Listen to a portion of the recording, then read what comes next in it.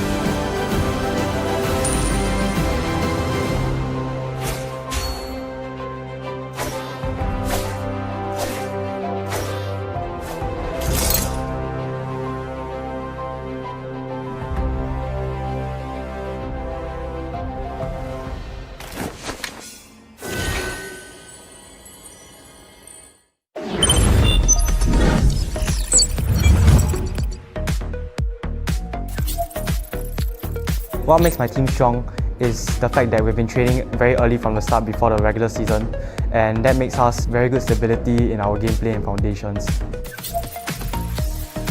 We adapt fast.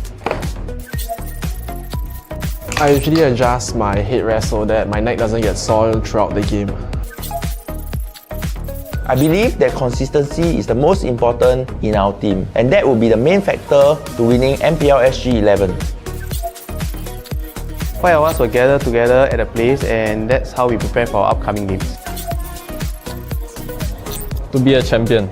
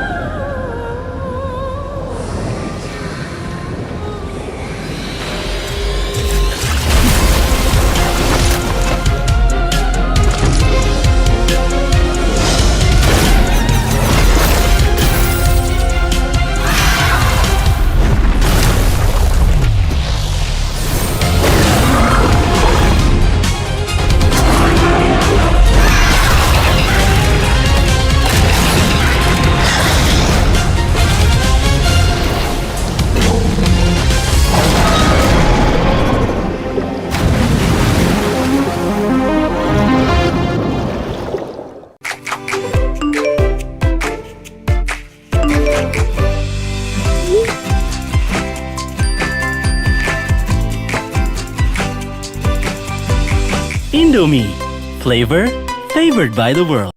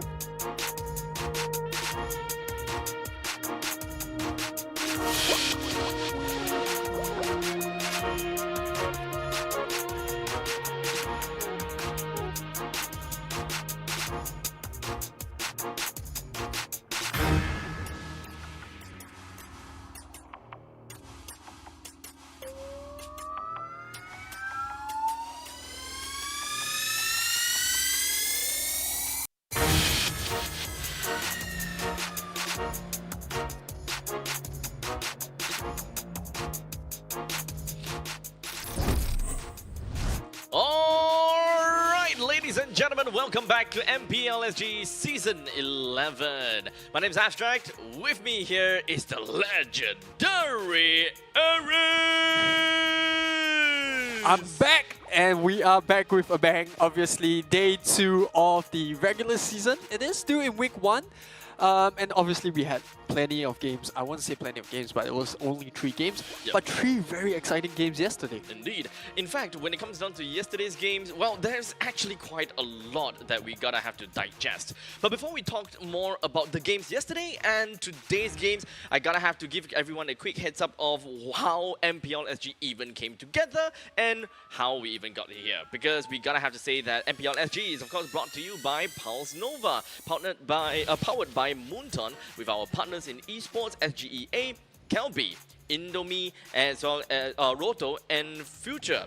Presented by Speedy Ninja, and of course our official performance chair, Ergotu. Yeah, it's very, very comfortable sitting on these chairs. And I gotta say, you were enjoying yourself a little bit too much with those Kobe. Yeah.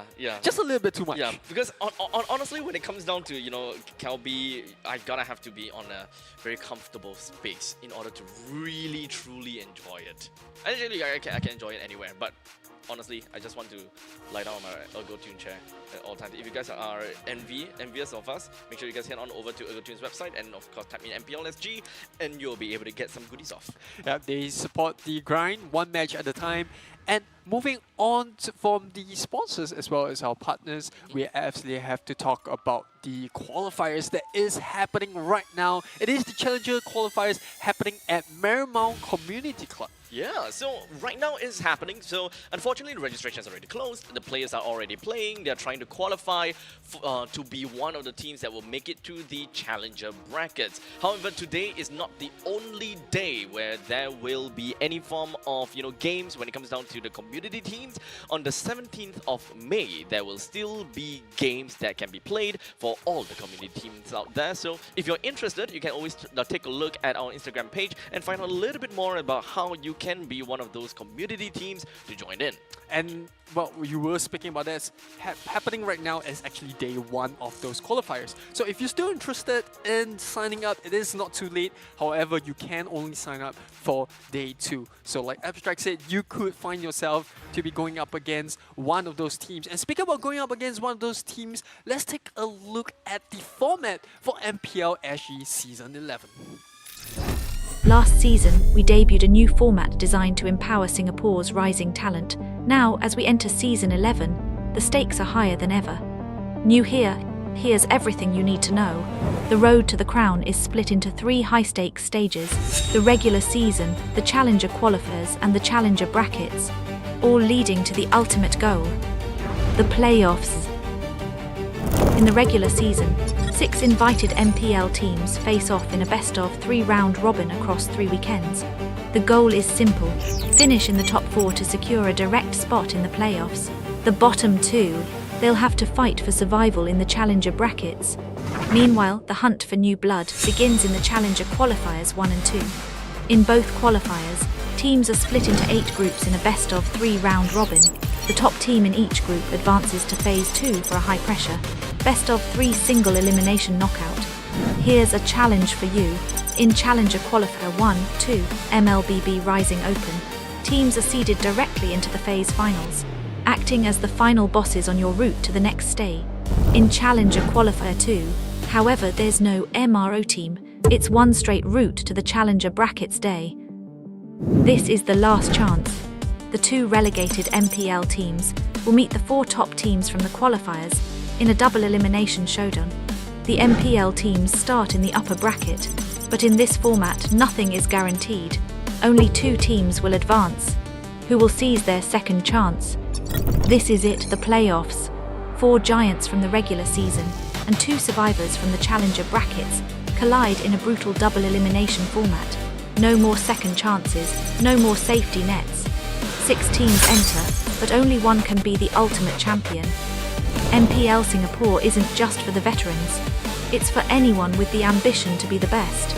From the grassroots to the big stage. Could you be the next star?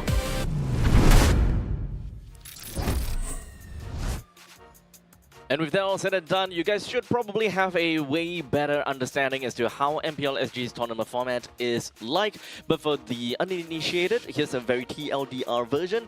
We have the seeded stage that is going on right now. While in the meantime, there is also a Challenger qualifiers that is going on right now.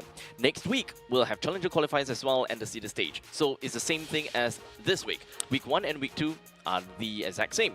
Until we go on to Week 3, only the second day will be the Challenger bracket, and that is kind of like the last chance qualifiers per se. Yeah, at this moment, if you are one of those teams that are coming in from the Challenger qualifiers, you want to end up in the Challengers bracket, the next stage of the tournament for you. Whereas, if you are in the seeded stage, the 6 MPL SG invited teams, you don't want to find yourself in the Challenger brackets because that's going to be rough. You never know, it's going to be a double elimination. You don't want to end up there. There's, you got to be fair to those Challenger bracket teams. You don't know what kind of playstyle they will have because there's just so little information leading up to the stage. Whereas for the Challenger teams, they have plenty of information they can find out from the seeded teams themselves. Yep. And of course, the seeded teams is something that we gotta have to talk about. Yesterday, we have already saw each of these teams played at least one game. We've got Evil, Kingdom Esports, Clarity Gaming, Absolute Zero, Ignite Gaming, and Syndicate. With Clarity Gaming and Syndicate, both of them being the newer teams in this year's regular seasons, and unfortunately haven't really quite had a really good run as of yet. Yeah, I gotta say, I was pretty surprised to a certain degree from yesterday's results because even though Clarity Gaming and Syndicate are sort of like the new names coming in, we've seen plenty of these players. It's not like we haven't seen all of those players coming on this lineup. So I thought the experience coming in from both the veteran players of Syndicate and Clarity Gaming would have provided sort of like a backbone or a foundation for them. But boy, oh boy, Ignite Gaming and Absolute Zero just prove that you just can't count on experience. Indeed. And, they are these two teams, Absolute Zero and Ignite Gaming, happens to be the one that managed to get themselves flawless victories against their counterpart. So both of them each have 3 points to their name. And just so happened that today's game is going to feature the two of them facing off against one another, and even the first game. So you can definitely tell that they are the first game, but not only that, we also have got some other teams playing together. Yeah, it's kicking off the first game of today's schedule. It is going to be Absolute Zero against Ignite Gaming, followed on by Evo up against Syndicate Esports, and last but not least, CG up against Kingdom. So, I definitely gonna have to say that today, or rather this week, is probably gonna be a really tough and a rough one for Syndicate, considering that they went against AZ, didn't go up too well, they gotta have to go back to the drawing board, only to realize, hey, crap, today we're going up against Evil. Well, speaking of all this, let's take a look at the team standings. Remember, we only had one day currently into MPL SG Season 11, but these are the standings as it stands. Absolute Zero all the way at the top with a 2-0, followed by Ignite Gaming, while they are tied at the top, first and second place. Kingdom Esports coming in third. They had a 2-1 victory against Evo, understandably so, and that's where we see Evo being in fourth. And obviously, we talked about it earlier. Clarity Gaming and Sindicate Esports yet to find their first victory. It's going to be a rough week, as I mentioned, for Syndicate, but if whether it's going to be the same rough week for Clarity Gaming, kinda is as well, considering the fact that if Kingdom Esports is the one that managed to take two games, an entire series off of Evil, it's pretty fair to say that Evil, as well as Kingdom, they are both pretty much on equal standing. They are both equally as strong. So unfortunately for both of our new teams, this week is going to be one heck of a difficult fight. I think it's fair to say that the result was pretty surprising given how Game 1 went. We saw Evil stomp Kingdom pretty hard in Game 1, but then Kingdom came back really strong on their own, give credit all to them, right, to come back for Game 2 as well as Game 3. And well, that being said, we will see how these two teams perform in Day 2, but the very first game, now coming into the first game of Day 2, what are your thoughts? Well, I gotta have to say that both of these two teams, they are probably gonna go all 3 games. I'm pretty sure about that. So let us introduce the players from Absolute Zero first. And we have none. Larl, Sasuke, Kaisar, and Vendetta. And we have already debunked it yesterday. Larl is actually Rapidude. I have to say, I hate it. It is my pet peeve when players constantly change their IGN or handles. And it's cool, don't get me wrong. It's a very nice name. No, it's not. It's very, very hard to keep track of these players. I'm getting too old for this. We have too much in our brains already, but we have to remember the different names coming in from players. But hey, to be fair, Rapidude is a very strong name, and in fact, I think that when the social media account of MPL SG did announce Absolute Zero's players, right? There were already a lot of people that is just blasting it onto the comment section and say, "Is that Rapidude? Is that Rapidude?" And I only realized that yesterday, right? When I saw it, I was like, "Hey, wait, doesn't that kind of look like Rapidude?" But yeah, we got it confirmed. Yeah. Not only because of the name, but because of his sleeve tattoo. Well, moving on to the team that they will be up against, Ignite Gaming. And their current lineup looks very stable from yesterday's performance, especially against Clarity Gaming. They had a really good draft, very stable. The veterans in the team, you've got Roy, JCS, Kelvin, and Dr. Insanity. We'll call him Drinsanity. Drinsanity. Yeah. I like Dr. Insanity. I like better. it too. It sounds like Dr. Insanity. It gives him that aura, you know. Yeah. It's But coming in like he told us it's Drin. And we're no, like, I'm just going to call him Dr. Insanity. okay, that's yours. Unfortunately, you have absolutely no power and authority as to how I'm going to call you. But Drinsanity sounds really cool as well. Look at Roy just stretching, first game of the day, early in the morning, not exactly a gamer's natural habitat. Not at all. I mean, it is 1 p.m. It is, quite a respectable time to be out and 4 about. 4 hours a bit earlier compared to a gamer's schedule, right? Just 4 hours too early. 4 hours too early. Damn, do you usually wake up at like, what, 5 p.m.? No, because I'm a working adult, but Oh, you old! Hey, gotta flex that. Oh, man. That's not something that we used to say. Hey, back in you season. speak it like as though you're in a different situation, right? Not at all. We're in the same We're ship in right the here. We're in the same exact boat. same That's boat. right, Yeah. exactly the same.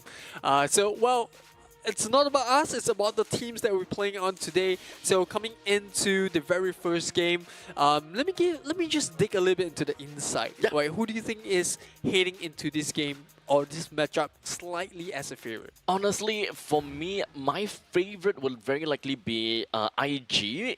Ignite, they really have something, right? Especially when it comes down to these veteran players such as CS and Jay. They really know their roles extremely well.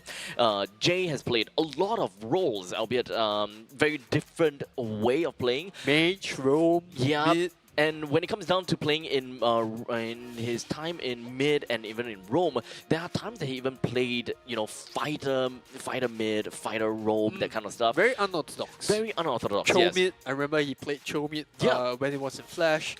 But then again, It worked though. It really depends on the team's lineup and Yeah. what you require works for them. the hero to perform. And I think when you're that good of a player or you're playing around a really good team as well, this is where we start to see the flair and the characteristic of the player be pushed to the limit.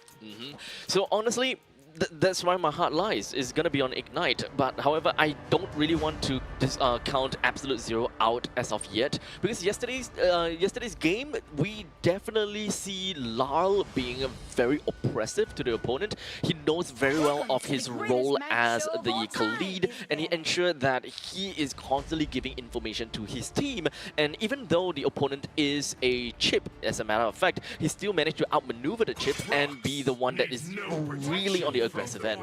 Yeah, so the ban's coming in. Absolute Zero going to be taking away the Harley, whereas Ignite Gaming taking away the Bugs. Yeah, we do see the Gradiver getting banned out as well. I think we'll expect a Freya ban here coming in from Ignite Gaming.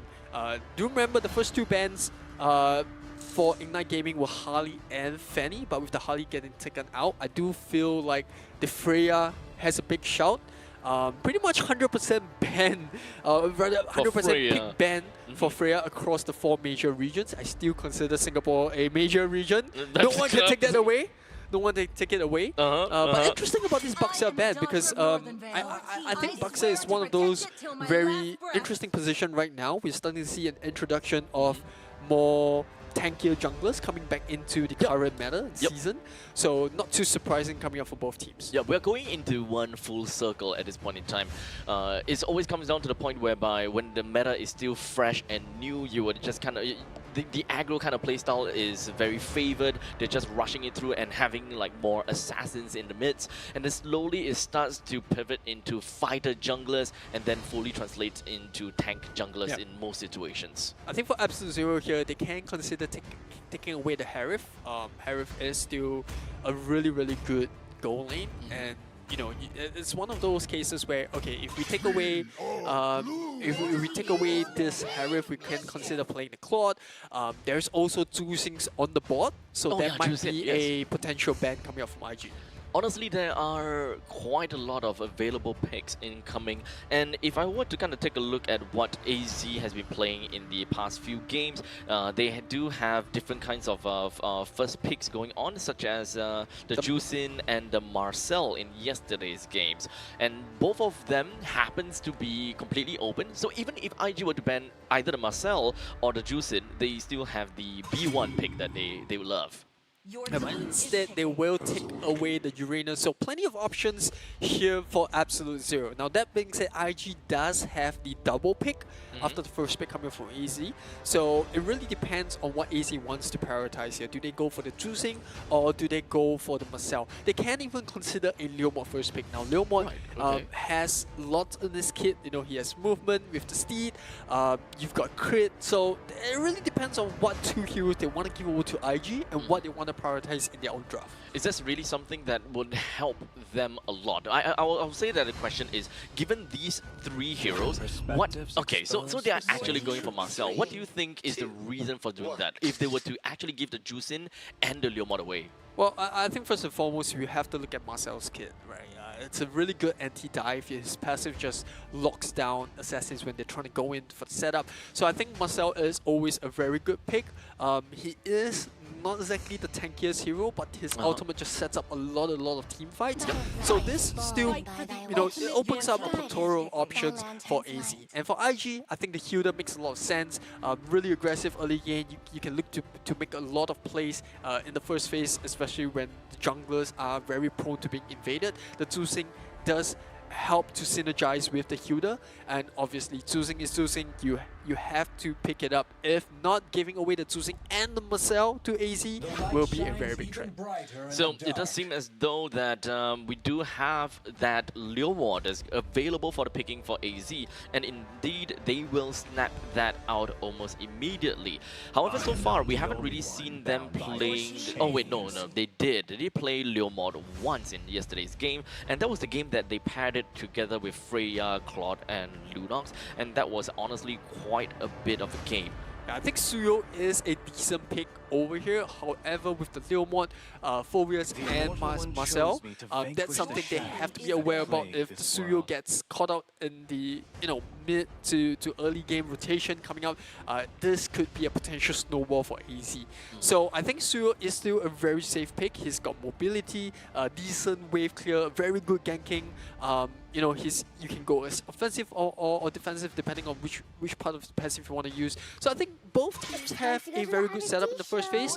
Now coming into the second phase, IG do take away the Lydia. I think what they want to do is, kind of remove the slow and the team fight capabilities from AZ, and obviously AZ haven't really picked up the mid lane, so I think Lydia is a good shot here. Yeah, I'm also looking at the fact that lane priority might be something that IG would want to play into. So far, the heroes that they have picked up for themselves are relatively fast-paced, especially since it's Suyo versus a Leomord. Both of these 2 junglers are rather on par when it comes down to jungling speed. Not sure about the Hilda. XP, roam kind of situation here? It's a flex pick. I would prefer to see the Hilda and the roam. So I think for AC now, it's really taking away the goal lanes. You need to start taking away the carries, the Claudes, the Harif. That being said, I think one of the heroes that they have to be kind of wary about is the Irito. Alright, someone that can kind of just run around, very hard to lock down, especially if she does pick up the Purify or the Sprints. And with a team like that where you have the Leomord and the Marcel, you have plenty of lockdown available for your team on top of the Phobias. So it's really about taking away heroes that have high mobility that can kind of escape the grabs of the Marcel setup. So at this point in time, we have seen different teams that play the Marcel. They don't necessarily focus too much about fully utilizing the golden hour as much as using projectiles, like very projectile based, such as a what's that lady called again? The one with 4 weapons. Beatrix? Beatrix, yeah. You're welcome. Yeah, thank you. That's what I'm here for. That's why I came back. That's what I'm here for. Every time when I look at Marcel, it always just gives me the idea that, look, they would probably want to make full use of projectile-based heroes, per se. Sure. Yeah, I think that is a good shout. Kimi is also still available on the board. Yeah. So those are some of heroes that synergize really well. So look at AZ currently. They're taking away a lot of heroes that have control. They've already got the glue out the way. So I think for IG here is that they need someone to kind of synergize better with the Zusing, because in this current moment you have Suyo, you have the Hilda, a lot of damage output, but they need someone that is able to frontline, and they also have to consider what kind of goal lane they want to synergize the rest. Obviously with Freya being taken out, we spoke about plenty of options here. There is still the Claude, you still can consider to take the carry, does really well into both the Leomord and the Phobius. Sounds about right, at least from in my case, but looks like they have decided to break the flex pick situation for themselves by picking the Alice up. So now AZ would have a very good idea as to, IG, they just need a gold laner. Which gold laner is it going to be? That is mostly going to be the question. I think for AZ here, you have 2 very tanky frontliners to deal with. One being the Hilda, and the second one being the Alice. 2 heroes that, yes, while they are tanking, they still have a certain level of mobility. So I think for AZ here, now that you have the Leomord to deal with the backline, like they lack a burst. Yeah, they lack a burst. So I was moving on to a potential carry getting picked up here, and they do lock in the carry just to deal with both the Alice and the Hilda. And now looking over the side of IG, they need they kind of need a gold laner that can have a bit of range, because there is the Eve and the carry to deal with. You also have to consider a Leomord. I do like an Irito here. An Irito, or even potentially a Claude. Someone that can kind of just roam around the fight, not be in one position, get locked up by the Eve, or even have the potential of being caught up by the Leomord. Okay. In what situation would it be? Because when I'm looking at the current lineup of AZ, they play around Area Denial a lot. And for the side of IG, they don't necessarily do that too much. Would that be a situation that it makes sense for them to kind of flex that Alice to gold lane and maybe pick up a Gatokacha in some situations? No, I think in this current That's too season... niche? Yeah, I think in this current season, if you put Alice in the goal lane, you lack late game damage. Right. Ultimately, you still need someone to have that DPS to not only to push turrets, but also kind of see the game out. And I think just Suyo alone and Hilda, that's not enough damage. So I think the Claude pick is really good here. It's a very classic Claude against the carry. I'm kind of leaning slightly towards AZ just because of the carry towards the late game. Now I think the one hero or the one role that we have to look very important for both teams here is the Eve versus the Zusing. I think the Zusing is going to be a very pivotal hero for Ignite Gaming. So Roy, one being able to zone away the Marcel for the setup. The second one is to kind of stop the Leomord from diving in too deep for that Claude, if that ever comes to the case. But here we go, game 1 between AZ as up against Ignite Gaming. It is day 2, week 1 of MPL SG Season 11. Abstract, what are your thoughts? At this point, I'm just looking at the fact that they do have pretty good speed for one another. Jungling speed is very much equal, so I'm looking at that part. They are most likely going to be A-okay when it comes down to river control. But aside from that, if you're looking at more on the lane control, or rather lane priority kind of situation, I always look at the fact that Phobias is a very strong laner, and comes down to going up against an Alice. It kind of feels more like a skill-based matchup between these wet noodle. But most importantly, Claude versus carry. Claude is the one that does have pretty good pokes as compared to a carry. However, if a carry really wants to comment, I think that if CS plays it wrongly, then that will be a game for Kai'Sa. Yeah, I'm kind of more focused on Ignite Gaming's early game phase. Yep. You really can start to see a lot of gang and obviously catch out being focused by Ignite Gaming, especially with the heroes that they have. You got Hilda, you got Zuzing, you have Suyo.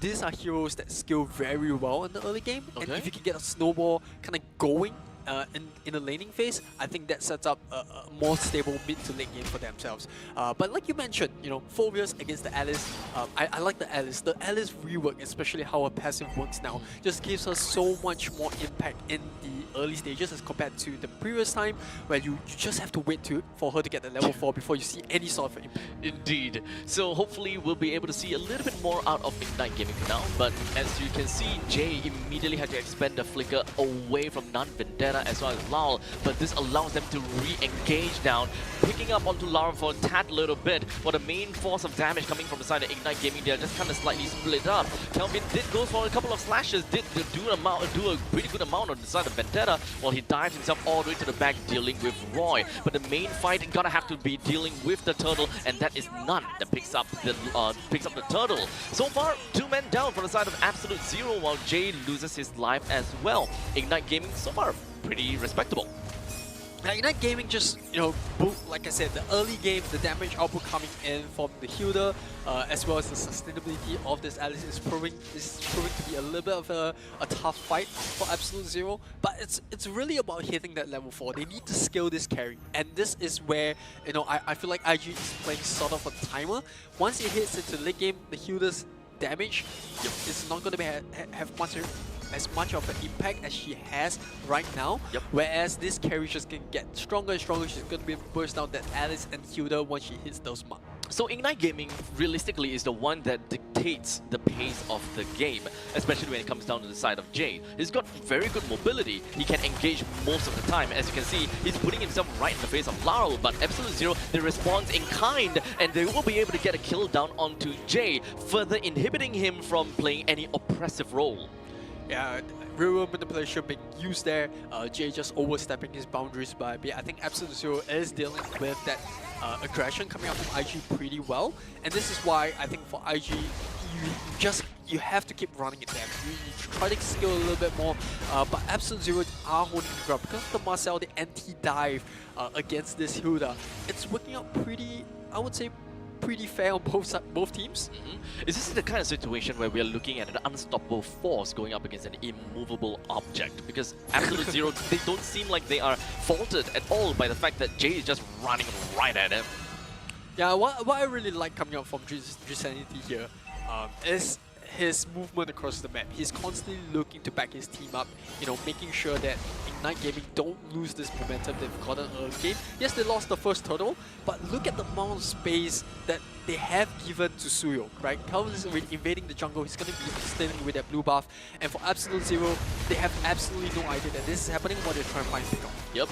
We do have a very fast engage from the side of Vendetta. It's not exactly a very committal engage though, but Roy would be able to get himself right out of that really quickly, but he had to expend an ultimate from that. But the amount of time has been bought for the side of IG, while in the meantime Sasuke opens up the RWM, will once again be boxing away Jay, putting him in a very unfavored spot. As such, this is gonna put IG in a 3v4 situation. It's gonna be tough indeed. Well, Kelvin is just gonna be hovering around the turtle, looking for the opportunity to pick up the turtle, while in the meantime Drisanity is single-handedly just focusing himself onto 4 members while he's not dying as of yet. This amount of time bought from the side of IG is just insane, allowing Kelvin to pick up the turtle with no further casualties. Yeah, very tactical zoning coming up from IG there. They have that Zuzing with the Lantern, and I think for Kai'Sa, if that fight has just drawn out a little bit more, he could have joined the fight, and that is where Absolute Zero can take over. But remember, IG had that level of advantage on Suyo because of the invade taking away the blue buff, and I think this is fantastic coming out from IG, right? They lost Jay early to the fight, but their focus over there was always to zone away members of Absolute Zero so they can secure that turtle.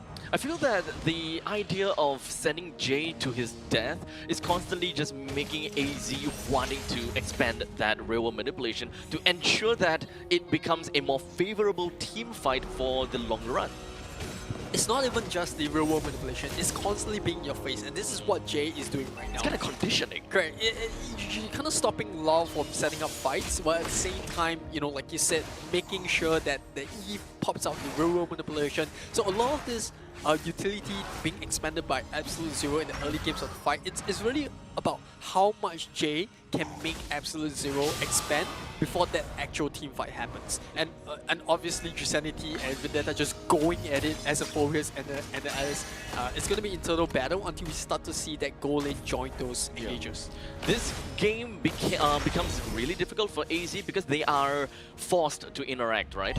Whereas when Jay just comes straight to their face, it's either they do it or they don't. And it's kind of like a situation of damned if you do, damned if you don't. If you deal with Jay, you gotta have to really commit into the battle, and that will also mean that you will use quite a bit of resources just to bring him down. But in the meantime, if you don't deal with him and you just kind of reserve these resources, yes, indeed, you will be able to use more of these resources for interaction with the rest of the team, but at what cost? Because Jay would be so oppressive that it might break formation in AZ. Yeah, major items coming out from across the board for both teams. We saw the Cloud picking up the golden stuff. Glowing One also picked up by the Eve. A little bit of poke damage coming from both sides, Vendetta and Jusanity. A little bit concerned for the Leomord as of now. But like I said, it's always about the late game, right? It doesn't really matter how well Night Gaming does in this first 5 to 10 minutes. It's all about whether they can make sure that Kaiser gets enough farm, and once he picks those core items up and he joins those team fights, it's going to be a huge problem for the healer. And there we go, the fight goes on with Kelvin raging on as he picks up the turtle as well as Lyle. Shortly after that, Vendetta is in the midst of it all, allowing Kelvin to pick up a total of 2 kills. As we now look at Jay, he's literally just ramming his face right onto the side of Kaiser, just splitting Kaiser away from the rest of the team fight, so Kaiser would not be able to be supported by the rest of the team. Good zoning once again coming out from IG, just very objective focus right here. Even diving that tier 1, absolutely no chance for the Eve right there. And like I said, this is really expected, right? Because we've always known that IG picking up the healer, picking up the choosing, they want to look for those fights early game because of those power spikes that they have. Very cheap heroes, but very effective ones. We are in the mid stages of the game now, and Ignite Gaming, as expected, they would have a way better time as compared to Absolute Zero. This is not the form of aggro composition whereby they want to hit, 10,000 gold lead in 10 minutes kind of situation. IG do have a little bit of an allowance where they still can play into the 15-minute stages of the game solely because of the fact that Ignite Gaming created a lot of space for CS to farm. As you can see, it's currently 6.9 thousand gold as compared to carry at 5.7. He's accelerated. I mean, credit to CS, but another aspect to look at it also is because he's on the clock. He's going to be able to rotate a lot faster, join team fights, and clear both the mid as well as the whatever lane he's clearing. So this is kind of expected, but None here trying to defend this tier 2, kind of have to expand the speed down there. So for IG, this is perfect, right? Making sure that Absolute Zero stays in a very constricted area where they can't really rotate as freely as they would have loved to. I feel that Absolute Zero at this point in time, they are still pretty steadfast. However, they are maybe losing in morale a little bit because they're playing to not lose. I wouldn't go so far, but I get the idea that you're trying to position there. I think for Absolute Zero, unfortunately, they just have to turtle up, try to find carry some farm. They're trying to find a couple of ganks here. Lau moving in. Doesn't seem like he will be able to do too much as of now.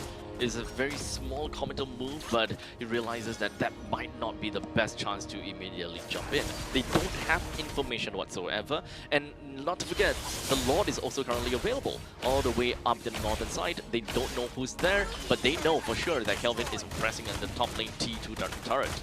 And this is where, Zero really shines. He's able to split push, clear the lanes a lot faster as compared to Leomord, rotate around because of his first skill. And I think this is where Kelvin, does have the freedom to rotate around, and obviously it does help when your team has a pretty decent lead at this current stage. Yeah.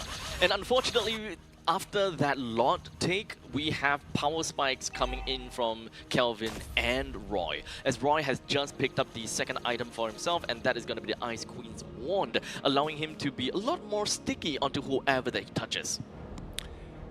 Yeah, I'm interested to see now how is IG going to close this game out, because like I said, as much as I'm leaning towards Absolute Zero and IG does have the lead right here, they have to close this game. You know, Absolute Zero, they are playing on a kind of not exactly like a timing, but they want to get this carry up in farm.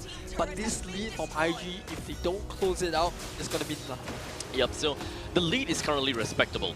The longer that they take, the worse it would be, and I think that right now, this is peak performance. If Ignite Gaming is able to find a way to crack open all of these turrets, that would be fine, that would be nice. That would be a genuine bonus, because when it comes down to the first Lord, your main objective is to bring down all of the outer turrets. The inner turrets are all an absolute bonus, but if you are that much far ahead, might as well go for it. And it's down for Dream Sanity. He dove all the way in, but unfortunately, he finds himself completely ravaged through. And not only him, 2 other members as well. As such, 3 members down from the side of IG. But Kelvin is not gonna stop anytime soon as he picks up a Maniac. Just like that, in the snap of a finger, him ensured that Absolute Zero would not be able to completely wipe out the rest of IG. Yo, it looked like a pardon the pun, right? Absolute Zero was absolutely dominating the fight down there with the real world manipulation. Yeah, but the moment Kelvin came into the fight, members of Absolute Zero just dropped like flies. And this is kind of expected, just because of how much of a lead Kelvin has. Look at that, 6-0 and 1, but before the fight, he was already leading. He was 3k net worth above none, his counterpart in the jungle. So this is where, you know, Absolute Zero, I think they did the best they could. They tried to defend tier 3, dealt with the Alice dive down there, but this lead coming up from Ignite Gaming is starting to feel a little bit of hit down Absolute Zero's neck. Yep, and now that bonus of getting the T3 turret is definitely going to start to set in over to the side of AZ. This makes the next upcoming Lord that will be spawning in 30 seconds become a lot more difficult to play around. In most normal situations, you know, or most average games, the first Lord would not even be able to penetrate to the T3 in most common situations. But IG, they were pretty far ahead, so they might as well just go for it and try it out. Yes, they may have lost 3 members at the start, but they had absolute faith on Kelvin. Yeah, I love that. I love the way they took the fight, you know, like I said, the early game aggression coming in, gaining them that lead, and, you know, kind of recognizing the fact that, hey, you know what, we're just going to close this game out as early as possible, dive that tier 3, we have the lead, we have that advantage, we might as well use it. You know, Resanity just going in, setting up the fight, Hilda diving over onto the backline and just leaving the rest of the job to be closed out by both the Claude as well as the Suyo. Did they miss a timing, or did it on purpose? Oh, no, I think they did it on purpose. They delayed slaying the Lord only after this upcoming wave, right? This coming wave has spawned. So they're waiting for the next wave to spawn the Lord. I thought that they would end it fast. We'll never find out. We'll never find out, what right? exactly was in the minds there, but I think it's really about how IG wants to take the second Lord, because the first one, they took on tier 3 at the top. I think they could be focusing on the bottom one, just because you already start to see Suyo push out the lanes. They want the Lord to crash in as quickly as possible, so they can finish up either the middle or the bottom. You know, they might just go for both. Yep. I think that they should be able to crack open all of these pretty effectively. But I hear a conceal. At this point in time, Jay is just going to be putting himself right in the face of Nan. He doesn't have a lot of HP left, all the way down to 1/4 of his HP. Completely going back home, not even having Barbiel for the upcoming fight. While the rest of the members from the side of AZ, they will be dealing with this Lord that is marching up in the top lane. They should be able to deal with this no problems. But there will be Mega Creeps marching in from middle and bot. Yeah, two more waves of Super Minion, or rather one more wave, but coming down the mid and bot lane. They'll be looking to get one of this. Immediately diving in! The TOR will be able to connect on the 2, but unfortunately he just made himself right at the edge of the golden hour, but he's still alive right now. He don't care about anything as he got himself right out of the danger, right after the turret went down. It's a complete barren wasteland for the side of AZ, and now AZ seizing the opportunity. They moved themselves right over to IG right in the middle and continue to move right on. almost taking down the J. Vendetta now putting himself right at the vanguard and continuously going on through. However, Kelvin finds himself more opportunities by getting 2 kills. Maybe not, might be able to get a little bit more as he picks himself up with a triple. Almost a maniac once again. Nan puts himself all the way back to the fountain, while the rest of the members from the side of IG completely ensures that Nan does not go anywhere, and they take the core. Oh my goodness, what a clinical finish coming out from Ignite Gaming to open up the series. I have to say I was taken aback by the pacing that IG put off in this game. The fact that they knew they had the aggression and to follow it up by getting objectives after objectives. Yes, they lost the first turtle, but look at how quickly they reacted to that. Jay constantly in the face of the Marcel, just diving that in, forcing the real-world manipulation coming out, and then eventually closing it out. And I think that is exactly what IG's game plan was from the start to the end, and they executed it, perfectly. I think that this was peak performance for Ignite. They managed to end the game right when they needed to end. That was probably, like, I would say, the golden hour, right? Literally golden hour. It was really more of them just, making Absolute Zero dance to their tune. Look at this. Every single team fight going in, they had the perfect synergy. Claude just not even in any sort of danger. Just at the backline, hitting, you got this Hilda diving down, bringing down your neck, you got your sanity, and the worst of it all, carry hasn't really came online yet, right? I think the game plan for IG was to end the game as quickly as possible, not give Absolute Zero any sort of space to breathe. And look at this, not just coming in, trying his best, but unfortunately the skill from Kelvin on this Zero just has so much lead, and I don't think Absolute Zero could have played that any better. Yeah, honestly, Kelvin, he was just way above Absolute Zero. That's that element of push and pull. And at this point in time, it really felt as though like Ignite Gaming is having a tad bit of a problem. CS wasn't even in most of these engagement. He didn't really contribute all that much with Blazing Duet and all that, but Kelvin looked for an opportunity. If you just keep staring at him, he just went deep in that single moment. He changed the tides of the battle and single-handedly just kind of made way and paved the way for Ignite Gaming to rush right in.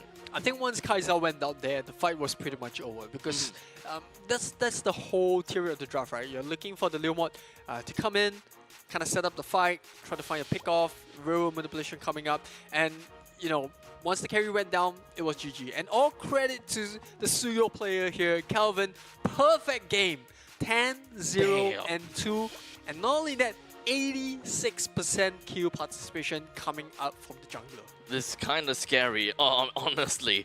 The fact that he played it so methodically and he's got 86% kill participation all the way from the start to the end. He is well ahead of his counterpart, well ahead of the rest of the opponents, and in the end, dictated the game.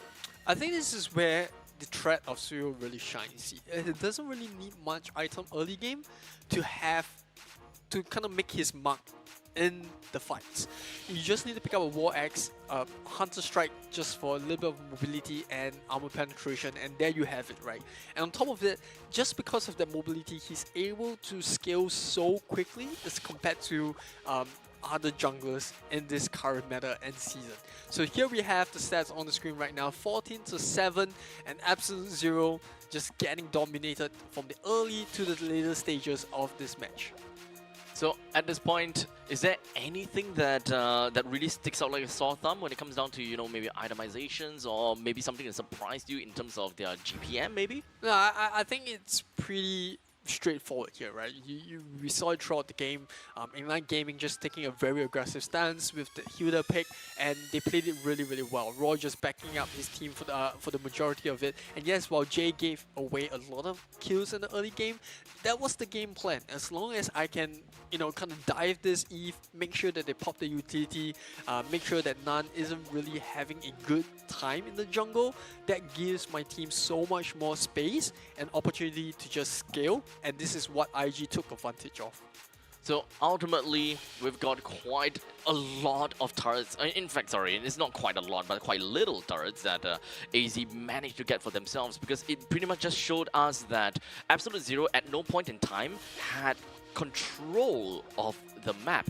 They were constantly just kind of playing from behind and having a really difficult time to just get themselves right back on their feet. They have already lost their tempo, it feels.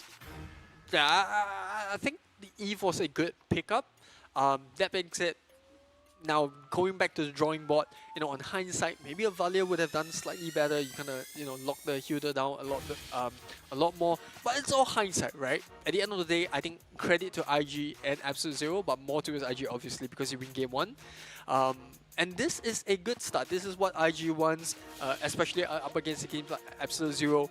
You play according to your own tempo. You kind of force Absolute Zero to react to your draft, and even still, they had the superior momentum in the early game, and I think there wasn't really much mistake on IG's part in game 1. Yeah, indeed. I think I can't really think of like a moment where I went, oh, that was a bad play. Should have been better, that kind of situation. Even when they lost the first turtle, it came at the cost, or rather, Absolute Zero lost their blue buff. Members. Right? They lost 2 members.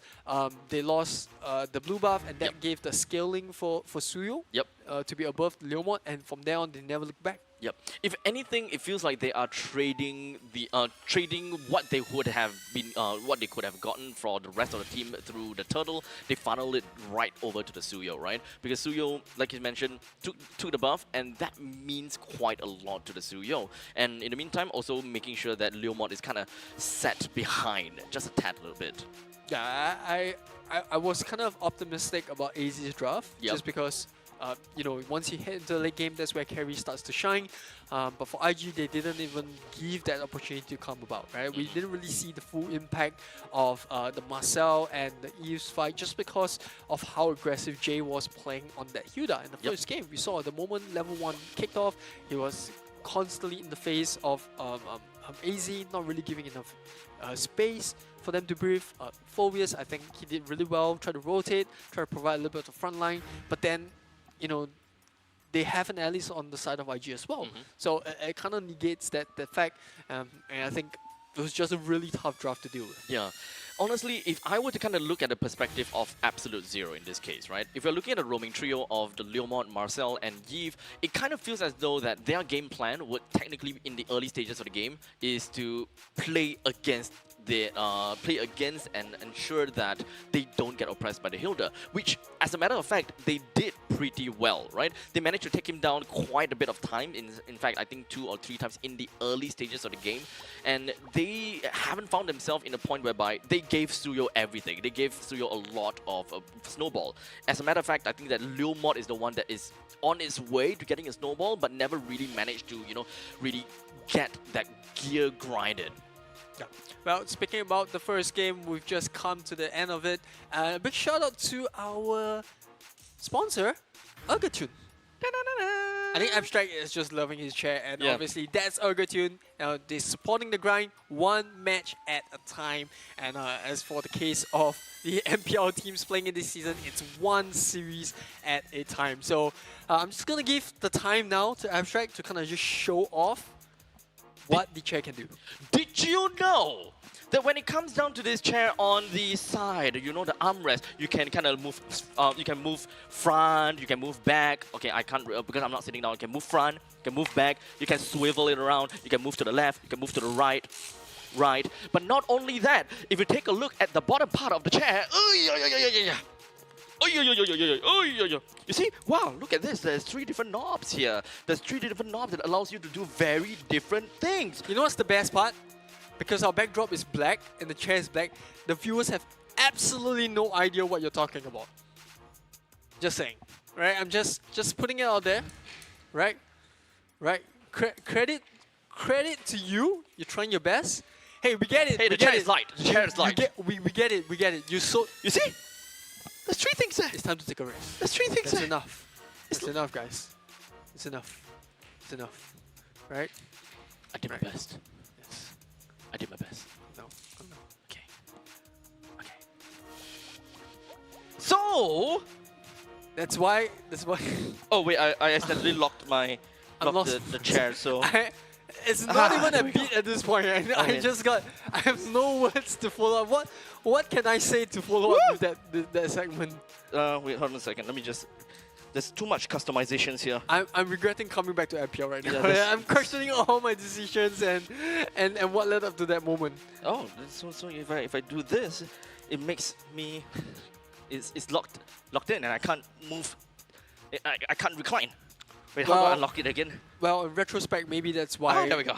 That's why Flash went to MPL and why to escape all this nonsense. It's mostly a me problem. But yeah, as you guys can see from that. That's not industry standard. Oh, I'm so sorry about that. Please be more professional in the way that you act. Right? We're professionals here. Next Please time, act like one. next time I will make sure that you pick up the chair for me. Yes. Yeah. Sounds good. Sounds Yeah. good. Sounds good. Sounds Okay, about right. So now heading into game 2, I think IG obviously did really well in game 1. We spoke volumes about that. Now, what can AZ do to improve in second game? I think first off, there is, like I said, when you put the team under a microscope in game 1, I don't think they did really they did anything I don't wrong. think that they did badly it or was just that IG put up so much aggression that AZ's draft wasn't really capable to deal with that in the early game, right? You needed to scale the carry. You were very dependent on huge abilities like the railroad manipulation coming up. Leomord was just getting out-farmed, out-scaled by Suyo. So it's really back to the drawing board on the draft, in my opinion, for game 2. Okay. Well, if I were to look at things in another way, I believe that AZ did not necessarily do anything wrong per se, but I think it's more of the order of priority. Instead of just looking on really just ensuring that they get a kill on the Hilda, I thought that maybe if they were to look at another way, they can just repel the Hilda, not ensure that Hilda really... It's kind of hard. It's kind of hard when you have a Hilda constantly in your back line, right? Because and this is the threat. Because I feel like out of this entire lineup, there are three very capable players, or rather three very committal players that would just rush right into your face, and that is going to be the Suyo, right? So Suyo is the one that is super committal. Claude will take some time before it actually goes in. So if you were to be, baity enough, Suyo comes in and you're like, hey, look, I'm a Marcel. That's a very optimistic look. Yes, that's a very it is. optimistic look. Because if you saw that game, I think credit to Jay. I sound like a broken recorder at this point. He was constantly in the face of AZ's backline. Yes, it always is. It's easier said than done to just ignore the Hilda. Ignore. Right? Yeah. So it's always put you always put in a very tough spot when an opponent plays a very aggressive roamer like Hilda or even Archive, where they do so much damage in the early game. If you just ignore them, they kill your backline. And if you kind of focus the damage or the utilities on them, there is also an Alice that you have to consider. Drisanity rotated very early in off his lane. Pretty impactful. To give his team that front line, the additional front line that IG needed to make the draft work. And so, like I said, I think it wasn't really as much as to ignore the Hilda and deal with the rest. When you have heroes like Alice, Hilda, you want to scale in the early game, this is what IG did. So I think you have to look at the draft another way. I think the Marcel first pick, it really is a draft situation. I think it kind of locked them in a position where they had a game plan, right? They want to go for crowd control. I think to a certain extent they had superiority in terms of team fights, but because of the scaling that IG had, we didn't really see that team fight come to fruition. Right. So it comes down to the power spike per se, right? Power spike of IG is much more superior as compared to AZ. Sure. So even when AZ got a form of power spike coming in from the Leomord, for example, it feels like it's completely dull because of just what kind of damage and survivability that IG brings onto the table. Yeah, I think for IZ, did I just say IZ? IZ? IG, sorry, AZ. Hey, I'm rusty, man. It's been a while Look, since it's I've done IZ this. and AG. Yeah. For my gosh. Bro, rookie mistake. Hey, I'm not industry standard. I gotta step up to the plate, right? For AZ, I think one of the biggest issues that they faced in the game, or rather in the drafting phase, was towards the second part, especially in the second phase of the ban pick. They started to get a little bit more reactive, and this came because IG had the 2 picks. They had the Zusing and the Hilda. I think the Leomord and the 4-risk picks were okay, but once the Alice got picked up by IG, they were kind of forced to pick the carry here, because they needed someone that could burst both, or rather deal with both the Alice and the Hilda's tankiness in the late stages. So carry seemed like the obvious pick, and even I called out for it, right? I felt like carry was a good pick here, but in retrospect, in hindsight, you know, IG scaling was just so much more superior because of the early game damage. So now coming into the second game, do they still wanna pick up the Marcel just because it kind of locks you in that position where, okay, we have no one, we don't really have a roam that can stop the Hilda in the early game. So now that, you know, it throws the question back to AZ. Do they still deal with that? And how do they deal with that? That's the question. Indeed. Now, when if now that you said it that way, it kind of brings to the point whereby if whether Yves was the right call for a B5 pick in some sense, right? Because I feel that they were kind of stuck in a situation whereby, oh, we gotta have to play based on what we drafted at the start with that Phobius and the Marcel. We want to play for area denial. We want to play for a team fight kind of situation. So if they were to be able to be a little bit more flexible, I thought that having a Lunox might actually be a pretty good pick for them in order to suppress the early stages. And I think that even Hilda would be slight tad bit more afraid of getting close to them because of the power of Chaos Darkening. So now heading into the second game's draft, AZ going with the Guinevere and the Harley band, IG still taking away the Bucks and Freya. So it feels like deja vu at this point. Yeah, they're still going to go with the first similar bands at the start. But now for AZ, they are taking away the Marcel instead of picking themselves, picking it up for themselves. So Zusing on the board, available for AZ this time round, with Chip getting taken out by IG. So at this point, most of them are more or less done with their picks, and Jusin is currently available for the picking. And indeed, AZ will prioritize that. IG did have the advantage of picking the Jusin in the previous game, and now that that has been leaked over, Leomord is one thing that we gotta have to look out for, right? IG, they can pick up the Leomord. Uranus Suyo is open as well? Suyo is open as well, yes. In fact, Drinsanity plays a pretty mean Uranus, and we have seen before that they actually do prefer an R1, R2 Uranus pick. It kind of forces AZ into a situation whereby they are forced to immediately pick out someone else that can burst, because the mid-roll of that bursty situation is already gone. You kind of need more ways to kind of burst down the Uranus, and I think that it will definitely be pretty nice for IG to kind of force that situation over to AZ as much as possible. So I think looking at how IG kind of drafted in Game 1 and how they draft in Game 2, very similar ideology here, right? They pick the Khalid instead of the Hilda, the Uranus instead of the Alice. Two heroes that kind of do the same thing, right? Very in your face in the early game, very tanky, a lot of mobility. And now for AZ, they do pick up the Suyo for themselves, and this time around they take the Harry. So I think for IG, well, they can still play on this early game aggression, but they will pick it feels like a switcheroo at this point. Slight switcheroo, yeah.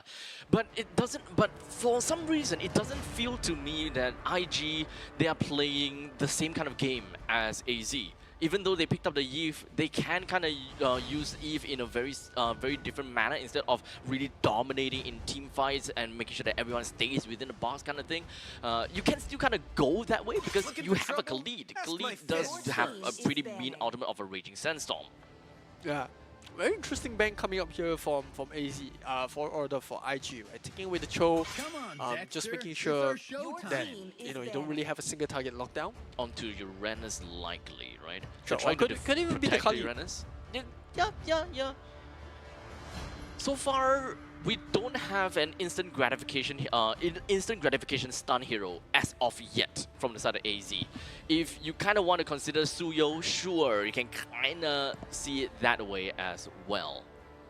Yeah, I think for IG here is really about taking away either a roam or EXP, and they take away the Hilda just to make sure that the aggression of the Kali isn't really matched blow for blow, as we saw in game 1. And for AC, they do take away the Fanny. So, Okay. just making sure that IG doesn't really get that threat of diving into the backline, especially on this Harif. Yep, so they're not particularly too concerned about the pacing of Leomord. As you can see that they didn't even try to go for that kind of ban, but instead they took away that Fanny. But CS, okay, they have decided to go for a Granger. Yeah, we have seen CS play this Granger in past seasons, and I think he is a very stable Granger player. I think it's more important for AZ now to pick a front line that can complement this juicing well, right? Because with Hilda being taken off the board, you do need another roamer that has that early game aggression to a certain degree. You know what? I kind of like a high loss here. You like a high loss? Yeah, I think a high loss or even like someone like a Lolita to deal with the Granger looks really well. Okay. But honestly, right now, Or even Kufra. Kufra does really well into. we haven't seen a Kufra for a long time, but so is that Dyrov and Atlas. Dyrov and Atlas. If we're looking at Dyrov going up against a Uranus that 1v1 in the XP lane thing, then sure, I think that makes sense. But Atlas? Yeah, I think what they were looking for is that huge team fight, right? Just to. I'm lost for words. It's been a while, right? We've seen an Atlas play coming up, but I think the ideology is to kind of complement the juicing, like we said. Not exactly like a Tigo, but to just provide sort of a catch at this point. Like you said, they're kind of missing a reliable stun. I think the Atlas does provide that, and in huge team fights. And I think this is where IG will look to just, once again, play like how they played in game 1. We're looking to scale. We've got this Khalid who's going to be playing very, very aggressive in the early game. Give space to this Lancelot so he's able to scale, hopefully scale faster than the Suyo. You got Uranus, decent wave clear, very tanky front line. Very annoying Something as well. similar to how the Alice will be playing in game 1. If anything, I feel that IG's game plan is the same as the previous game. Exactly the same. Different heroes. But for the side of AZ, I think the ideology looks really similar as well. Yeah. Huge team fights, crowd control, we're looking for the wombo combo, Alice going in, choosing with the ultimate, and then the only switch up that I see here is this Dyrok, right? They're looking to lock down this Uranus, hopefully be able to bully him in the early game, and take someone out of the fight even before the team fight occurs. so I would say that AZ wants to be in control on the XP lane at the very least, right? Because if we kind of look at the XP lane, we know for sure Dyrov have got a hand above of the Uranus. Uranus would not be as aggressive anymore, because what we would expect in normal Uranus gameplay is that they will proxy between T1 and T2 or T2 and T3. That allows the Uranus to really come in and engage in most of these team fights and be very aggressive, right? But now, because of the fact that Vendetta is playing as a Dyrov, that situation just would not happen anymore. Yeah, I think Absolute Zero does have a better tempo now compared to game 1 because of the Suyo pick. And obviously picking up the Zusing allows them to play a lot more aggressive, as we see. Jay doesn't really have as much of a comfortable early game as compared to game 1 because of how well Zusing does against this Khalid. Yeah, so Khalid now completely oppressed by the Juicin. As long as the Lantern just pops out right in front of you, there's really not much that you can do unless you rush in like that. Almost getting the kill actually, but unfortunately the short little freeze from the passive of Lal. Never mind, that was all just but assist. Yeah, just flexing with the mobility there, coming up. Ton Rose just landing, Phantom Execution just to get out of the mark, or rather get out of there. And I think that's really nothing much that Lau could have done there for his mid lane. Yeah, honestly, there was nothing that Lara could do, but Sasuke could have been a little bit more vigilant with the fact that there is a Lancelot by not recalling under the turret. It takes 2 hands to clap there. Yeah. And Lau just, I think for Absolute Zero, like I said, similar to game 1, you're looking for those huge team fights, you're waiting for the Harif to scale. Ignite Gaming, it feels like both teams playing the same ideology, with just different heroes. And I will say that they have very different kind of outlook when it comes down to play for tempo, because Ignite Gaming, they definitely have got a different way to look at things. As for now, RWM pop up from the side of Roy will be able to trap Vendetta right underneath of that. This is going to allow Ignite Gaming to have that advantage over the Turtle, and they have definitely the priority over it. As such, Insanity now completely untethered. He will be putting himself right in the face of Nun as well as Larl, forcing them all away due to the absence of a Dyrol. Okay. This zoning is exactly what we saw the Hilda and Alice did in game 1. Yeah. This time around, it's the Uranus diving the backline, Dusanity just constantly zoning him away, and then you've got the Kali to deal with. Yes, you have the Tusing, but there's just so much that the Tusing can do in the early game, right? There's just only so much that you can do. So it seems as though that Ignite Gaming, they would have one of the main priorities, that is to bring down the Dyrov, either to kill him or to send him all the way back home, just so that they will be able to enable the usability of that Uranus as much as possible. Yeah, I think for Ignite Gaming, you just have to look out for the Alice when he hits that level 4. That Fatal Link catch is going to be so important for Absolute Zero, and I think this is what they're doing, right? They're just banking on it. And now he's hit the level 4. Is he going to use it there? Yep, that's what we're talking about. And after all, oh wait, hold on a second. No way you tell me that you can't kill him! Oh my god! So close, so close. I was feeling that for Absolute Zero. I was just kind of rooting for them. Yeah. They needed something after game 1. They just needed that pick off. Yeah. Honestly, for Fatal Links, it's a great ultimate, be it an AoE lockdown or even a catch lockdown, right? As long as you catch one person, you're fine. But the audacity for Drisanity to walk away from a Fatal Links, being tackled down by one of his counter heroes, being the Dyrov, one assassin from the Suyo, and not even use his Purify. Top lane here could have just overdive. I'm not too sure if whether Lao can even stay alive from all of that, but wait, I don't know why Jade decided to not land a killing blow over there. But CS is gonna lose his life from that, but in regards of if whether CS dies or not, would have been great if Lao died too. Vendetta now experiencing a little bit of a game coming up from IG, but I think he'll be A-okay here. Yep, Vendetta 1v3. But I take my words back. No, flickers himself out, but I don't think that he will be able to get out of this at all. Kelvin picks up that one kill off of him. They manage to spot out Lal right around the vicinity as the RWM opens up, forces it onto Sasuke. The massive amount of damage from Jay actually managed to force Sasuke away with half a HP, but nowhere they can go. This Suyo is just slightly different, unfortunately. We leave it up to a 3v2. The Fatal Links pulls Jay as well as Insanity right under the turret's nose, allowing them to pick off the pieces. Huge play coming out for Lau there, catching 3 members, and that happened after they lost Nun, yes. And you know, I gotta say, very good re-engagement coming up for Absolute Zero.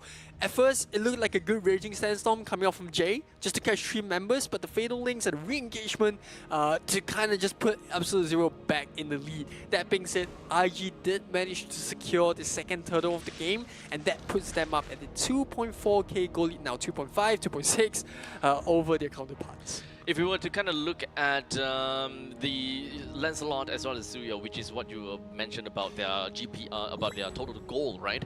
The Lancelot already do have the War Axe as compared to the Suyo that have a single item, right? And honestly, when it comes down to Nun, he didn't really quite pick up any other kills from that point onwards yet, so it doesn't really get any form of stacks. It's really about ganking now for Absolute Zero. I think for IG, they're playing this exactly how they played in game 1. They're doing an absolute good job. Raging Sandstorm pushed up by Jay, but you know, it's not that huge of a loss, right? He escapes, gets out well, and more importantly, IG, they're making a lot of space for CS on this Granger. They've already taken the tier 1 tower in the top lane, he's rotating down to the bottom, and we're starting to see that split push coming out from the Lancelot to scale, exactly as to how the Suyo was being played. And I think that the other difference thing between Ignite's Game 1 and Game 2 is actually more the fact that CS would have a faster power spike as compared to the previous game. And the way that CS would want to play this time is that he would want to gather with his team likely at about 8 minutes time in order to really stack up onto his items, right?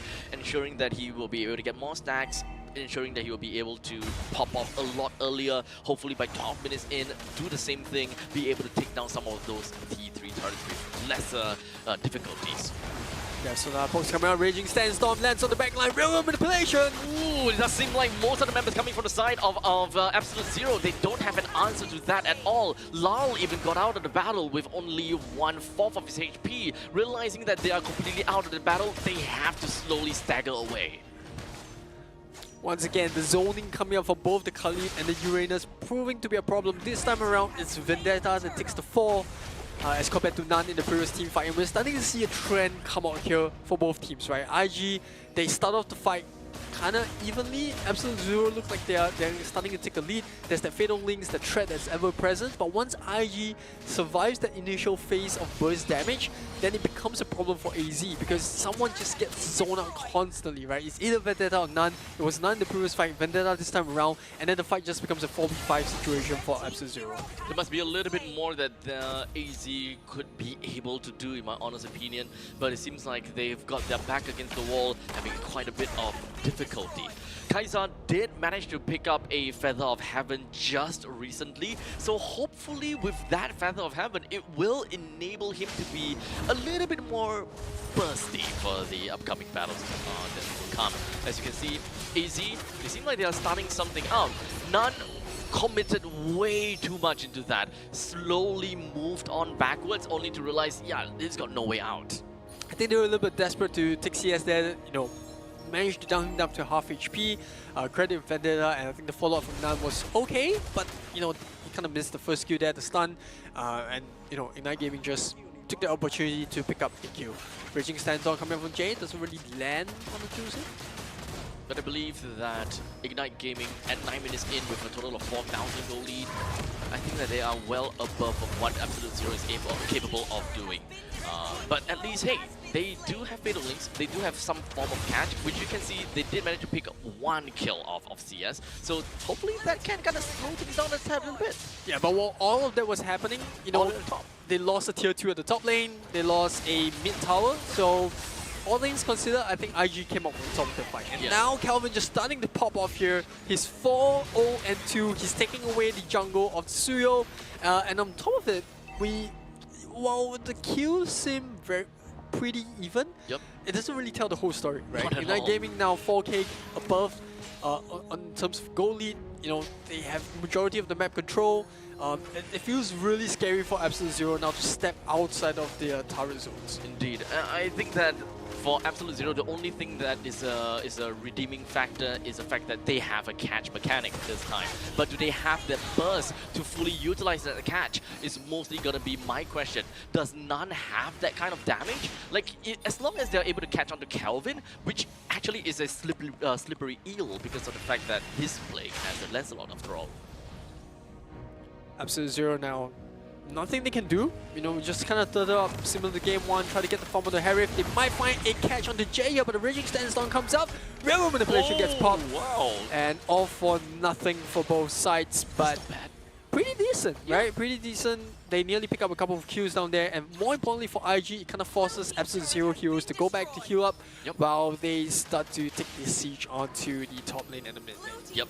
So all of that holy defense will be taken away. Unfortunately, they were not able to defend the middle lane's holy defense. So that will mean that this upcoming creep wave might do quite a bit of number. As you can see, Kelvin almost managed to get an engage onto Nan and get himself a kill. But unfortunately, Jay joined into the action, giving quite a bit of support for the side of Kelvin, almost bringing Vendetta down. But that is actually a pretty good defense from Absolute Zero, actually. Yeah, nice taunt rolls to escape the ultimate of the Dark there. The dive on the backline, the flicker catches 3 members. That Raging Sandstorm more than enough for them to be able to push the rest of the members from Absolute Zero away. But here comes Laurel. Doesn't seem like he will be able to activate his Fatal Links as of yet. But the RWM from the side of Roy pushes the rest of the members all the way out of that battle. But Ignite Gaming, exact same situation, exact same scenario, exact same turret. Exact same spot as well, if I may add. The Ignite Gaming is just repeating what they did in the previous game. But I think for Absolute Zero, they are holding their ground a lot better as compared to game 1.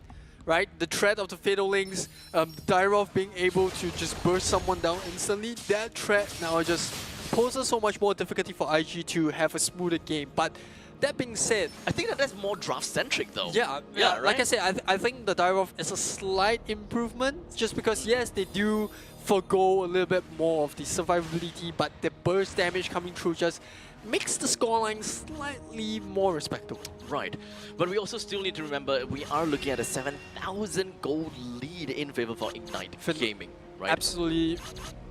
I think in game 2, while the scoreline is a little bit tighter, IG does have a lot more map control. And I think this is pivotal for IG, because that's the kind of place that they're going for.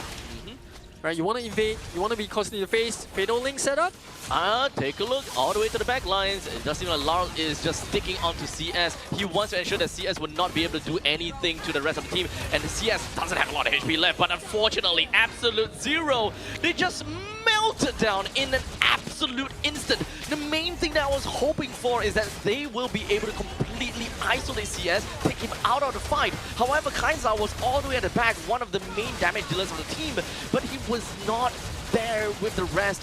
As such, Ignite Gaming ended this game a lot earlier than the previous one, because Absolute Zero, they were seeking for that opportunity, which never happened. IG here unceremoniously will close out game 2 to have that perfect streak going for them in day 2. This Ignite Gaming honestly feels very familiar. The way the playstyle is, it reminds me of the RSG back then, to be fairly honest with you.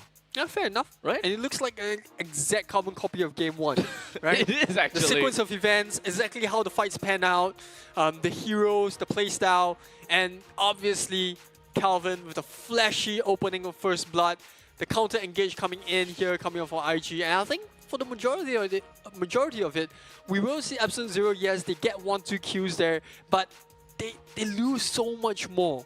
Right, they're losing objective across the map. Vendetta here, nearly surviving, but the gang coming from IG was just relentless. It was just wave after wave, constantly forcing Absolute to take fights when they were not ready. None here, overcommitting for Roy, not being able to pick up the kill. And I think it happens way more times than he would have loved to, right? This time around, it was none. Second time around, it was Vendetta in the mid lane where they were diving for CS, couldn't get the kill, and they got picked off. I think that all in all, AZ's lineup is a very committable lineup. As much as possible, if they were to commit into that Fatal Links, they will want to see that fight all.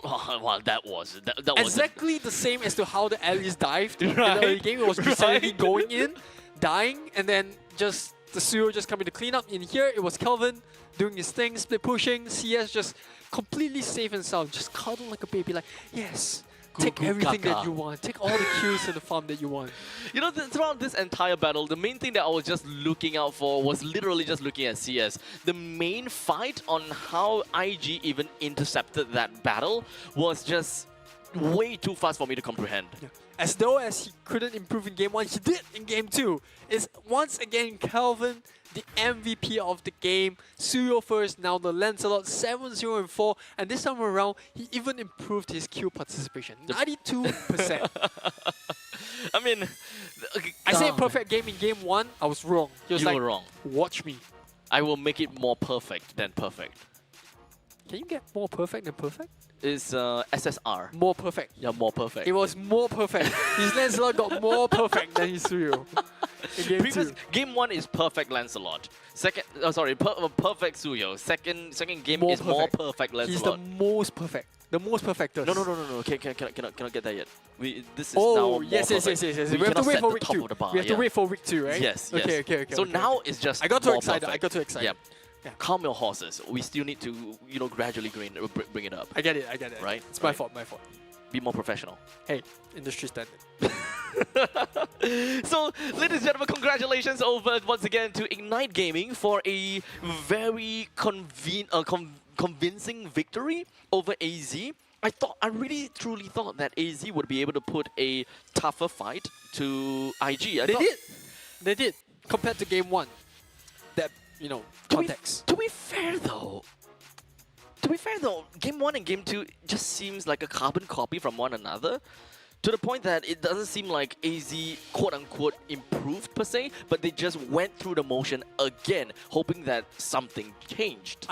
I think the pick on the Dyrov in the XP lane, as well as the fact that they managed to pick up both the Chusing and the Suyo, gave them a better foundation as compared to what they had in game 1, where you know the Marcel really couldn't deal with the invade coming out from the Hilda. Whereas in the second game, you know, the Eve, yes, you know, it's a lot more slower pace, but because of how the Uranus as well as the Khalid were able to exact that aggression that they did in game 2, that kind of negated the slow pacing coming for the Eve. I think for Absolute Zero, tough game. So that's all I can say. I kind of pity them because it felt like they had to change an ideology. Okay, no, we're going to pick up the Dyrov, deal with the Uranus. We have both the Suryo and the Chusing. Things should be slightly better in the early game. And then the Atlas pick just kind of caught me off guard. But we did see the Fatal Links play a huge part in AZ's defense in a lot of team fights, right? Catching 2-3 members there, kind of turning the tides, getting the kills. But like I said, when they were getting these kills, AZ just got so much more value out of those team fights because they were constantly taking away turrets in the top lane. You know, they were taking turtles, and that scaling just allowed Ignite Gaming to, you know, close game 2 out. To be fair though, if I were to give Absolute Zero a little bit more credit, is that this draft does give a lot more threat to IG, solely because of the fact that they have more burst potential right now. I like that Dyrov pick. It answers to the Uranus very well, and it also gives a more roundabout way of, you know, closing out battles that which in the previous game they could not. If they found an opportunity onto maybe Kelvin or CS, at least they have that moment, that small little split-second moment where they could actually fight back and kill one important player. I think the Kaja would have looked really well here. With the Cho getting taken away from, you know, doing Ignite Gaming's draft, they banned away the Cho. They were obviously afraid of a hero that could provide a single lockdown. And I think the Divine Judgment from Kaja would have proved to be a very big threat. For Absolute Zero, I think skilled slightly better, might have skilled slightly better as compared to an Atlas in the opening stages. So yeah, I mean, you know, it's all on paper. It's all theoretical. It's all if, buts, and maybes. But one thing stands. Looking at the Game 2's result, IG having a very resounding victory against Absolute Zero. They keep their perfect streak going. That's the momentum that you want. And I think safe to say that we probably would see them end up as one of the top 4 teams on the seeded stage. So honestly, IG, I think that the fact that they have CS, they have Roy and Jay, even bringing in Drinsanity, gives a lot of opportunity for the for the team to grow. And I think that Kelvin as an individual is already a really powerful individual. So join in with these veterans of Singapore. It just gave IG an elevated experience going up against some of these other teams. I think we said plenty of these games. You know, credit to all the players there. I think credit to AZ. They tried something different in game 2, but you know, IG were just the better team in the series. So there we go. It's a 2-0 in favor for IG. That will mean that Ignite Gaming would now have a total of 6 points to themselves. Well, perfect start. Perfect, yes. The more perfect start. The more perfect. Yeah, the more perfect. They were perfect yesterday. They were more perfect today. You know what else is more perfect? Well, everyone that is over here that join us in this broadcast will give you a more and more perfect game later on, and hopefully we'll give you guys an even more perfect. I don't know where I'm going into this. Ladies and gentlemen, we're going on for a short little break. We'll be back with you guys after this very short break.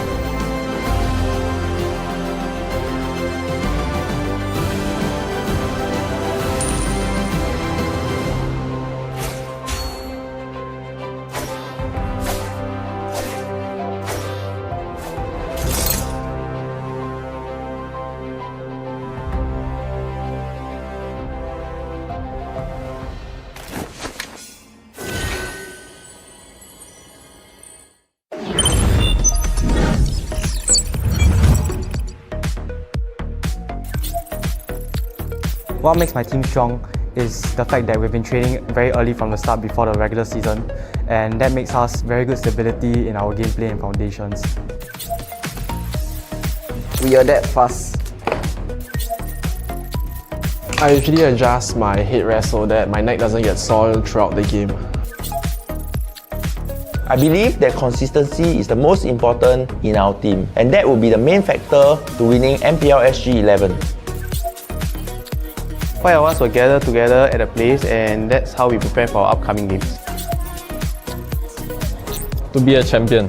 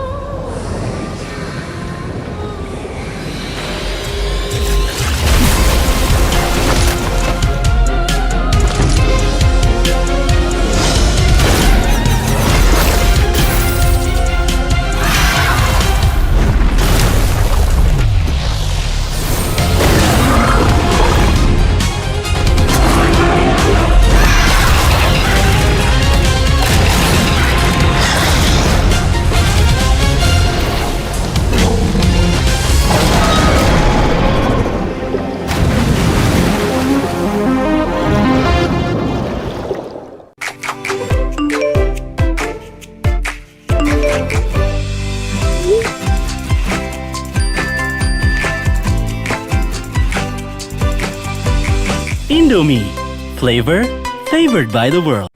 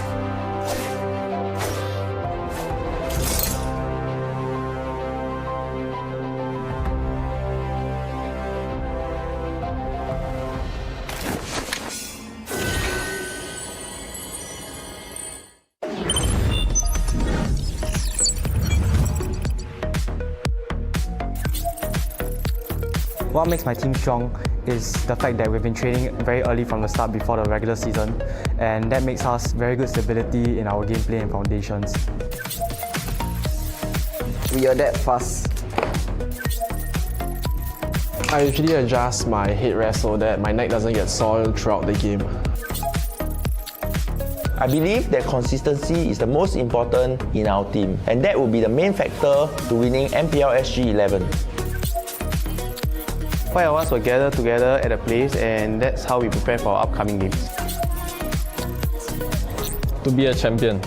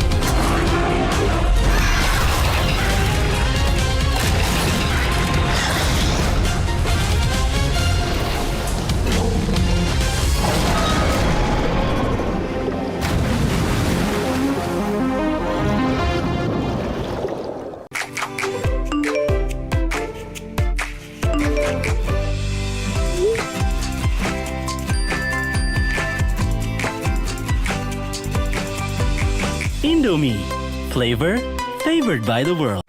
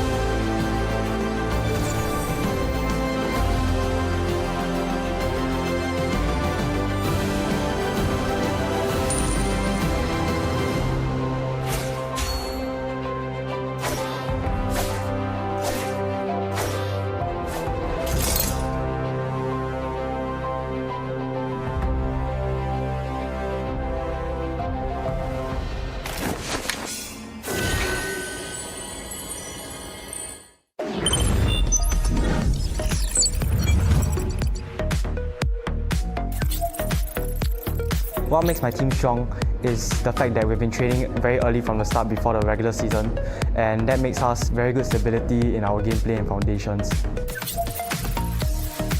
We adapt fast. I usually adjust my headrest so that my neck doesn't get soiled throughout the game. I believe that consistency is the most important in our team, and that will be the main factor to winning MPL SG 11. 5 of us will gather together at a place, and that's how we prepare for our upcoming games. To be a champion.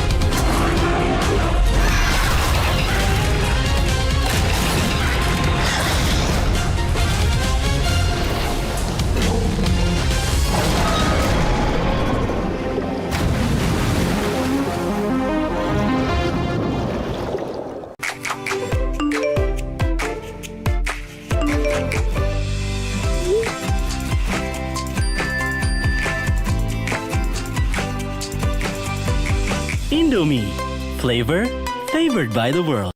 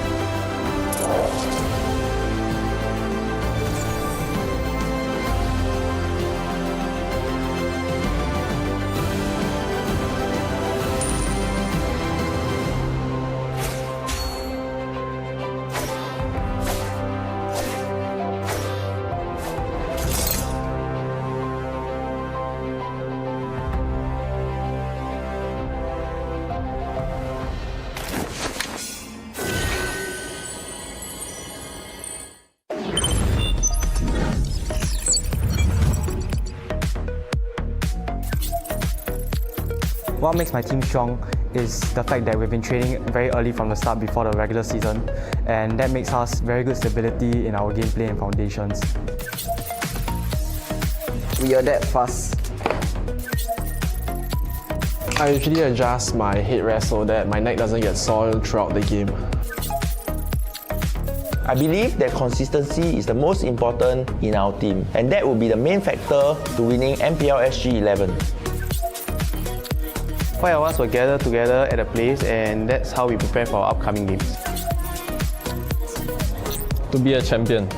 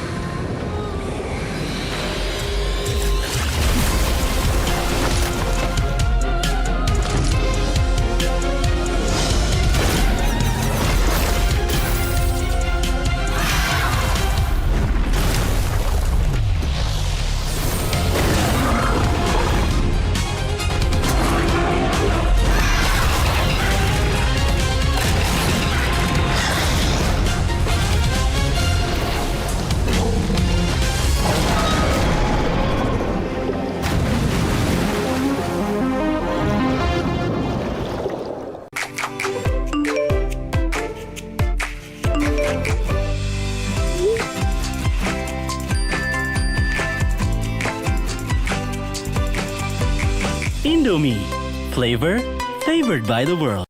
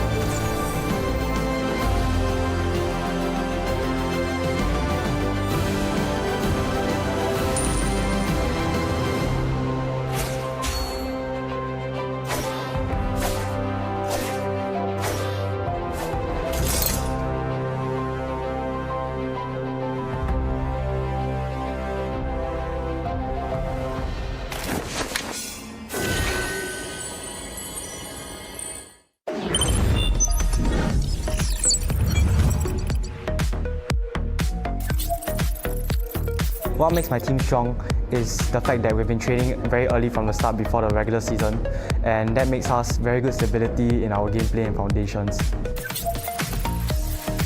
We adapt fast. I usually adjust my headrest so that my neck doesn't get soiled throughout the game. I believe that consistency is the most important in our team, and that will be the main factor to winning MPL SG 11. 5 of us will gather together at a place, and that's how we prepare for our upcoming games. To be a champion.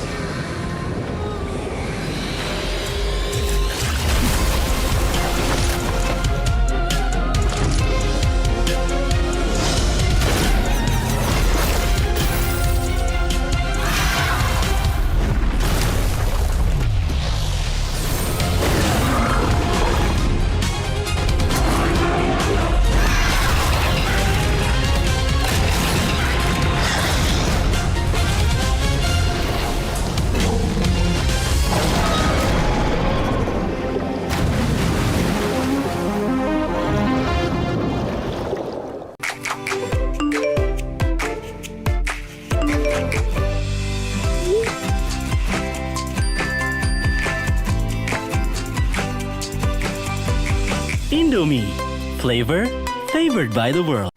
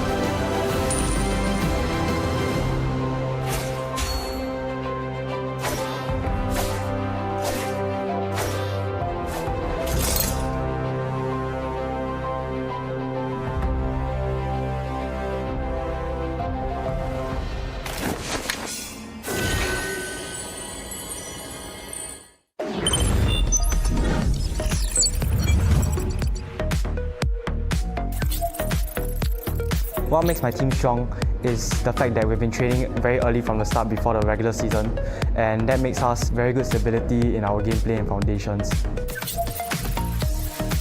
We adapt fast. I usually adjust my headrest so that my neck doesn't get sore throughout the game. I believe that consistency is the most important in our team, and that will be the main factor to winning MPL SG 11. 5 of us will gather together at a place, and that's how we prepare for our upcoming games. To be a champion.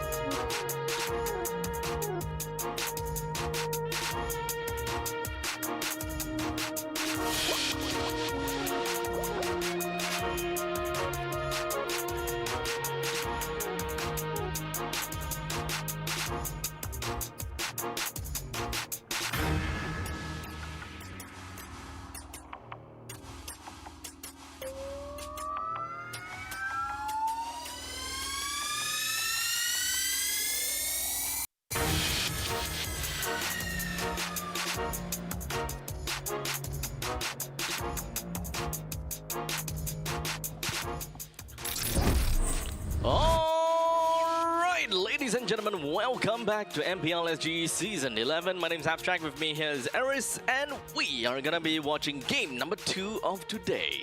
Yep, it is going to be Evo up against Syndicate Esports. A little bit of a David versus Goliath, if I may, in game 2. Honestly, when it comes down to the previous game, for the side of Ignite, they just basically played their own same game. So hopefully we might be able to see something of the same for Evil. Whatever would have worked in game number 1, possibly bring that over to game number 2, because that was kind of like the problem that they had in yesterday's game. They played and drafted a Selena, and somehow that worked out pretty darn well. I believe it's Selena and Marcel. So they had that kind of combination like what we've seen before in the past. Selena plus Baxia, you ram the Baxia in, and then the Selena arrow is guaranteed to hit. Yeah, we're starting to see a trend in this season, at least for MPL SG, where the early game that, plays a very pivotal role. And we haven't really seen a game or two where there is a huge comeback of some sort. So I think we're going to be seeing a very similar game, or rather a similar momentum throughout the season, where the team that plays a little bit more aggressive and get the snowball rolling in the first few minutes of the game kind of carry that into translating as a victory. Yep.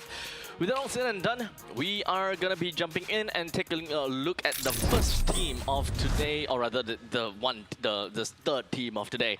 So that is gonna be Team Evil. We're bringing in Azu, Powerful, Blade, Ven, and Gear. Yeah, very stable lineup here.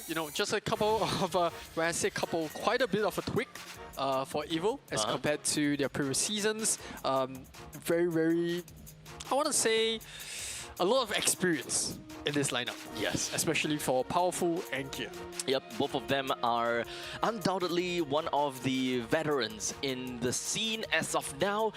Powerful has always been the in-game leader, has always been the one that really dictates the pace of the game, starting things off as a jungler, tank jungler meta, moved on over to the roamer where it makes more sense for him.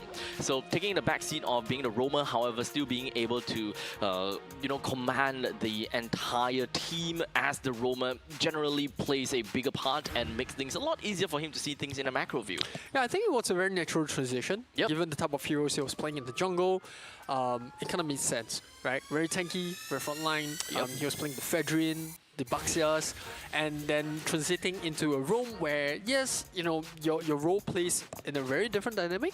But the type of heroes just fits very well into what he was already doing in the previous, or rather the first few seasons while he was playing in that jungle role. In fact, I kind of give him a lot of respect back then when he's playing jungle, because honestly, jungle plus IGL is a really difficult, like two very difficult roles to kind of mash together. But speaking of difficult, Evil is not a very easy team to fight. In fact, it's going to be really difficult, especially for a team such as Syndicate, where we have Bray, Qzars, Snow, Gira, and Slowly. Yeah, it slowly obviously burst onto the scene during his performances coming into MPL SG and now coming into Season 11.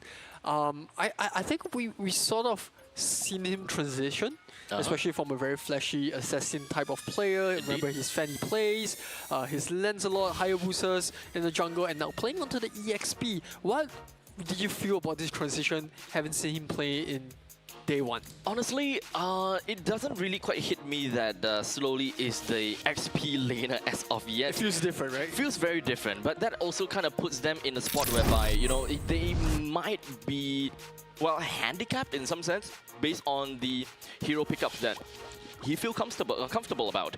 Whereas we saw in game number 1 of their match against AZ, they actually drafted a Joy in the XP. It's not something that is completely out of the ordinary per se. In fact, we have seen Joy in the XP before, but that was quite some time ago. So for me, I personally feel like, something doesn't feel right in that particular game. Move on to game number 2. He did play Esmeralda this time, or rather that time. And I think that feels a little bit better in some sense, right? However, they still did not manage to kind of break through the ranks of AZ in that game. Yeah, I felt it was quite interesting, right? The Harif pickup in the jungle, that was quite surprising. Yeah. Very surprising. I would say that's probably the problem. It takes quite is an understatement. Too long, yeah. too long to scale for the Harif, Yeah, and correct. that's not what you really want. But you know, worth a shot. Like you said, very low stakes in week 1. Low stakes, yeah. But you Low don't want to stakes find doesn't yourself mean no stakes, correct, right? and you don't want to find yourself too low on the table because there is still that drop. And you know you don't really want to end up in that region Exactly. when the regular season ends. Yeah, I mean, it is a last chance qualifier. Yes, that means that they have a second chance per se. However, we also need to remember that the last chance qualifier, which is the other name of Challenger Bracket, is a very unforgiving format. It is. Every game must be played on the very same day, and there's quite a lot of games to clock in. And if I'm not wrong, it is a best of 1 double elimination, if I remember correctly, all right? So a lot of games that they have to go through, and every single game are high stakes. The moment that you make any form of mistakes is going to make a very big impact as to how you move on in that very specific game itself. Alright, so now moving on to the match preview. Well, I'm really excited to see which team gets the first draft or rather the first pick, because I think we'll see a little bit of a pick into how the team wants to take this series forward, given that two teams have very strong characteristics in the players they're playing. We see Bray coming back into Season 11 and the South Syndicate, a very mishmash of a lineup, right? I never thought I would see the day that Bray and Gira play together. Honestly, yeah. But to be honest, when it comes down to Syndicate, they have quite a bit of problems that they have to solve, right? And if I have to be, brutally honest about their games yesterday, I would not say that slowly is a problem, because when it comes down to join, yeah, it's just slightly different kind of gameplay, right? But when it comes down to not fulfilling their role in some sense, it will come down to the gold lane and the roam, because in most situations, if you have drafted a chip for yourself, you get to be the oppressor. You get to be the one that moves around a lot, and you dictate the pace of the game. And your base stats as a chip allows you to be very aggressive in the lanes as well. You deal a lot of damage, but that's not something that we saw from Qzars, and that is one thing that really irks me out a lot, that the chip was not played to its full potential. Yeah, with a chip, you're always looking for fights. You're looking for the ultimates, the catch-off, the early game rotations. And I think it's very hard to play as a chip when you're on the back foot, because every team fight is just a slaughterhouse, especially if you're playing from behind. So now heading into Game 2's draft, we're going to be seeing the Guinevere and Leomord ban come up from Evo. Well, for Syndicate Esports, they do take away the Marcel. Now the question is, do you still take away the Freya? There is still the juicing that you have to worry about, so a lot of on the board to kind of consider. I think you have to take out the Freya. The Freya is just too strong at this point, the early game scaling, but they do choose to take away the juicing, so Freya first pick for Evo? I really do hope that the Freya will be banned for the side of Syndicate, because it is theirs to ban.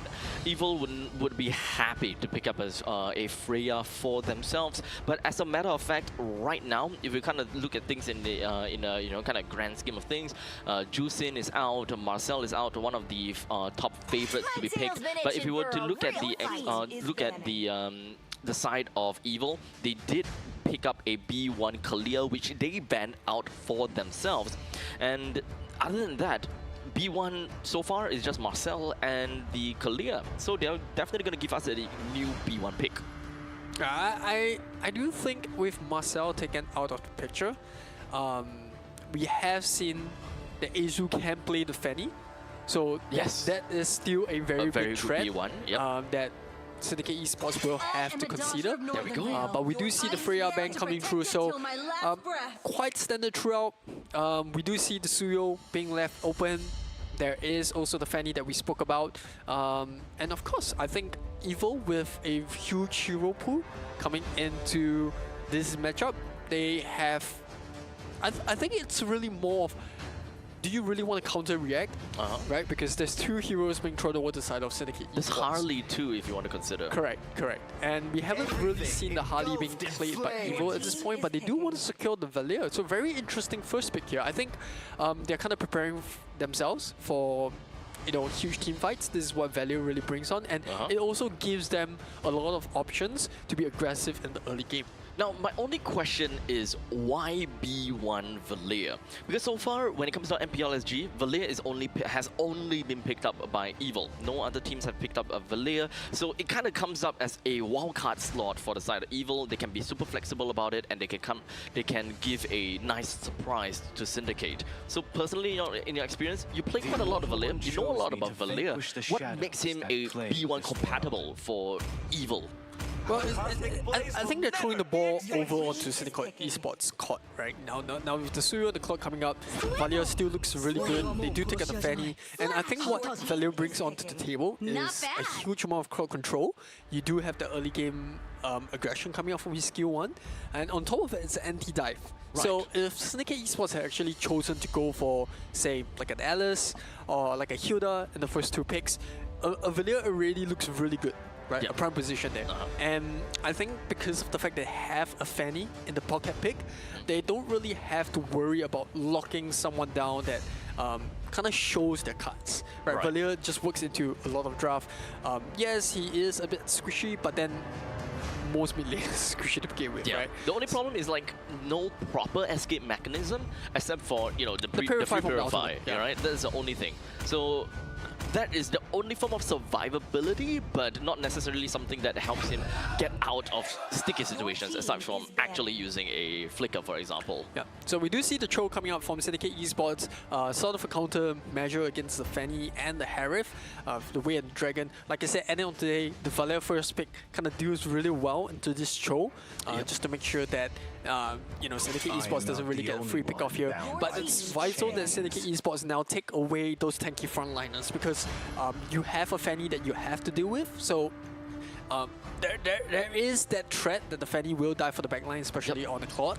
So this early game aggression coming out from Evo Esports is going to be complemented really well if they pick heroes like Hilda. They pick out heroes like Khalid. So I'm kind of expecting Syndicate Esports to take out those heroes. Another hero that we haven't really seen get picked up in MPL SG yet is also the Badang. Right? Yeah, we spoke about this before the game kind of started. It was to my surprise that we haven't really seen Badang get picked up yet as a roam. Provides a huge ton of early game aggression, pairs well with the Valier, traps them with the wall, and on top of it, he's kind of like a non-committer hero because he has a dash. Now, of course, you did mention that Valier plays very well into a dive comp, creates an anti-dive kind of situation. But despite that being a B1 pick from the side of Evil, basically saying, yeah, we're going to do well against your dive comp. But yet, Syndicate still kind of seems like they're going towards that direction. All 3 of these heroes are super committal. They have to be very close, at least for the Cho as well as Suyo, right? What makes Syndicate think that, we see your Valier pick, we're still going to go for the dive. Why is that going to be the case? Oh, well, I think for beginners, right? Suyo is still a very stable first pick. Okay. You can kind of flex him in the EXP lane if you really have to. We saw that in last season, especially in high rank games. And coming into this season, Suyo just provides that mobility that you always want in a jungler. Right? You want to be able to clear away fast, clear your jungle camps fast, rotate into team fights. He has an escape mechanism, he has entry, he's kind of tanky if you build a War Axe. Very cheap hero, right? I always use this term for some heroes where they don't really need a lot of farm, they don't really need a lot of gold to have impact in the game, and this is what Suyo brings to the table. So I think the Cho is kind of more of a counter-reactive into the Fanny. And hence, it's not really a matter of, do we have to worry about the Valier, but hey, let's play to our ideology. We were going to play the Suyo either ways. The Cho is just to kind of handle the Fanny. Right. So it's not a matter of about they're drafting this for the grand scheme of things as we want to play dive. It's more of the fact that they're looking at things more individually for what they are good at. Suyo is good at the laning, is good at the jungling phase, and Cho is really good at that pick-off situation whereby it's an answer to the Fanny. It's just so that they coincidentally looks like they're going dive. Yeah. But this Kufra kind of doubled down on that Yeah, dive. I was very surprised. Right. It feels like they have, obviously there's a Harif and the Fanny, so the Kufa does make sense. Yep. But in retrospect, I think what they're lacking here is someone like a Kaja. I've always been personally... You're a fan of Kaja. Yeah, I'm a fan of Kaja here. You know, Kaja, Claude, the very old school combo, the Divine Judgment into the Blazing Duet. And now here, like we said in the first phase of the draft, is exactly what Evo needs. The Khalid comes up, pairs well with the Valier. The Alice provides that front line that the Harif needs in huge team fights, especially with the rework. Very tanky. We saw that come to fruition for IG in the first game against AZ. Uranus was a substitute, but the ideology is there, right? You need that tanky front line. And with the Uranus getting banned out by Evo, now comes the question, what kind of mage does Syndicate Esports want to play?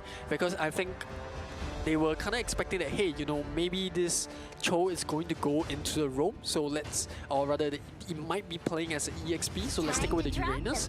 So now with the Cho being shown in the EXP, they do pick up the Joy. I kind of like this Joy. This Joy kind of balances the draft slightly a little bit for Syndicate Esports. They're going to be playing that Suyo in the jungle and then the Joy as a mid laner. Or at least this is what I expect. Yeah, okay, yeah, so at least for me, what I, okay, we at least have seen before, right? Jay plays a Cho in mid. We have seen before, there is, at least in terms of an argument, that Joy is fast-paced. It wants to go for Snowball, and you can, you know, kind of help the side lanes very well. So it does seem as though Joy in a mid lane sounds fine as well. So two candidates for mid lane. However, as much as I know, Snow is the mid laner. And I see a Kufra. Yeah, very, very surprising, very confusing, but at the end of the day, hey. Huh? Hey, you know, if you can't convince, confuse. I'm confused. well, we're heading into the second game between Evo and Syndicate Esports. We will see how this strat works out for them. It is going to be a Cho mid, like Abstract mentioned. We have seen him play it before to certain impact, and it is going to be Bray in the jungle. Yep. Suyo. Suyo, Bray, jungle. I'm just so happy to be seeing Bray play again. I know, right? Actually. Yeah. Not under these circumstances, but hey. No, I'll take what. Not under these circumstances. Now, of course, I'm still kind of, you know, at the situation where I don't know how to feel about this. So, how exactly are they playing this? Because Snow and so who's actually the roam here? Snow is registered as the, you know what, it's fine. We'll move on. As of for now, we are going to be looking at Qzas as well as Bray actually finding themselves in a tough spot, allowing Azu to pick up one kill and powerful one for himself. And that's what the early game brings you. The Valier as well as the Khalid, a huge ton of damage in the early game. We spoke about this, and add on that Azu on his Fanny. Oh, didn't really want day one, and now is just picking up where he left off in day two. Yeah. Okay. So as much as I see this, I believe that Qzas is playing as the mid laner per se. But at this point, it doesn't really quite matter who's the mid laner really, but if whether they are able to execute and no. Okay. So Snow is actually the one that did not buy the roam boots. Yeah, looks like it's going to be a crew from mid. Yeah, so does it matter at all? Probably not. Right now, they just want to secure their role, whereby who is going to be the one that help and assist the other side. So, unfortunately, that is going to be an easy kill for Azu. Just zoom all around and Snow and Qzas take the L. Yeah, I think they put a bit too much focus on kind of countering the Fanny. The mind games coming out from Evo, or maybe Syndicate Esports just playing too much mind games. They got to their mind game themselves as well, right? This is unorthodox to a brand new level. Now, slowly moves into the fray and trying to disrupt a little bit, but Powerful did manage to land a very nice Raging Sandstorm, but great support coming in from the side of Qzas that stopped him that stopped Powerful right in his tracks and allowed Slowly to still stay alive. Yeah, 4-0 currently in the favor of Evo, looking very dominant early game. Like I said, I think this early game composition coming for Evo, it's not easy to begin with, and Syndicate Esports just trying their best via the draft or even the gameplay, but looks like Powerful diving a little bit too deep down there, taking too much damage. We're starting to see these combos sort of work out there. They set a trap for the Fanny, dive right in, but it was Powerful that took the bait. And 4-1 with 1.9 thousand gold lead in favor of Evil. At this point, I think that is it even important to talk about lane priorities right now? Because middle lane is very obvious that Syndicate would have a lot of problems trying to, you know, kind of give some assistance to the side lanes because they don't have a fast mage, powerful mage that can really clear waves fast enough. So Syndicate will always be one step behind unless we get help from somewhere else, which is like Gira to join in. But right now, Powerful goes in, gets a kill down the snow. The next one, unfortunately, is going to be Qzas. These two frontliners are constantly just being hammered by the battering ram of that Evil, and Syndicate just have no answers at all, no damage. Well, the answer was supposed to be the Kufa and the Cho mid, right? The mid and the roam. It was to stop the Fanny by being too tanky. aggressive, but if your Kufa kind of goes down early game, then the bouncing ball isn't really there. So the moment the Kufa went in, Ace was like, alright, I'm going ahead, I'm going to clean up the fight. Yep. Okay, so this is just a surprise factor from the side of Syndicate. There's a grand scheme of things for the side of Syndicate that I will never be able to understand. And it's very creative, right? I'll give them credit. Right, they did pick the Kufa in the mid, they lack the magic damage, therefore they picked the Joy and the EXP. So that's supposed to kind of compensate for the burst damage, the lag and the burst damage. And making sure that they don't double down all physical damage where it becomes very easy to counter, right? But this is it's just a tough watch at this point. It's just Evil ruling because of the skilling that they have. You know, the Kufa not really having an impact in the mid game that they would have hoped for. I think in their head was like, okay, you know what, we're going to slow this game down. We're going to pick this Kufa and the Cho when we start to have those team fights. Then, you know, we'll start being able to have that lockdown. We can kind of stop the mobility of the Harif as well. But at this point, it's just one, in some sense, one-dimensional. They think about one thing, but completely lack the component of the tempo as to what makes a mage in the mid lane, right? Your words, not mine. My words, completely. Right here, getting kill, ready Sandstorm. That's a good kick though. Azu finds himself taken down, and so will Powerful. So a little glimmer of hope coming in from the side of Syndicate, where they managed to bring 3-person down. So that's fine and dandy. If they are able to bring down the middle lane T1, then that's even better. However, at the top lane, they're starting to lose one, while you know, they return in kind. The bottom lane slowly picked up one. I think for Syndicate Esports, like you said, there is still hope in this game, and it's really all about getting out of the laning phase. Right. Trying to bring this game to drag this game at least to a point where, okay, once the team fights, once the team fights happen, we're gonna get this Cho to find a pick off. The Kufa's gonna go in with the bouncing ball and the Tyrant's Revenge, and then hopefully we are able to kind of just burst down either the Harif or the Fanny. As such, now it is going to be a great gang up onto Snow, brings him down. In the meantime, Blade is going to go down too. It's a 1-for-2 trade as of now. Well, in the meantime, Gira is just going to be making his run for it. The TOR almost clipped onto him. Unfortunately, that is going to be a couple of trades here and there. Bray picks up a double kill as the Suyo, and I think that is probably the best thing that Syndicate got for themselves. Yeah, both junglers and the goal laner for both teams actually managed to survive, so kind of an even trade right there. So Turtle coming up right now, Fanny looking to probably find a pick-off, but you can start to see Syndicate Esports, that sort of a formation starting to start, right? Snow constantly looking to hunt down this Fanny, try to stop him from coming into these team fights. But down. Turtle goes down to the hands of Bray. Van goes in and gets a kill down the Qzas. But in the meantime, Ace is just going to be zip-zap-zooming it all the way in. But unfortunately, Bray is all alone, having to fend for himself against 5 members. No way, Jose. With only Snow and Gira left, they gonna have to concede this turret in the middle lane. Yeah, Powerful just using the quicksand guard to slow them down. Heal up. I love this season, right? As a roamer, this season has got to be heaven for you. Aggressive roams, just constantly invading your healers. Even Archives. Actually, I'm surprised that we haven't really seen an Archive come out yet. Yeah, so honestly, at this point, if Syndicate is able to kind of hold it out a little bit longer, put Bray in on the map and really be the menace that he could be, there could be a really nice chance because Snow and Qzas could very potentially be very tanky, and they even have a nice form of catch.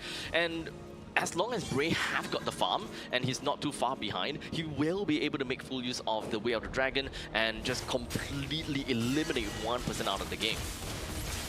Syndicate Esports now trying to set up a gang. I think they're just trying to slow down. They do get the kick onto the Fanny, but no follow-up there. Kind of hard to follow up when they kick the Fanny in the wrong direction. And now here comes the rest of Evo looking for a fight. But that is just only powerful.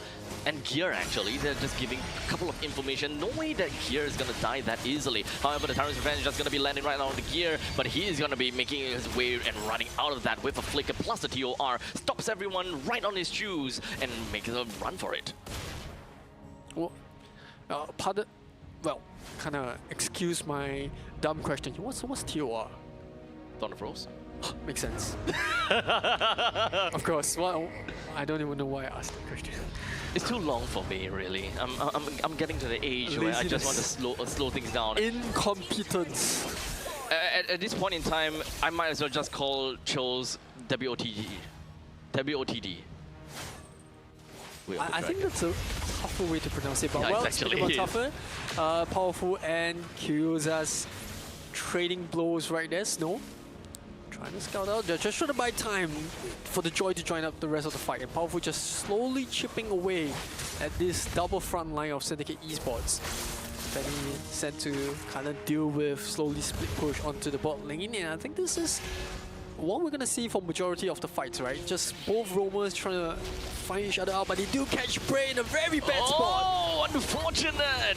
Bray is going to be the first victim of this cataclysm, and now Evil will have their way over. But hold on a second, wait, that's not that bad, because now Syndicate, they are currently in a 4v2 situation per se.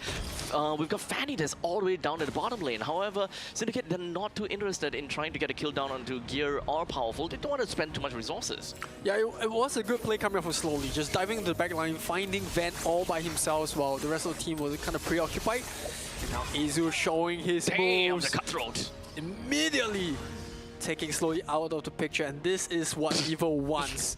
Now they're going to be setting up for the Lord. It's going to be a 5v4. And I'll be very surprised if Evo doesn't secure the Lord right here. Hey, you never know. At this point, maybe the Suyo will fly all the way up, but it's a little bit too far. So Azu would definitely be able to take this lot down, no problem. In the meantime, the Zama Force is just going to be dropped right onto the ground. Van is just going to be dashing away and gets a kill down on the snow. Gira follows up onto Gira, pushes him away. The rest of Evil now moves themselves back.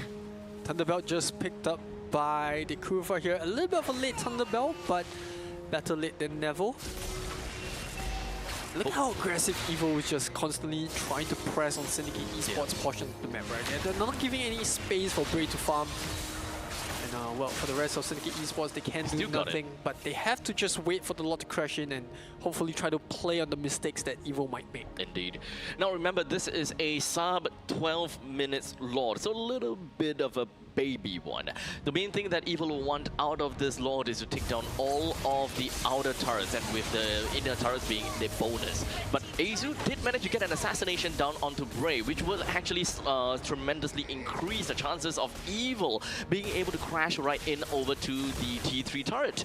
Now, Syndicate does not necessarily have a very good wave clear, so this might actually be really good for Evil, as now the Lord crashes down with the Spiraling Trident. The rest of the members from Evil, they are just going to be knocking things away, while Gear puts himself right in the face of the three. He forces them all back, while Van drops down the Zaman Force and pushes Gira all the way back, because the counterpart of Van just can't fight against him.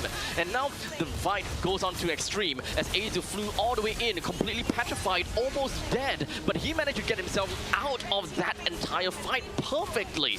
Now Evil grasped a total of 2 turrets out of their fight, and that is probably a very good Lord's fight. Yeah, they only lost Powerful in the entire engage. Takes 2 tower. They might have taken Snow as well, but well, all credit to Syndicate Esports, they do stay alive. At least majority of the team did stay alive. Now Evil just going to be slowly chipping away the base. I don't think things look a little bit rough for Syndicate Esports as of now, but Yep. you know, it's very dependent on slowly making the play to catch this Harif. If not, Van is just gonna go to town with that burst of his. Indeed. Now, I will still say hope is not all lost, but say indeed in terms of macro view, it is a lot more difficult for Syndicate Esports to play because they lost 2 turrets already. As you can see right now, Azu almost went down, but Qzas is not someone that will be able to do much damage. As such, Azu himself brings 2, and the rest of the evil, four of these members, will take the other 2 men down, leaving Slowly all alone to fend for himself. Yeah, I think this has been a fairly straightforward game coming up from Evo. Tough game for Syndicate Esports regardless of the draft. Always tough when you have a Fanny to deal with, and now Slowly is just trying his best to buy time. He might be able to do something here. That's pretty good if you ask me, but that is all that he could do. He managed to kill 1, but did not buy enough time nearly for anyone to resurrect. Yeah, Evo too far ahead. Didn't really celebrate much, but well, I think they played well, really well, right? Like for evil, right? Yeah. Yes. Yes.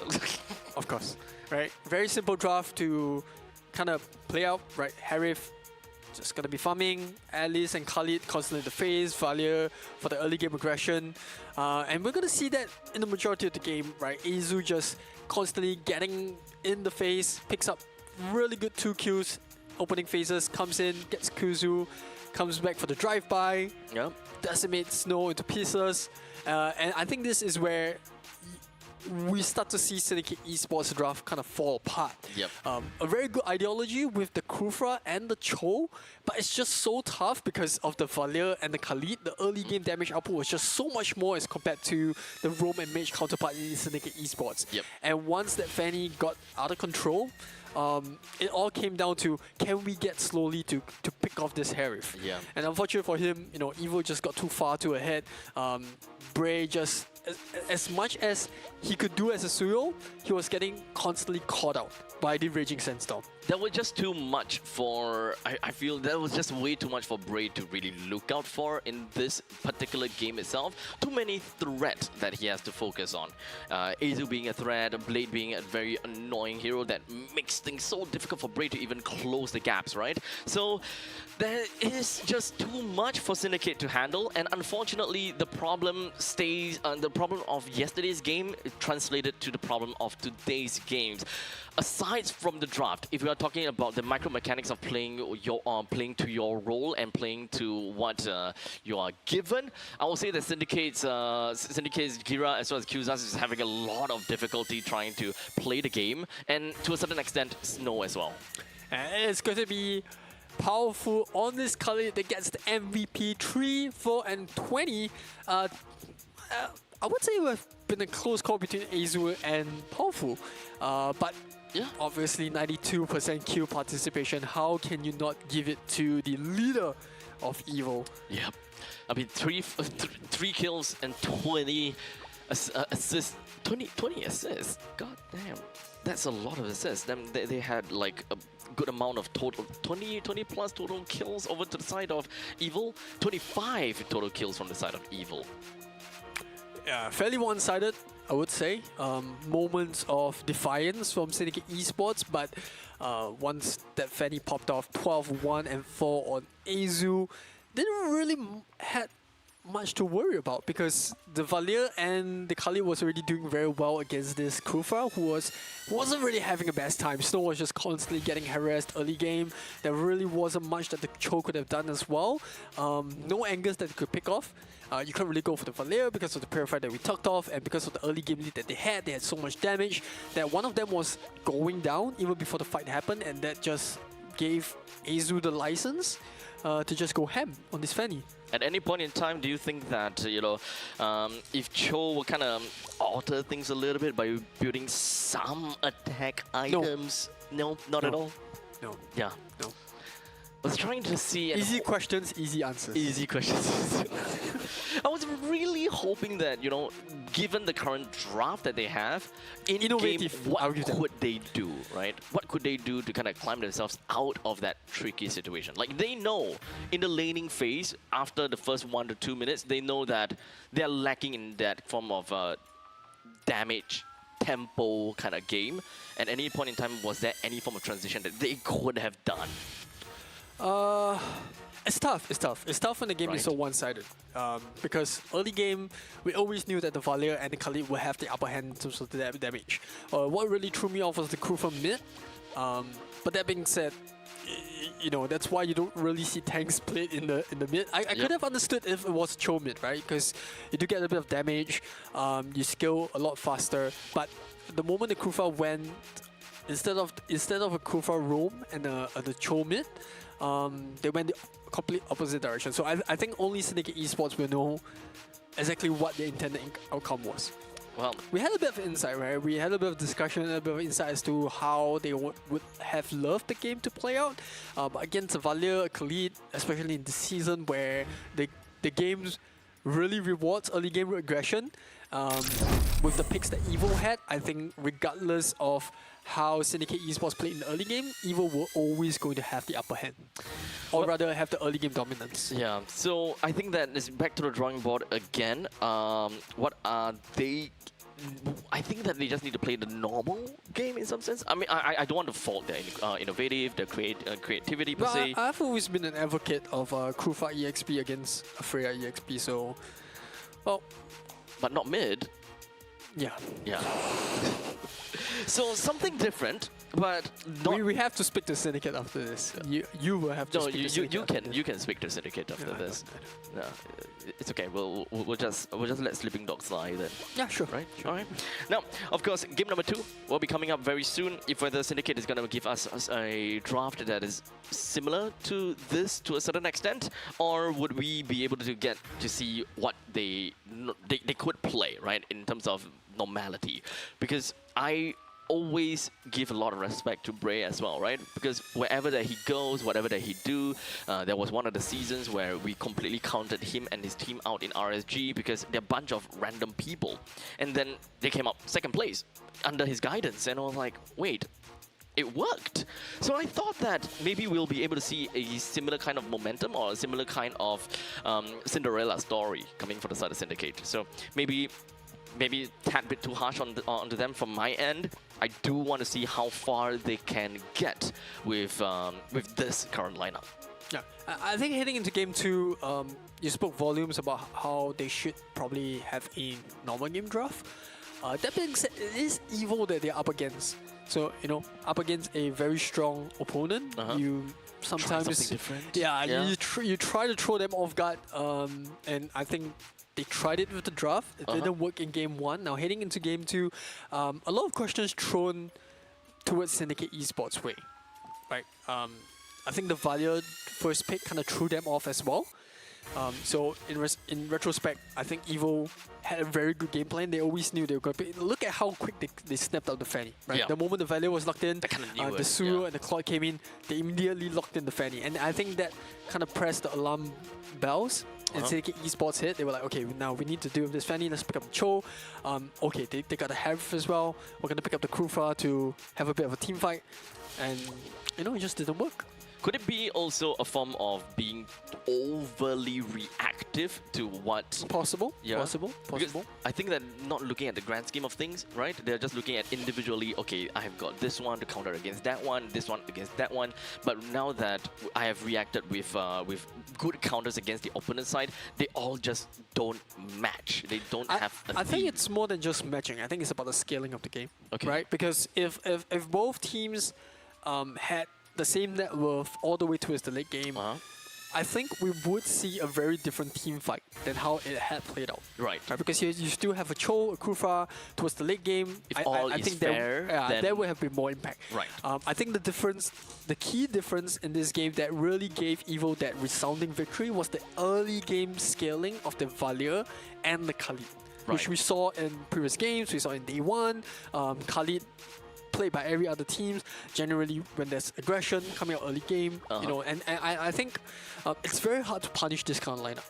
So the thing about Syndicate's lineup is not about how the game would have been like for them in a team fight situation, but it's about how they can get to that scenario. I think the game didn't even reach there where Right. you saw the full potential of this lineup. Yep. Right, and I think this is one of the weaknesses that. The scaling, the tempo. Yeah, I think Evo didn't even have to change the original game plan. It wasn't like a, oh, you know what, we have to scale really quickly so that Syndicate don't get the team fight, because they were already going to do it in the first place. Yeah. Right, at least EXP clear lanes really quickly, join the team fight, provide a secondary front line. You got Khalid and Valir. You got Fanny that's just going to be doing her own thing. A bonus if you get a double kill early game. Yep. And then Harith, which was pretty much undisturbed the entire game. We didn't see any ganks coming out of Syndicate Esports because they were having too much on their plate. Yeah, they were ganked They were instead. already so much on their plate early game between this Kufra and the Cho that they didn't even have an opportunity to help give us skill. Yeah. Right? So all in all, Evil just kind of stuck to the status quo, while Syndicate were the one kind of like scrambling around like ants, trying to look for a way out of a very sticky and very difficult situation. I think that's the benefit of having the first pick. Right. A lot of people usually favor the second pick because you do get the counter picks. Yep. You get the first two picks on your side of the first phase draft, right? Whereas the opponent can only get one pick. But I think Evo played that to perfection in the draft. Right, they were like, okay, we're not going to divert too much in our game plan, and it was kind of a buffet of heroes for themselves, right? we got the Valir, the Khalid, and then we got the Fanny, we got the Harith as well, we got the Alice EXP, right? And they were happy with what I they think got. they were licking the lips when they saw that it was going to be a Cho roam and Kufra mid. I think it just kind of cemented Syndicate Esports' fate. Exactly. So Syndicate, as much as I really want to see, you know, more like similar kind of innovative draft, but I think that they are at a situation where it is starting to get tough because week 1 is almost over. The 2 games that you can, 2 games out of total of 5 games, we're almost at the halfway mark, even though it's only like first week, right? So as much as they can kind of like try things around, the stakes are getting higher and higher as the week progresses, as the day progresses, as a matter of fact. So after today, if they still did not get any wins at all, then they really need to buck up for week 2 and week 3 in order to, you know, get themselves up to at least to the middle part of the leaderboard. I think majority of the audiences might not understand how tough it is to play against a team like Evo, right? Yeah. So I do have to give a little bit of a credit to Syndicate Esports because they tried something. I think maybe there is a bit of a name debuff. Right, you're going up against Evo, they're champions, very strong players, very veteran Mentality players. and all that. Right, so you know what, I think they were playing their own game. They were like, okay, you know what, we're just going to try something, you know, throw everything at the wall and see what sticks. Right. Yeah. So, okay, so now we do have a player swap coming in from Snow onto Hawks. So now Hawks is going to be back in, and he is... that sounds more... Yeah. This is a sound that Was that really a Hawks? make. I don't know what was that. To be fair, okay, so what I know, at least when it comes down to Hawks during his community games and the games yesterday, he does favor the Farsa quite a bit. So if anything, I think that he's more of an artillery mage kind of mid laner. So that is something that we could expect to see out of Hawks.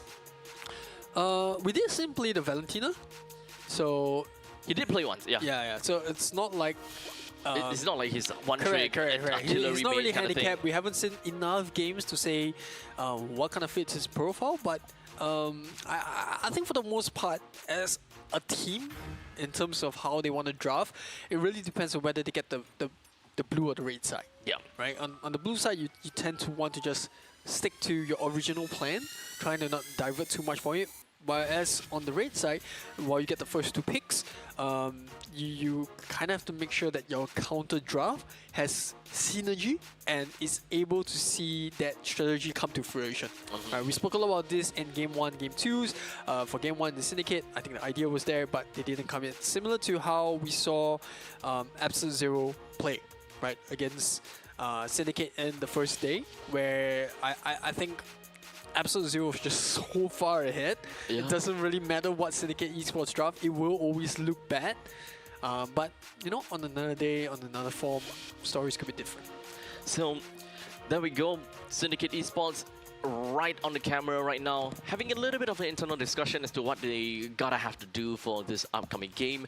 I still do believe that we are gonna see something completely different, right? Going up against Evil is definitely no easy feat, and perhaps what they have in their mind is that they have to play differently in order to go against the grain for what Evil brings onto the board. Just throw them off so much that they don't even know how to play against the likes of Syndicate. Yeah, I think for Evo hitting the second game, no change in game plans. No, not at all. Kind of stick to the early game aggression that you had in Game 1. I think what really plays in their benefit is Gear is a very versatile hero. We have seen him play a multitude of roles since his debut. Jungle before, right? He used to play in the gold lane. That's where he started out. Then he moved into, I think, EXP. He has always been playing the EXP. Okay. He moved into the jungle. He played Roam as well. Yeah. Yeah, he's one of those. Yeah. Very versatile hero, right? The only role that I haven't seen play probably is the mid. Probably so. I don't think I've seen him play mid before as well. He was just a little boy. I remember when he had his debut. Man, oh man, that was like many years ago. Right, so heading into Game 2, well, what would you... Okay, now let's switch gears. You have been asking a lot of questions, so now it's my time. No. Now, if you were the coach of Syndicate Esports, what would be the advice you would give your team, or what do you think they're discussing about right now? Honestly, I think that confidence is key for Syndicate, right? Because they are players, there are players that have played a lot, right? Bray himself especially, and even for the likes of Gira as well as Qzars, they have been playing competitively quite a bit, albeit not at the highest level, but they are better than the average Singaporean, right? So at one point in time, they gotta have to lean onto their confidence and play what is comfortable for them, and just kind of lead the way with it. If they're going up against Evil, playing with the mindset that, yeah, we're gonna lose, or playing with the mindset that they are very difficult to deal with, then that is just going to be what they manifest for themselves. Yeah, I think those are wise words. Very wise, right? Yeah, confidence. Right? Confidence is key. Now heading into the second game, it is once again going to be Evil on the first pick. They do take away the Guinevere, so no difference from what we saw. I think for Syndicate Esports now, the question is this Valia proving too much to be a problem early game? I think Marcel is still a must ban for them. Marcel, okay, yeah, I mean... But it's weird though, because we haven't really seen powerful on this kind of heroes, right? He's always been playing that tanky front line. Funny thing is, he did play that, Marcel. That was exactly the same thing as I said before Game 1. And then they smashed Kingdom. Yeah, they just straight away just picked up the Marcel and was like, oh well, it is what it is. C'est la vie. Yeah, so well, caution to the win there. And Syndicate, they're like, you know what, we're not going to do this, Marcel, let's take it out. I think we will see... Jusin, Suyo, right? Yeah. Dude, are they really afraid of Azu? That is probably my question, right? Are they really afraid of Azu? Because if they are really afraid of Azu, they might as well just ban every single one of the jungle heroes. But they are also putting quite a bit of emphasis onto Blade. So it's all around the board, right? Marcel, Jusin. So it's more of a meta ban over comfort, over respect bans at this point in time. Yeah, I think for Evo, gameplay hasn't changed, like we said, and the draft is exactly the same as compared to Game 1. Do they go for the Valet pick? Yeah, I mean, it's all smiles and joys in Evo's camp. Look at that, they are not even phased. They're like, this is going to be the exact same game. Now the question is, will Syndicate Esports pull out the Claude and the Suyo again? I think Suyo is a reasonable pick. You do pick up the Suyo, but I think committing to a Claude early game could put them on the back foot. Is it even an R1, R2 pick kind of situation? I think you go for the Hilda here. Go for the Hilda. Either the Hilda or the Khalid. You deny it away from Evo, and there is your early game setup as well, right? Yes, there is the Valier, but you know what you're gonna do if they what you're gonna do if they're already locked in the Valier? Yeah. You're not gonna pick a front line, you're gonna be aggressive. Okay, so right now, at least for Syndicate, they've decided to pick up that Suyo as well as the Grok.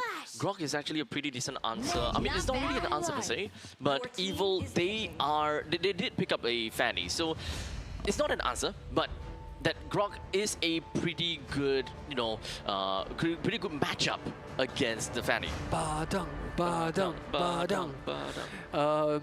Yeah, but once again, It's the exact same draft for exactly Evil. the same draft for Evo. Nothing to shout about. No difference here. I think, like I said, Evo already have a game plan in mind and just gonna execute it the same exact way as they saw in game 1. But a change up coming up for Syndicate Esports. I think the Fanny pickup kind of warrants a counter. Yep. And it is going to be the Moskov. Yep. Moskov answers to the Fanny pretty... Not good memories for me for Gira on this Moskov. But different season, different lineup, different circumstances. Okay, so, okay. Got it. Because mine is more of the Wolf. Sure. Yeah. So we shall see how that is gonna look like. At this point in time, Syndicate have yet to fulfill the XP laner as well as the mage, right? Well, in the meantime, for Evil, they need to fulfill the XP and roam. So very flexible for Evil. They can kind of like fulfill quite a lot, but it's also technically a little bit on the easier side for Sin to ban out heroes, because it could double down for either one of these. Yeah, I think taking away the Uranus makes sense. They could be setting up an Alice pick for themselves. Okay. Just to take it away from Evo, which is kind of a reverse as to what Evo did in the first game. They're going to be denying this Slowly's Joy away. To be fair, Slowly's Joy was pretty much it was pretty much like the only real threat in game 1. Well, aside from the Suyo, I feel that Joy and Suyo were the threat. Just that, I mean, Suyo is kind of... But it was really only the Joy that had sort of impact, right? Getting a solo kill on the EXP lane against the Fanny, diving into the back line, finding the Harif. Right. So, you know, I think it's a reasonable bank take by Evo. So what is exactly going to be the kind of situation here, right? Because we have seen before the Esmeralda being played by Slowly. So we can still kind of expect to see that, because there is a Harif onto the side of Evil. And a Esmeralda is not particularly very triggered by the fact that, oh, Searing Torrent and, oh, I'm out of the fight kind of situation. Esmeralda can still catch up because of S1. You still have ways that you can re-engage again despite being pushed back. Yeah, they did take away the Eve, so Syndicate one less option off the table. I think for Syndicate, they should anticipate something like a Tigro coming out for the side of Evil. So Tigro, you know, something like a Badang, like I mentioned about. The Idol's been taken out of the picture here. So for them, I think you pick up a Mage just to deal with it. Xavier looks good. Xavier can provide a bit of a lockdown, especially against the Harif. So not sure whether Syndicate really wants to go for other picks, because all I see is Farsa, to be honest. Against the Valier and the Fanny. Oh. I was thinking that going up against the Valier might be good, because you would outrange the Valier to a certain extent, especially in a team fight. You outpoke him, but the only problem is, yes, the Fanny, you're probably just going to be sitting duck to the Fanny. But you do have a Grok that can kind of help you out in that situation. Yeah. I think for Evo here, there is still a couple of options available if they want to go for a little bit of an early game engage. Khalid is still open. That being said, there is the Moskov, the 30th, and the Grok. So Hilda could also be a better possibility. But they do choose to go for the glue. And Lapu. Is going to be Finally, Lapu. We haven't seen a Lapu as of yet. I think off the break we were talking about it. Like not too many Lapus in MPL SG so far in the 3 series that we saw yesterday. And a little bit disappointing. But we do see the Lapu getting pulled out in this game right now, alongside with the Glue. So very good front lines here, especially for the Harif. Valia just to back them up.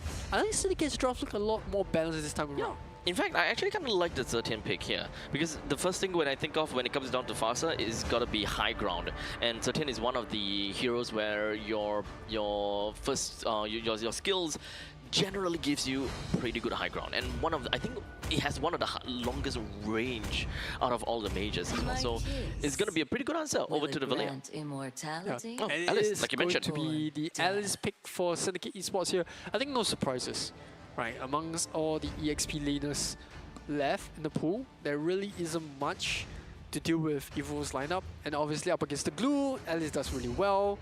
When he goes for the split, Alice can just soak all of the damage up.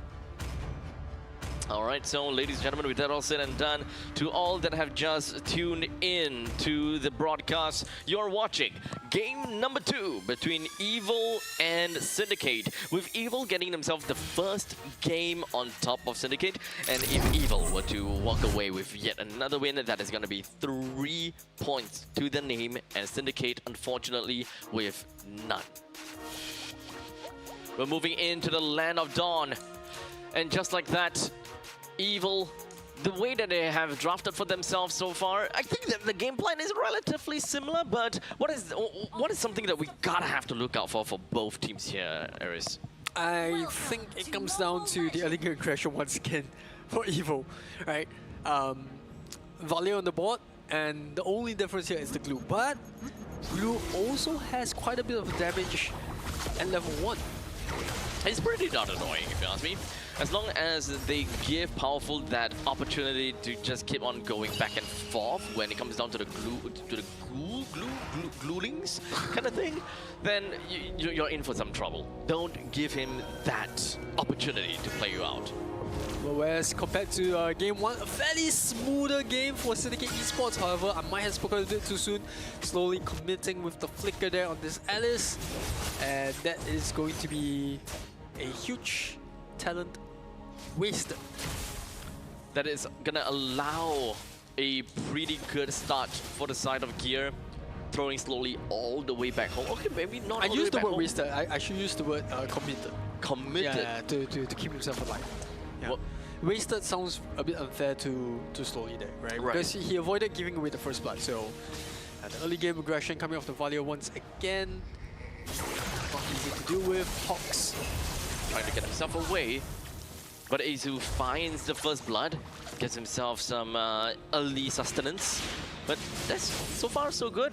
Something that I would have expected from Azu either ways, but I want to kind of talk about the tempo of this game, because previously when we were looking at Syndicate, they don't have that skill link that really allows them to play into the laning phase all that well. The Fanny gameplay is still kind of the same.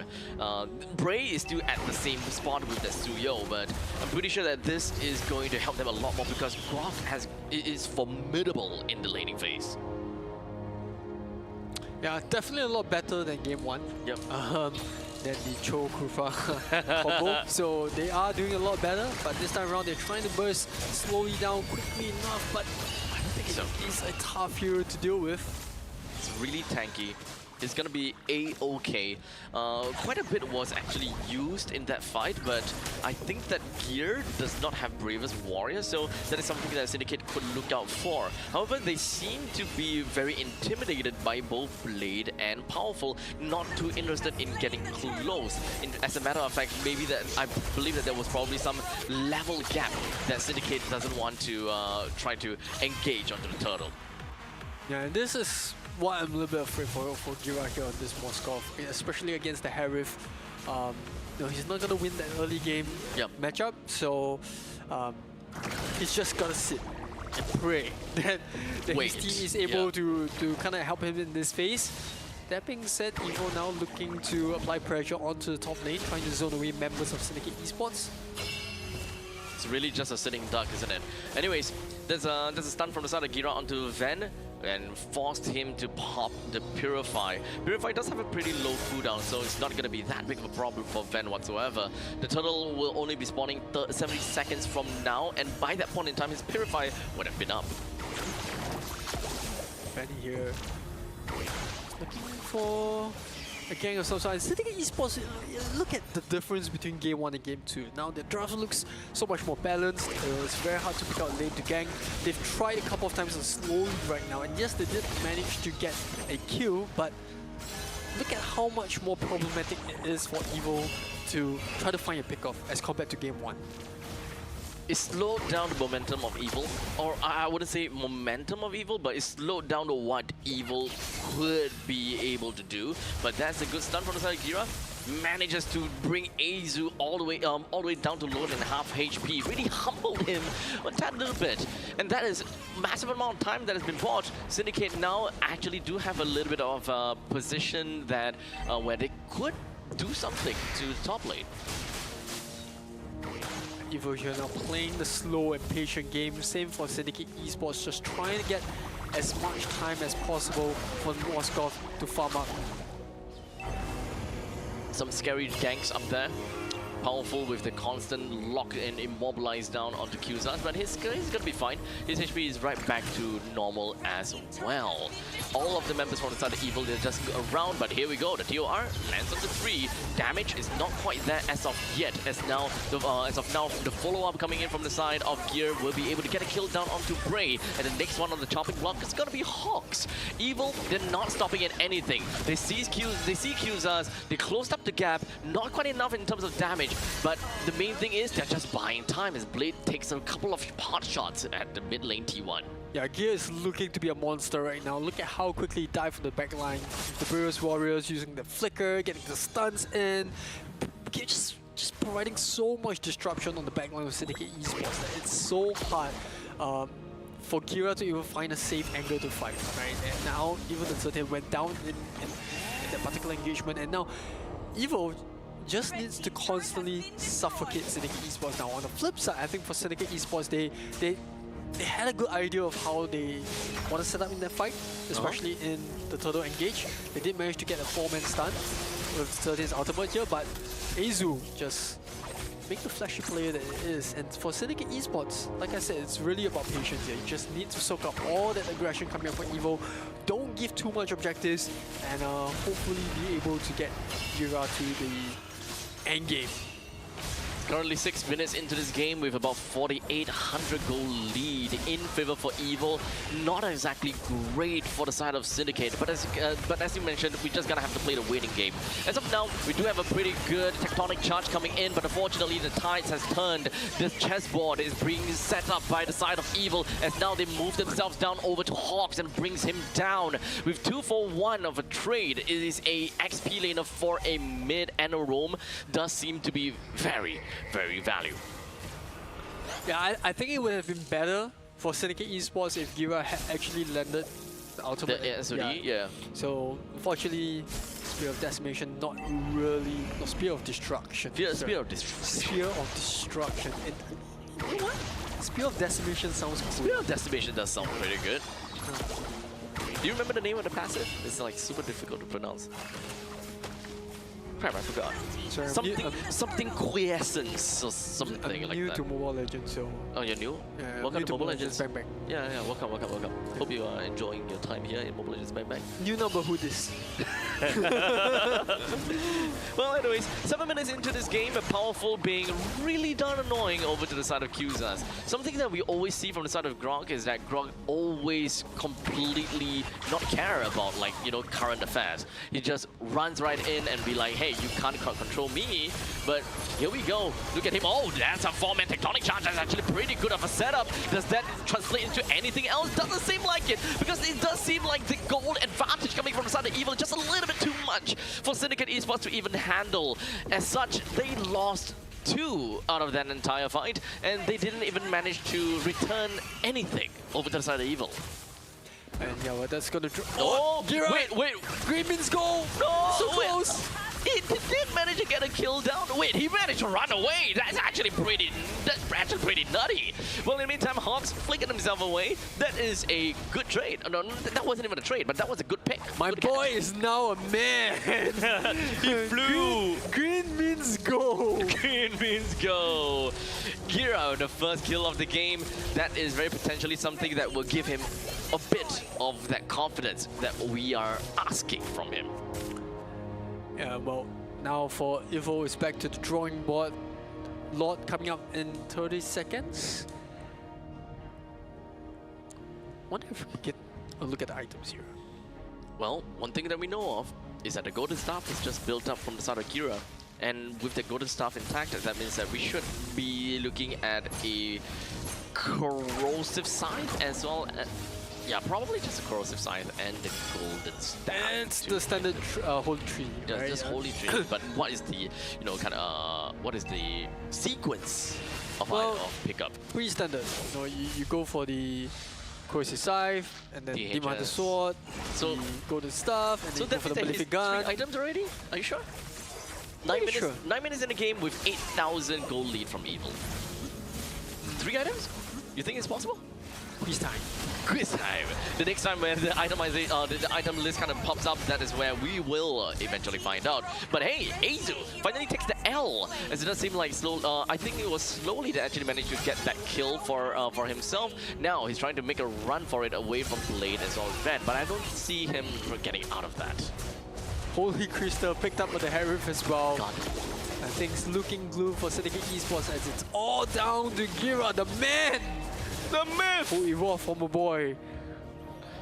He's currently all alone, but he manages to kind of drag it out a little while longer. The Holy Defense will pop down in the middle lane. Qzas look for an opportunity, but all 4 members are just right by the border. If Syndicate Esports really wants to engage onto this, it will end up really badly. So focus on clearing out the creeps. That is the best case scenario here. You know what's the biggest problem for Syndicate Esports now? Is that Powerful in this glue is so tanky. It just takes so much resource to burst him down that, you know, look at him, he's just going in. He's just walking in. Yeah. He's just walking in. He don't care about anything. He's super nonchalant and is not taking a single damage at all.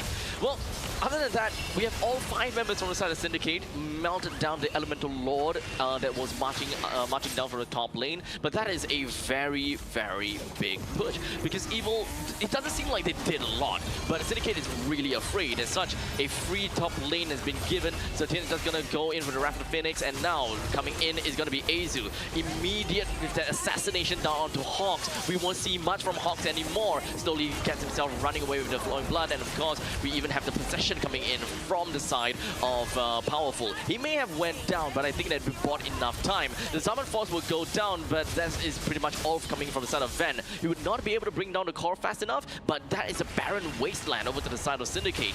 And they doesn't seem like they are done just yet. 2-man stun coming in from the side of Gear as they continue to move on forward with Braze taking onto the Vanguard. He moves all the way to the back lines, but unfortunately no damage enough is able to get a kill down onto Gear. With Gira the final man remaining, that is going to be the 5-man wipeout that we will want to see from the side of Evil as it successfully takes out a 2-0 victory in this series. What's really funny there was that Evo could have ended the game earlier, but Blade was out of mana Oh, on really? the Valier. Oh, is and it? the Fanny didn't have enough energy to kind of flash around the drum, Right. which is why they were just standing at the corner. They're like, give us a second. Chill Chill first. And then Gil was like, no, we end it now. Goes with the famous warrior. And well, there's that. So I think this was a pretty much expected result given the matchup. Yes. I mean, if we were talking about the matchup itself, right?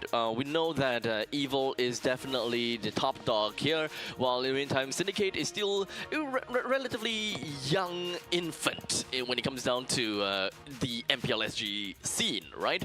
We do have some names that we have heard before, but perhaps chemistry is not quite there as of yet. They need some more time to, you know, kind of grow and mature in order to take on to the Titan of Evil here. Yeah, definitely a better game performance coming from Syndicate Esports in game 2. Yeah. You know, not too much of a bloodbath in the early games.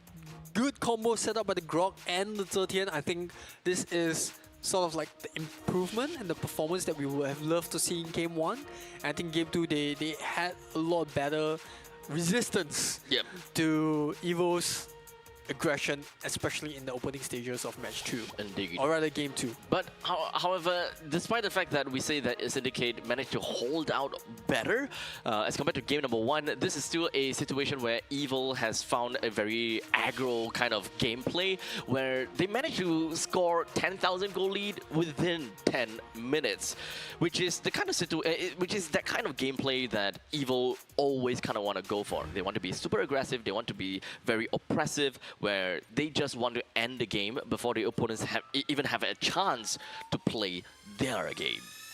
Yeah, it is going to be Van on the Harif, who is the MVP of Game 2 of Match 2. 5-0-7, a perfect game. I think the Purifier was a good pickup.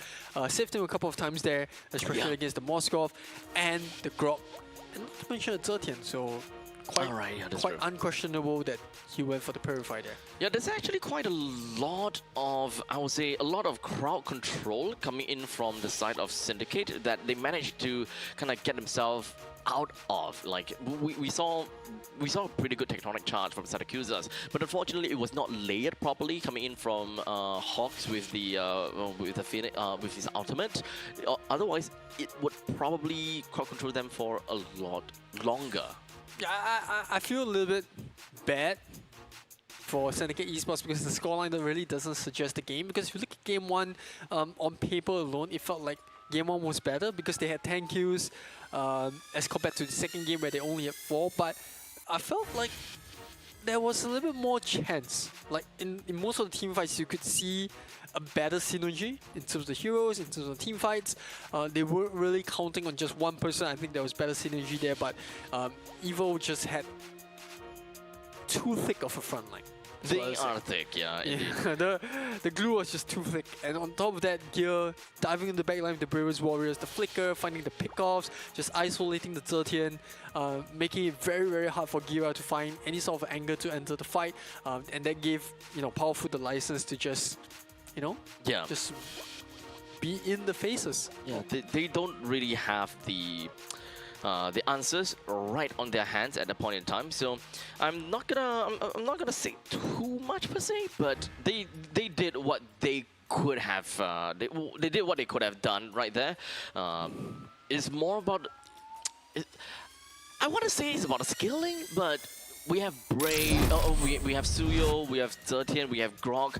Technically speaking, in the laning phase, they shouldn't technically suffer too much because Grok does pretty good damage. While in the meantime, the high ground from Zetian is respectable. They should be able to clear mid fast enough in order to really assist with the side lanes if the Fanny is constantly just going out seeking for blood. I think what really gave Evo the upper hand, especially in Game 2, was the early game rotation coming out from Valir, right? Blade made a really good rotation down to the bot lane, actually helped secure the first blood on the Alice, and I think that is where we started to see Evo scale. And I think this is where it sets the good teams away, or rather the best teams away from the good teams, because they always try to find a way to unlock that early game advantage and just snowball. So, credit to Evo there. They found an answer through a very difficult draft, or a more difficult draft put up by Syndicate Esports, and credit to them, they made it look fairly easy. They make things look easy, really. Yeah, Evil just have the kind of veterancy card to do exactly that. Yeah. Well, either way, that is gonna be the end of that series between, once again, Evil as well as Syndicate Esports. And we're gonna close the chapter on that one as we are about to go for a break. So make sure you guys hold on to your seat as we will be back with you guys with one banger of a match. Last game, that is gonna be Clarity Gaming going up against Kingdom Esports. Don't go anywhere too far. We'll be right back with you.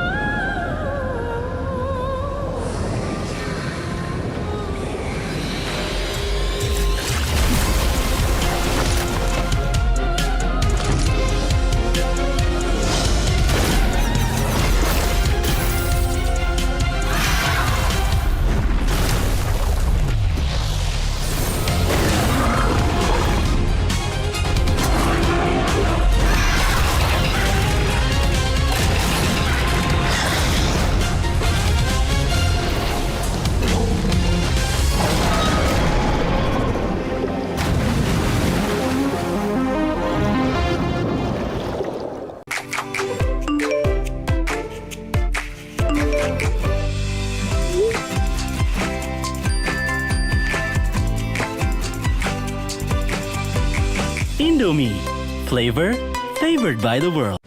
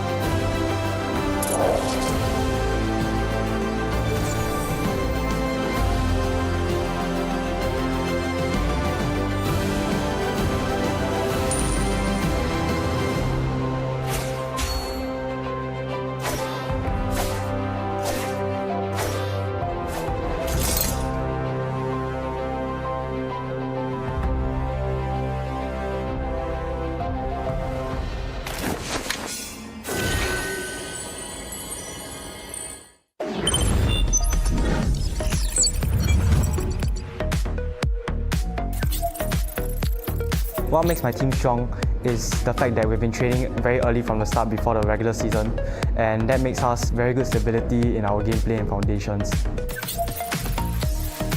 We adapt fast.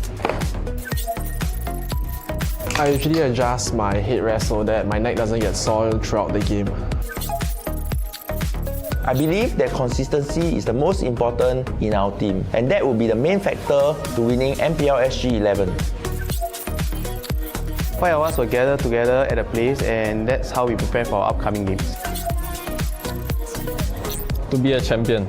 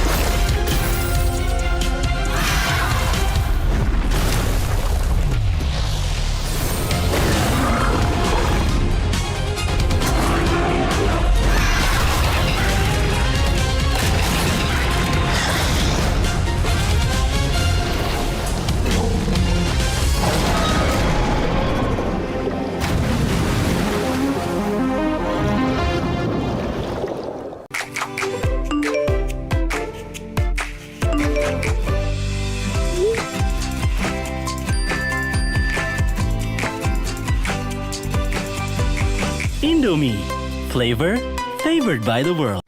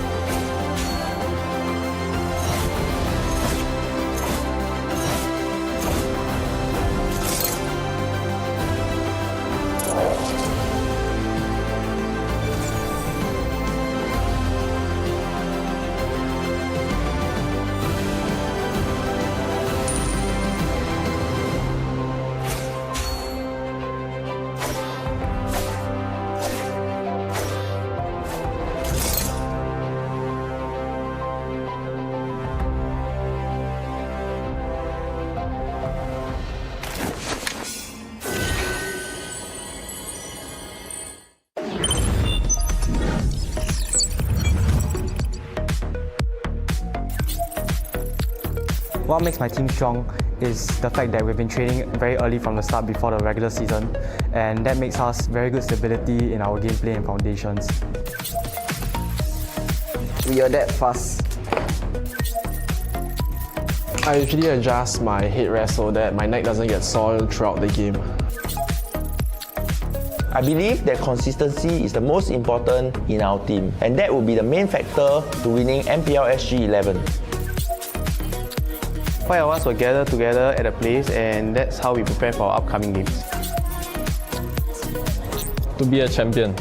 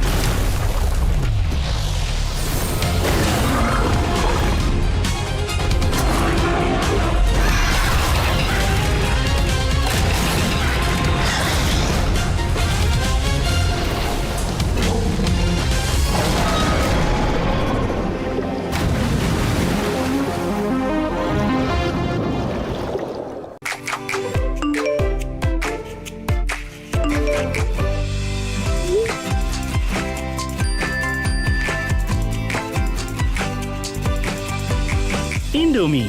Flavor favored by the world.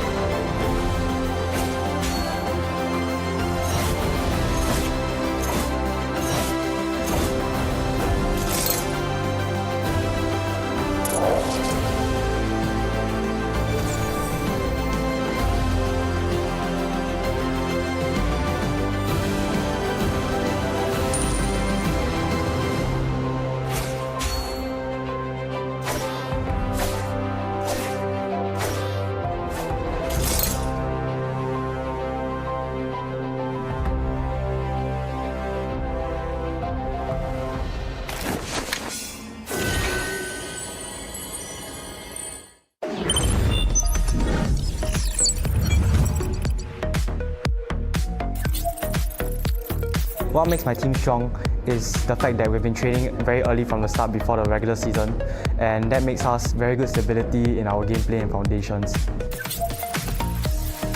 We adapt fast. I usually adjust my headrest so that my neck doesn't get soiled throughout the game. I believe that consistency is the most important in our team, and that will be the main factor to winning MPL SG 11. 5 of us will gather together at a place, and that's how we prepare for our upcoming games. To be a champion.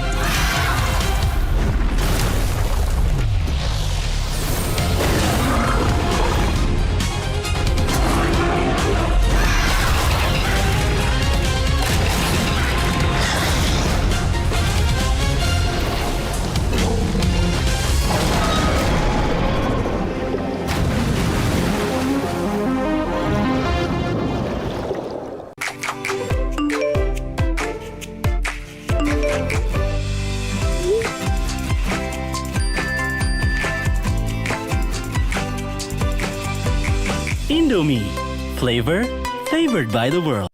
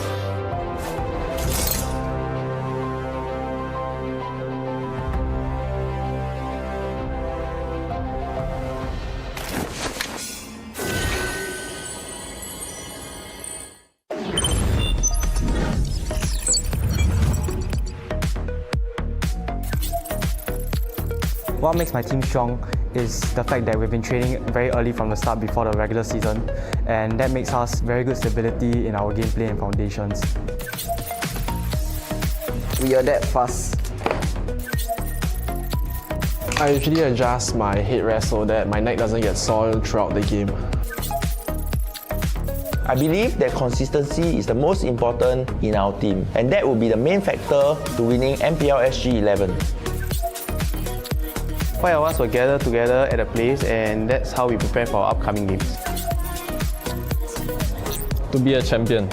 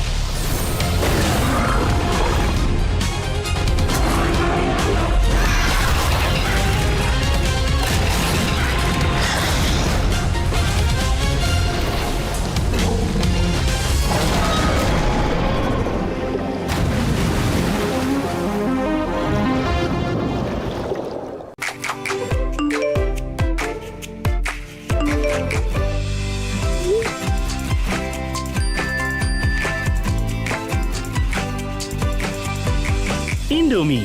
Flavor favored by the world.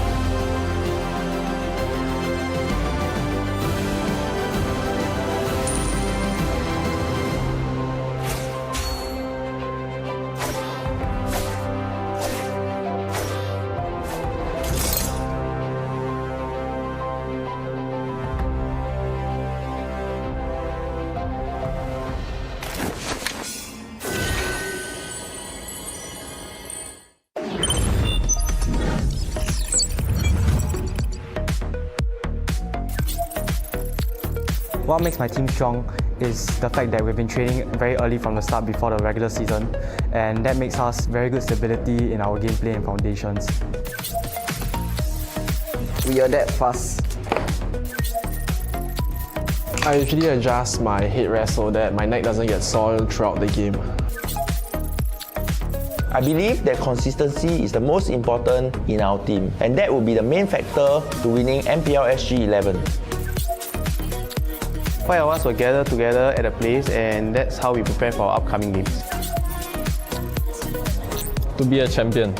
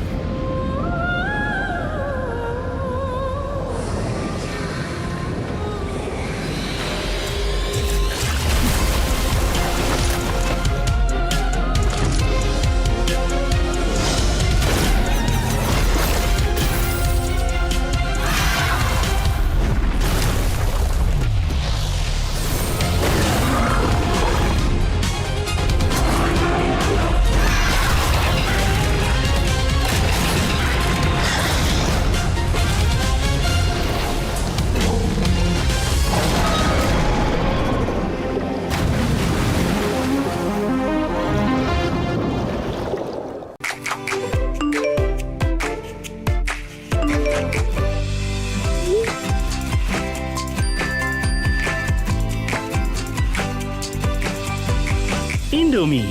Flavor favored by the world.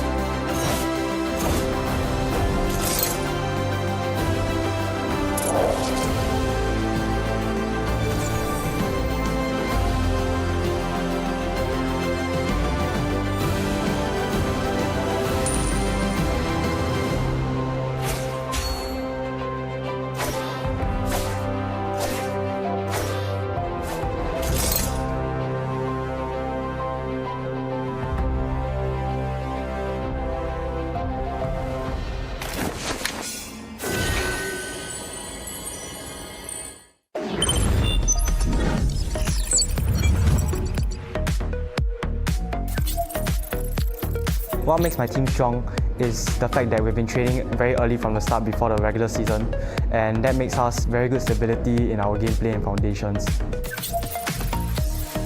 We adapt fast. I usually adjust my headrest so that my neck doesn't get soiled throughout the game. I believe that consistency is the most important in our team, and that will be the main factor to winning MPL SG 11. 5 of us will gather together at a place, and that's how we prepare for our upcoming games. To be a champion.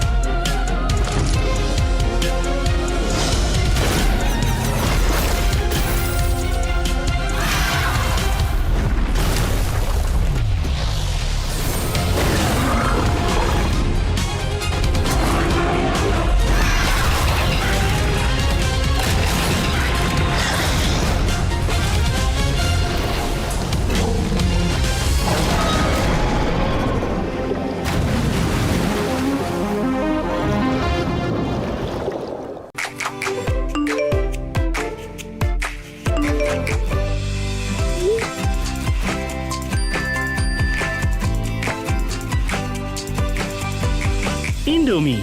Flavor favored by the world.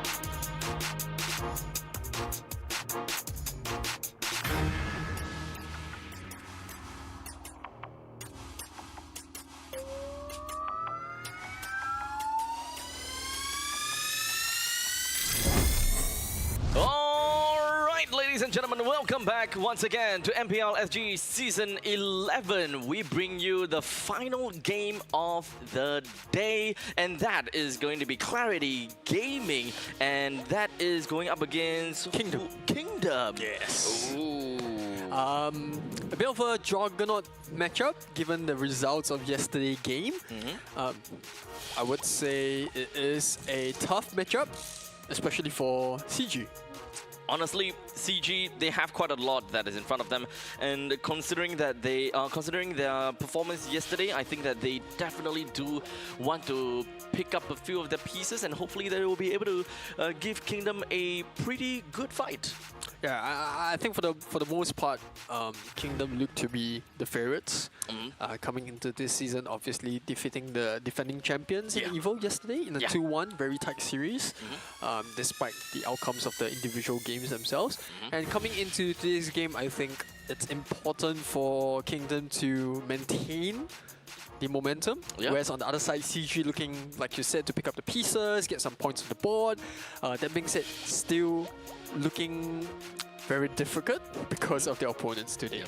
So, without further ado, ladies and gentlemen, we're gonna have to introduce the teams and the players. So, let's take a look at the rundown and the lineup coming in for the first team, Clarity Gaming. Now, we do have Ricky Wurst, Iron Ryan, Ryzen, Renza, and Bun Boy Reborn. The only thing that I would touch on when it comes down to Clarity Gaming is that Bun Boy Reborn is a very aggressive XP laner, so he should really consider which hero he's playing before really going, you know, really deep into, I guess, buy time and, you know, soak in for the team. Yeah, I was quite surprised to see the Sora actually being played. Like not that it's a weak hero, but, you know, being eventually featuring in MPL, right? Because we haven't really been seeing much Sora in the rest of the MPL SG games. It's not like it was even banned out. So looking at how he utilized the Sora on the EXP lane, very promising player. Yep. I honestly just hope that he would, you know, be a bit more timely with some of his jumps. Promising. Promising, yeah. He's promising. But there will definitely be situations, or rather, there will be more area of improvement.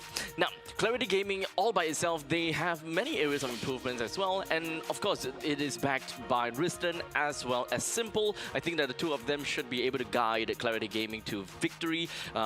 But if whether they will be able to, you know, hold a candle against Kingdom Esports, that will be, you know, we gotta have to wait and see if whether Clarity Gaming did any form of, you know, scrims to allow them to prepare themselves for this upcoming match. Yep. And now coming up against the Juggernaut in Kingdom Esports. Let's take a look at the roster that will be playing in today's game, or at least the first one. There we have it, the veterans in Yon, Lozi, Hate, Vanix, and Array. What a lineup we're looking at. It's always really scary whenever we see, you know, the likes of Vanix, Lozi, and Yon, for example. And you gotta have to agree, right? Vanix have got a lot of experience during his time in Team Flash. So when it comes down to being in Kingdom Esports, he knows exactly when is the time that he gonna pop off. Playstyles very similar with CS, as a matter of fact, and sometimes I would even consider CS and Vanix to be, you know, very equal rivals sometimes. Controversial statement there. Controversial. But definitely non-deniable that the trail of chemistry has been there before, despite them playing in different eras of Flash. That being said, Hit and Array, what were your thoughts on their performance from yesterday's game?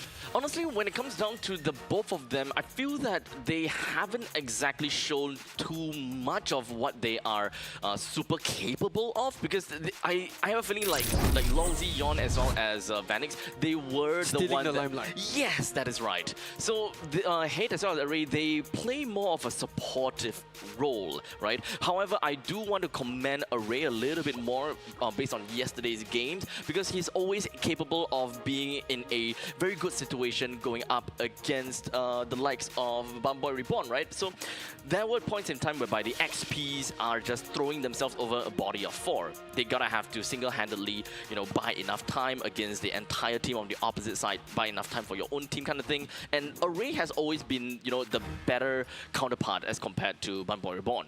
Well, I would say credit to both players for being able to pick up the synergy. It really does feel like they have been playing quite a long time. And a little bit of mixed opinions as to your statement there. I felt like Ray and Hate both kind of showed what they were made of or what they could potentially bring to the team in yesterday's last game when they were playing the Alice and Hate. Obviously, Array playing on the Alice. Very impactful, being able to zone away opponent heroes, had a very good early game. Ending score of 4-1 and 9. I think it really shows, right? If put in the correct situation and the need for him to step up comes along, he is able to pull his own weight. Similar for Hit.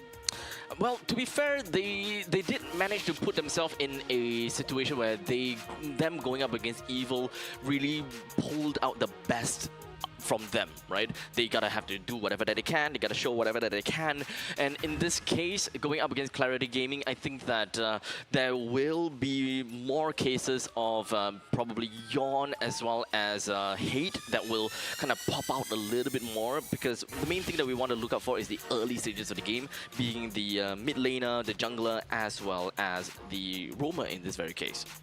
Yeah, and well, we are heading into the first game really soon. Once again, the focal point of not only the big names behind the players, but the big names of the coaches as well. We have Youngin being the coach of Kingdom Esports and his counterpart, Simple, on the side. A little bit of a mentor-mentee mentor-mentee kind of thing. And I'm pretty sure this would be a very good stage and chance for Simple to kind of show what he has learned and evolve his own style, I'm pretty sure, over the years and the seasons, and hopefully be able to step out of his mentor's shadow. Mentor's shadow. So we'll see how that's gonna go with game number 1. Seems like Kingdom Esports is raring to go, and I would like to think that Vanix's hand is still wrapped up, no? Yeah, I think his right hand is still kind of like wrapped up, so there's probably a little bit of a handicap between the gold laners. Maybe? Is it a handicap or a performance enhancer? Right? It goes two ways. Would it be an enhancer? That is the question. But alright, so we've got a draft already. I can already hear Glue. That is going to be the first ban coming in from Kingdom Esports. And so far, it seems like Kingdom Esports, they really love to ban the Glue. So far, all the every single one of the games that they have played, they have banned Glue. And as for the next one is like Marcel as well as Freya. But in this case, I don't think that there is so much priority in banning either one of these two because they're going first pick. So it is more of a ban for Clarity instead.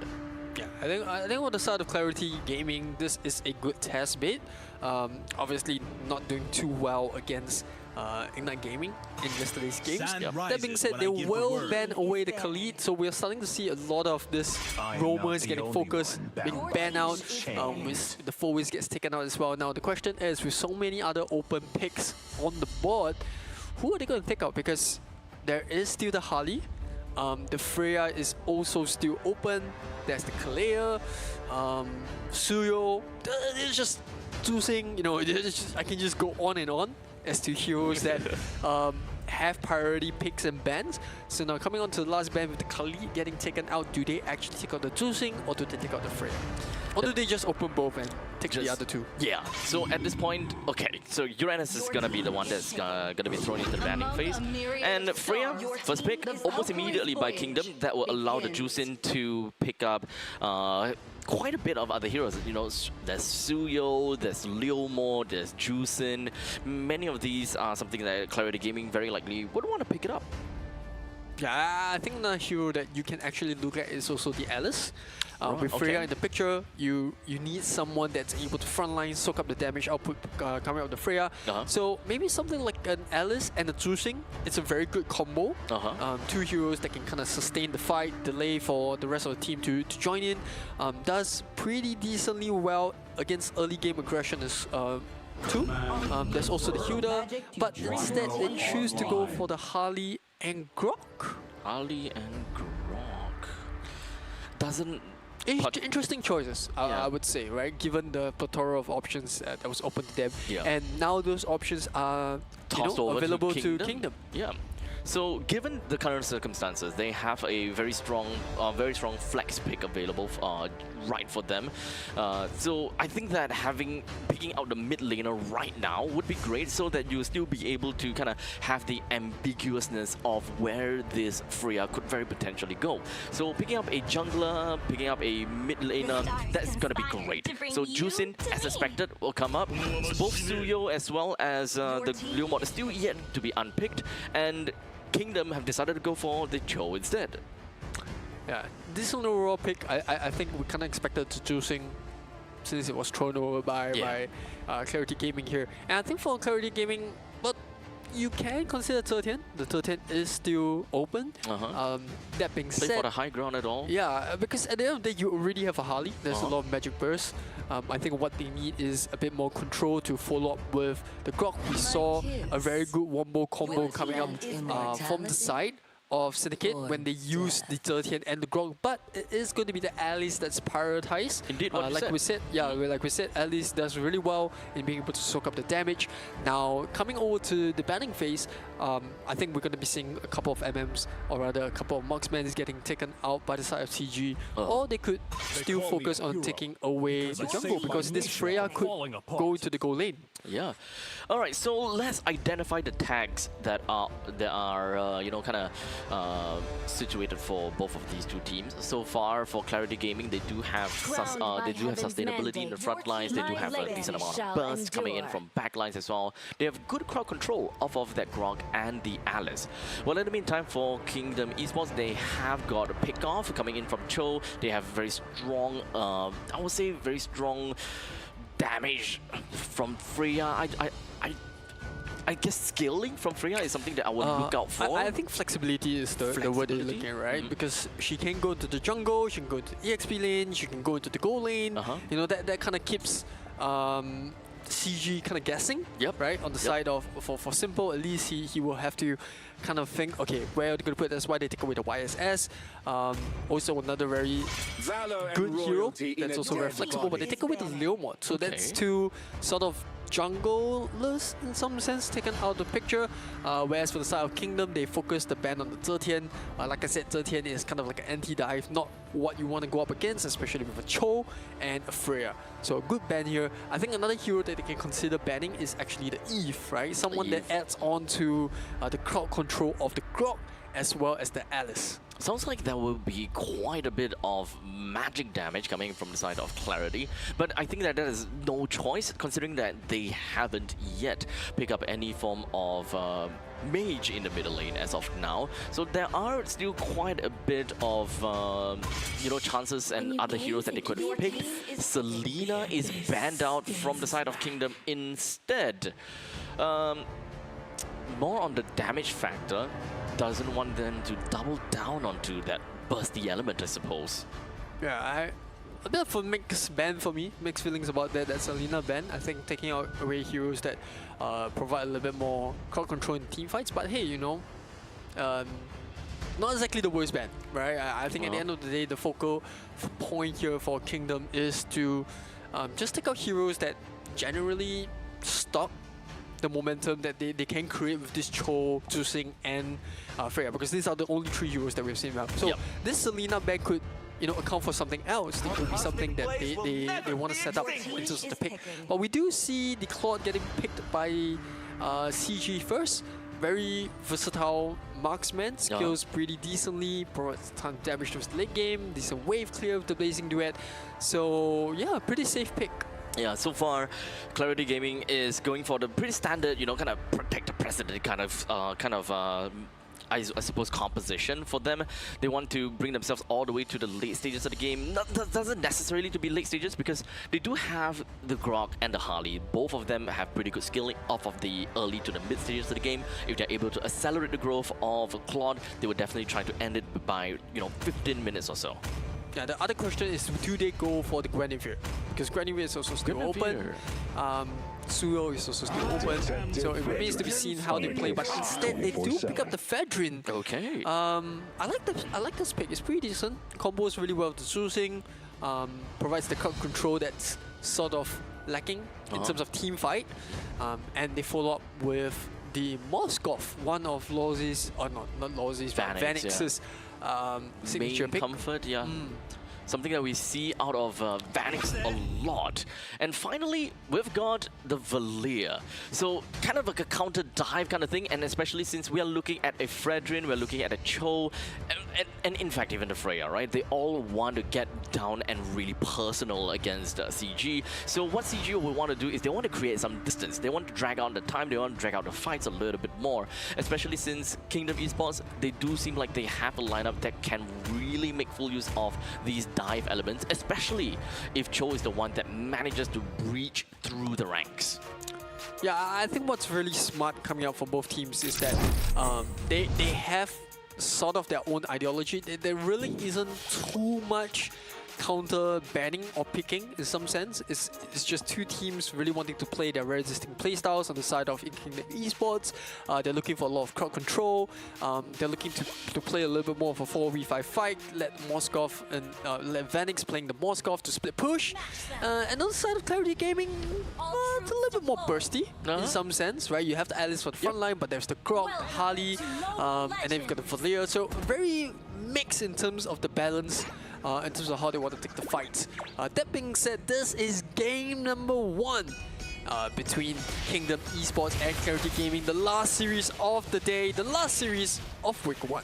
So we'll see how this game is gonna become, because at this point in time we can talk a little bit about the lane priorities and what we can expect out of these two teams. Right off the bat, right, we're already looking at the Freya at the top lane going up against Alice. Alice never ever have a really good time in lane, and as a matter of fact, going up against such a oppressive XP laner of this Freya, but Boy Reborn's not gonna have a really good time. However, they play very different kind of games. Down in the bottom lane, it is a Moskov versus a Claude. Moskov does have a little bit of difficulties when it comes down to the range aspect of things. So if anything, Vanix should be able to get close only with a single jump or blink, and they will always just go back hand in hand, and they will just keep throwing pot shots at one another. Yeah, Vanix just trying to bully with those skills, right? Just trying to chip down the HP, keep Renza on the back foot.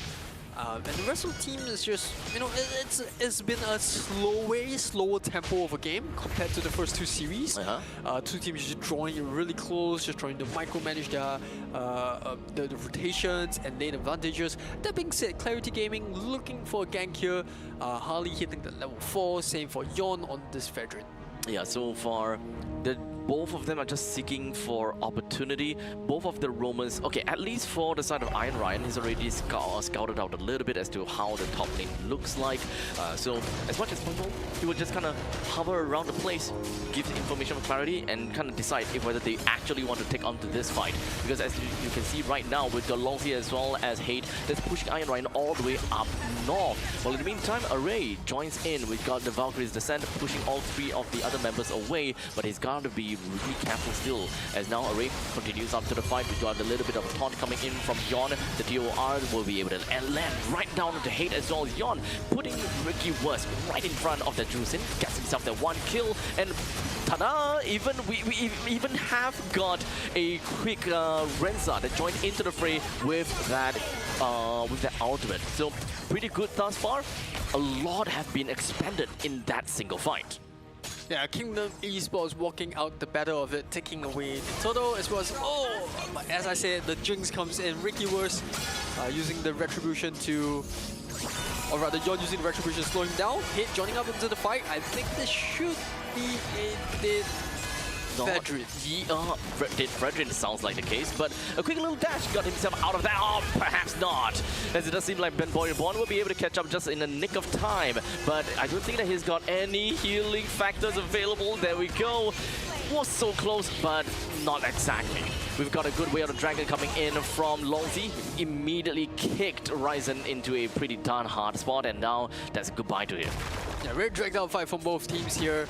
A lot of thick damage coming in for both. Thick damage, right? Thick damage coming out from both. Push and pull. Both the Tusing and the Valier. And you're really starting to see, the struggles that this Fredrin is going to have, especially up against Ryzen and this Valier, where he's just going to be constantly stunned up with the Burst Fireball. And Yeah, I think Bombo Reborn did really well there. Yeah. Bombo Reborn coming into the back line, stunning, getting rather a Q there, sucking up the damage, landing out the ultimate onto 3 heroes, setting up the fight for the rest of Clarity Gaming. A lot more in his element now that he's playing Alice. So far, his 2 Alice games were actually pretty good. So I'll definitely give it over to Clarity Gaming at this point in time.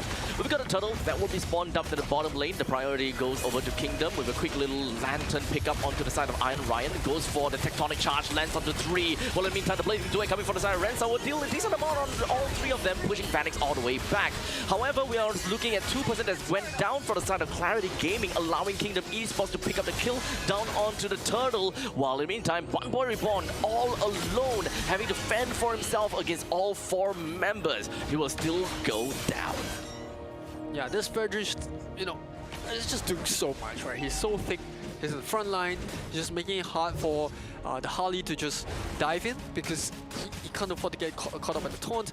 I think secondly, the introduction of, rather the pick coming up from Array on this Freya just gives Kingdom Esports so much freedom because she has so much burst, she's tanky in her own rights, and the amount of damage you know, that she can just dive in the backline with the ultimate just puts so much threats towards Clarity Gaming.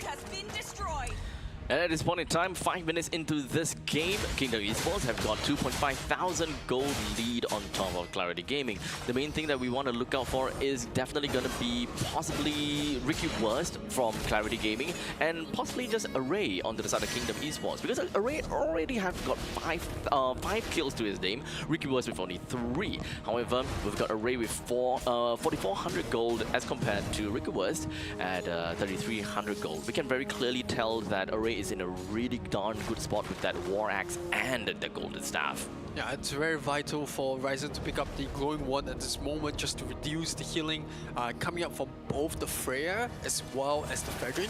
So that is going to be one key item that Clarity Gaming need to pick up ASAP before those team fight happens. Perhaps we'll be able to see a little bit more coming out of Kingdom, since they know that Array is more or less online, right? He's got quite a bit of damage in his kit already, while most of the members from the side of Clarity, when it comes down to the tank, Iron Ryan, and as well as Bunboy Reborn, they are not exactly geared very well against Array as of now. So they will take whatever advantage that they have, they will take whatever turtle that they can, put themselves with a little bit of priority. But here we go, TOR with that flicker as well, lands on the 2. The rest of the fight was just going to be erupting as members from the side of Kingdom Esports are just going to be putting themselves right in the face of Clarity Gaming, and now Longzy as well as Yon finds himself right in the face of Renza, ensuring that he would not be able to run away, and indeed they will be able to get that kill. Hate finds himself a kill down over to Ryzen, but he trades himself out as well. Vanix move on forward, gets a kill, and I think that was a double kill for the side of Vanix. Yeah, a lot of burst damage coming from Kingdom like we mentioned, and that kind of shuts down how Clarity Gaming really wants to take this fight. The whole point of picking up the Valir is to just control and push this Fredrin away from the fight, but we saw Array just diving into the backline using the ultimate and zoning away members of Clarity Gaming from joining into the setup made by Bunboy Reborn. So this Alice, more often than not, has been finding himself or herself, depending on the hero the player look at, isolated from the rest of the team, and this is just really smart engagements coming from Kingdom Esports. Now here we have already with Kingdom Esports putting themselves right in the face of Clarity Gaming and trying to take quite a bit of control over the opponent's jungle. They had already managed to bring down the T2 turret down in the bottom lane even without the help of the upcoming Lord, which will be spawning in for 50 seconds. Clarity Gaming just holding their best, just trying to manage the waves, just trying to not lose too much. I think they had a pretty decent early game. You know, Ricky Wurst, he still has targets on the board and he can go for it. He can fight Vanix in the off rotation, try to catch them out, while Renza, unfortunately, unable to get out of range of Array's Freya.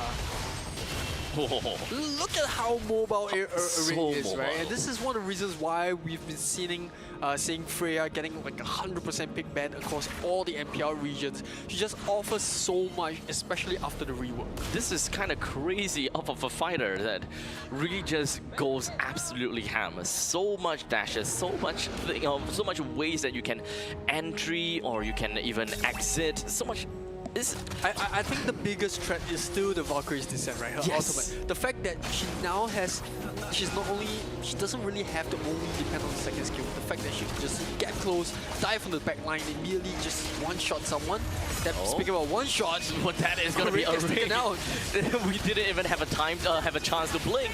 But while Array went down, Kingdom Esports focused on getting themselves the Lord. But unfortunately, it seems like they are the entire team is crumbling down because Yawn as well as Hate, they are currently grasping at straws and about to go down. Vanix no longer have any front line to rely on to, and the only thing that he can work with is possibly just clear out the middle wave as much as possible. However, eating a little bit too much, the Deadly Magic will climb onto him, but he hits the units and gets a bit of a lifesteal down. However, he still went down to Ricky Wurst. Yeah, this is exactly what Clarity Gaming was looking for, and the whole catalyst for that fight, right? The reason why they won that fight was, yes, they lost a lot, but they managed to get Array off the board. And it's always about this, it was always going to be about this Freya. If they can get the Freya out, or maybe, like I said, find a gank on Vanix, those are two huge targets they need to take out of the picture. Once one of those two go out, that gives more freedom for Clarity Gaming to, you know, take the fight and drag it out with this Alice and the Grok. Probably the biggest objective fight for the side of Clarity Gaming, considering that they managed to bring down both of the main anchors of Kingdom, right? Both the Freya as well as the Moskov in this very case. So taking this lot down shouldn't be too difficult. They should still also be able to hold out all three of their inhibitor turrets. And as a bonus, if they're able to even hold out the T2s, that's even better. Yeah, excellent wave management now. Kingdom Esports hitting a bit of a wall.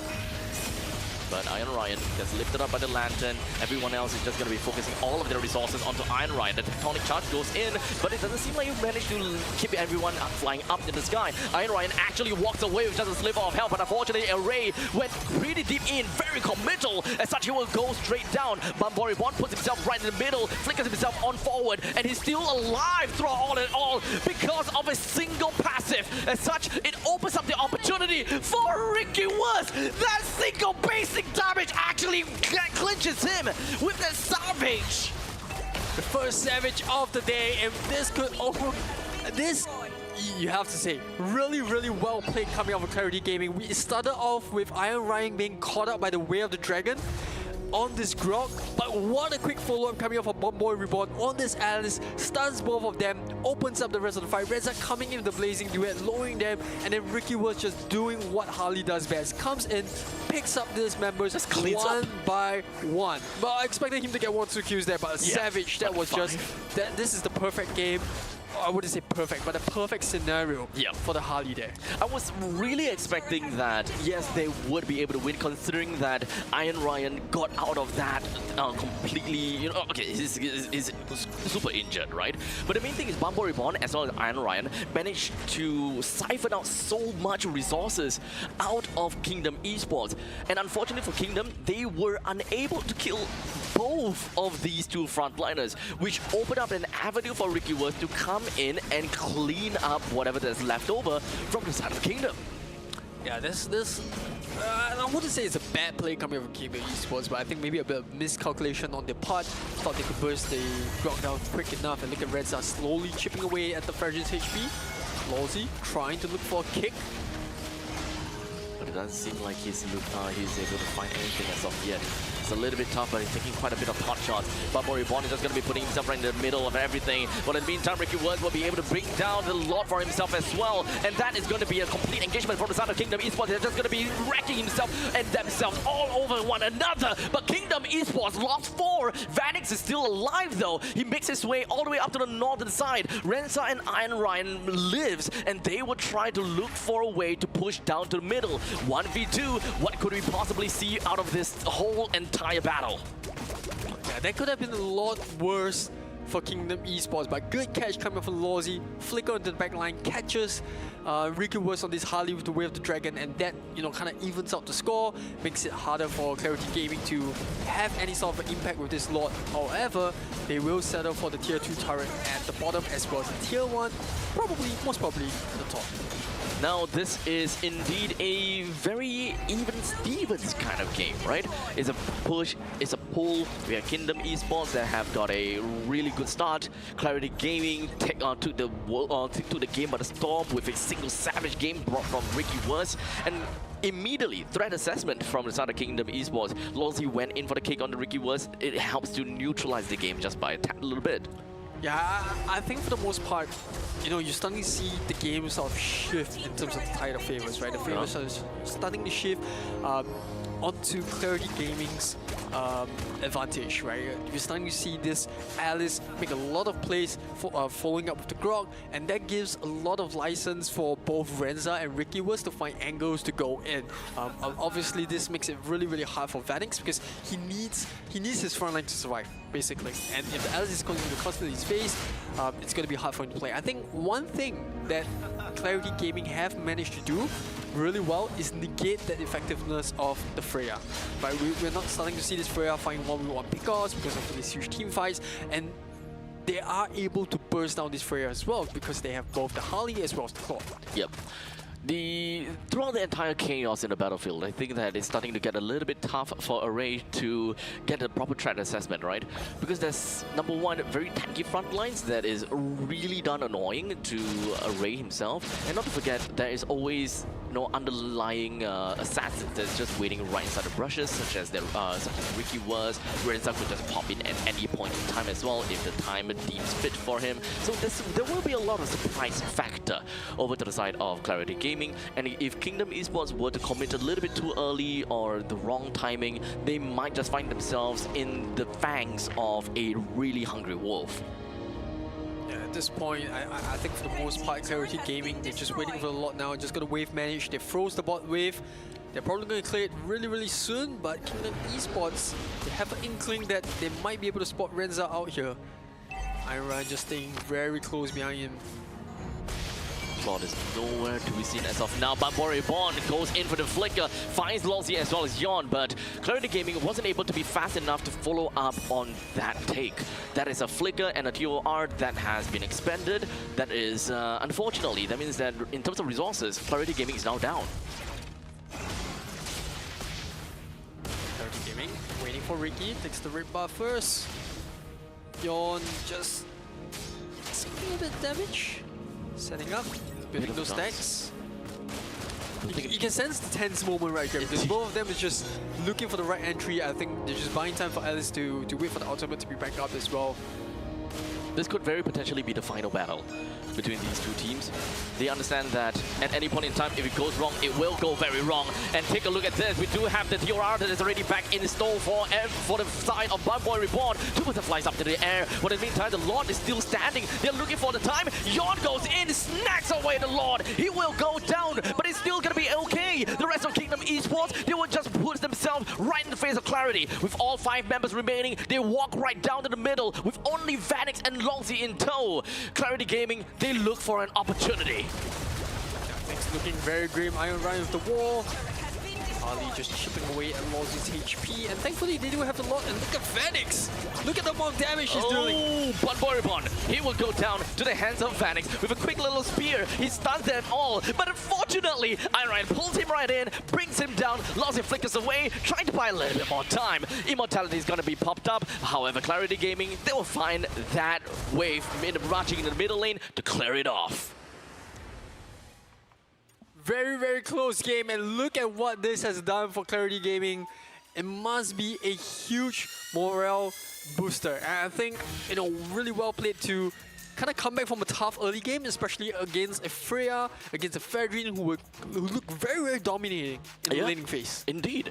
In fact, all signs were just pointing over to Kingdom Esports for having a really good game, right? In terms of the draft, honestly, I don't see anything wrong with the draft at all. In fact, I kind of do like their draft, the way that it's supposed to scale in terms of the tempo. They've got everything in store for themselves.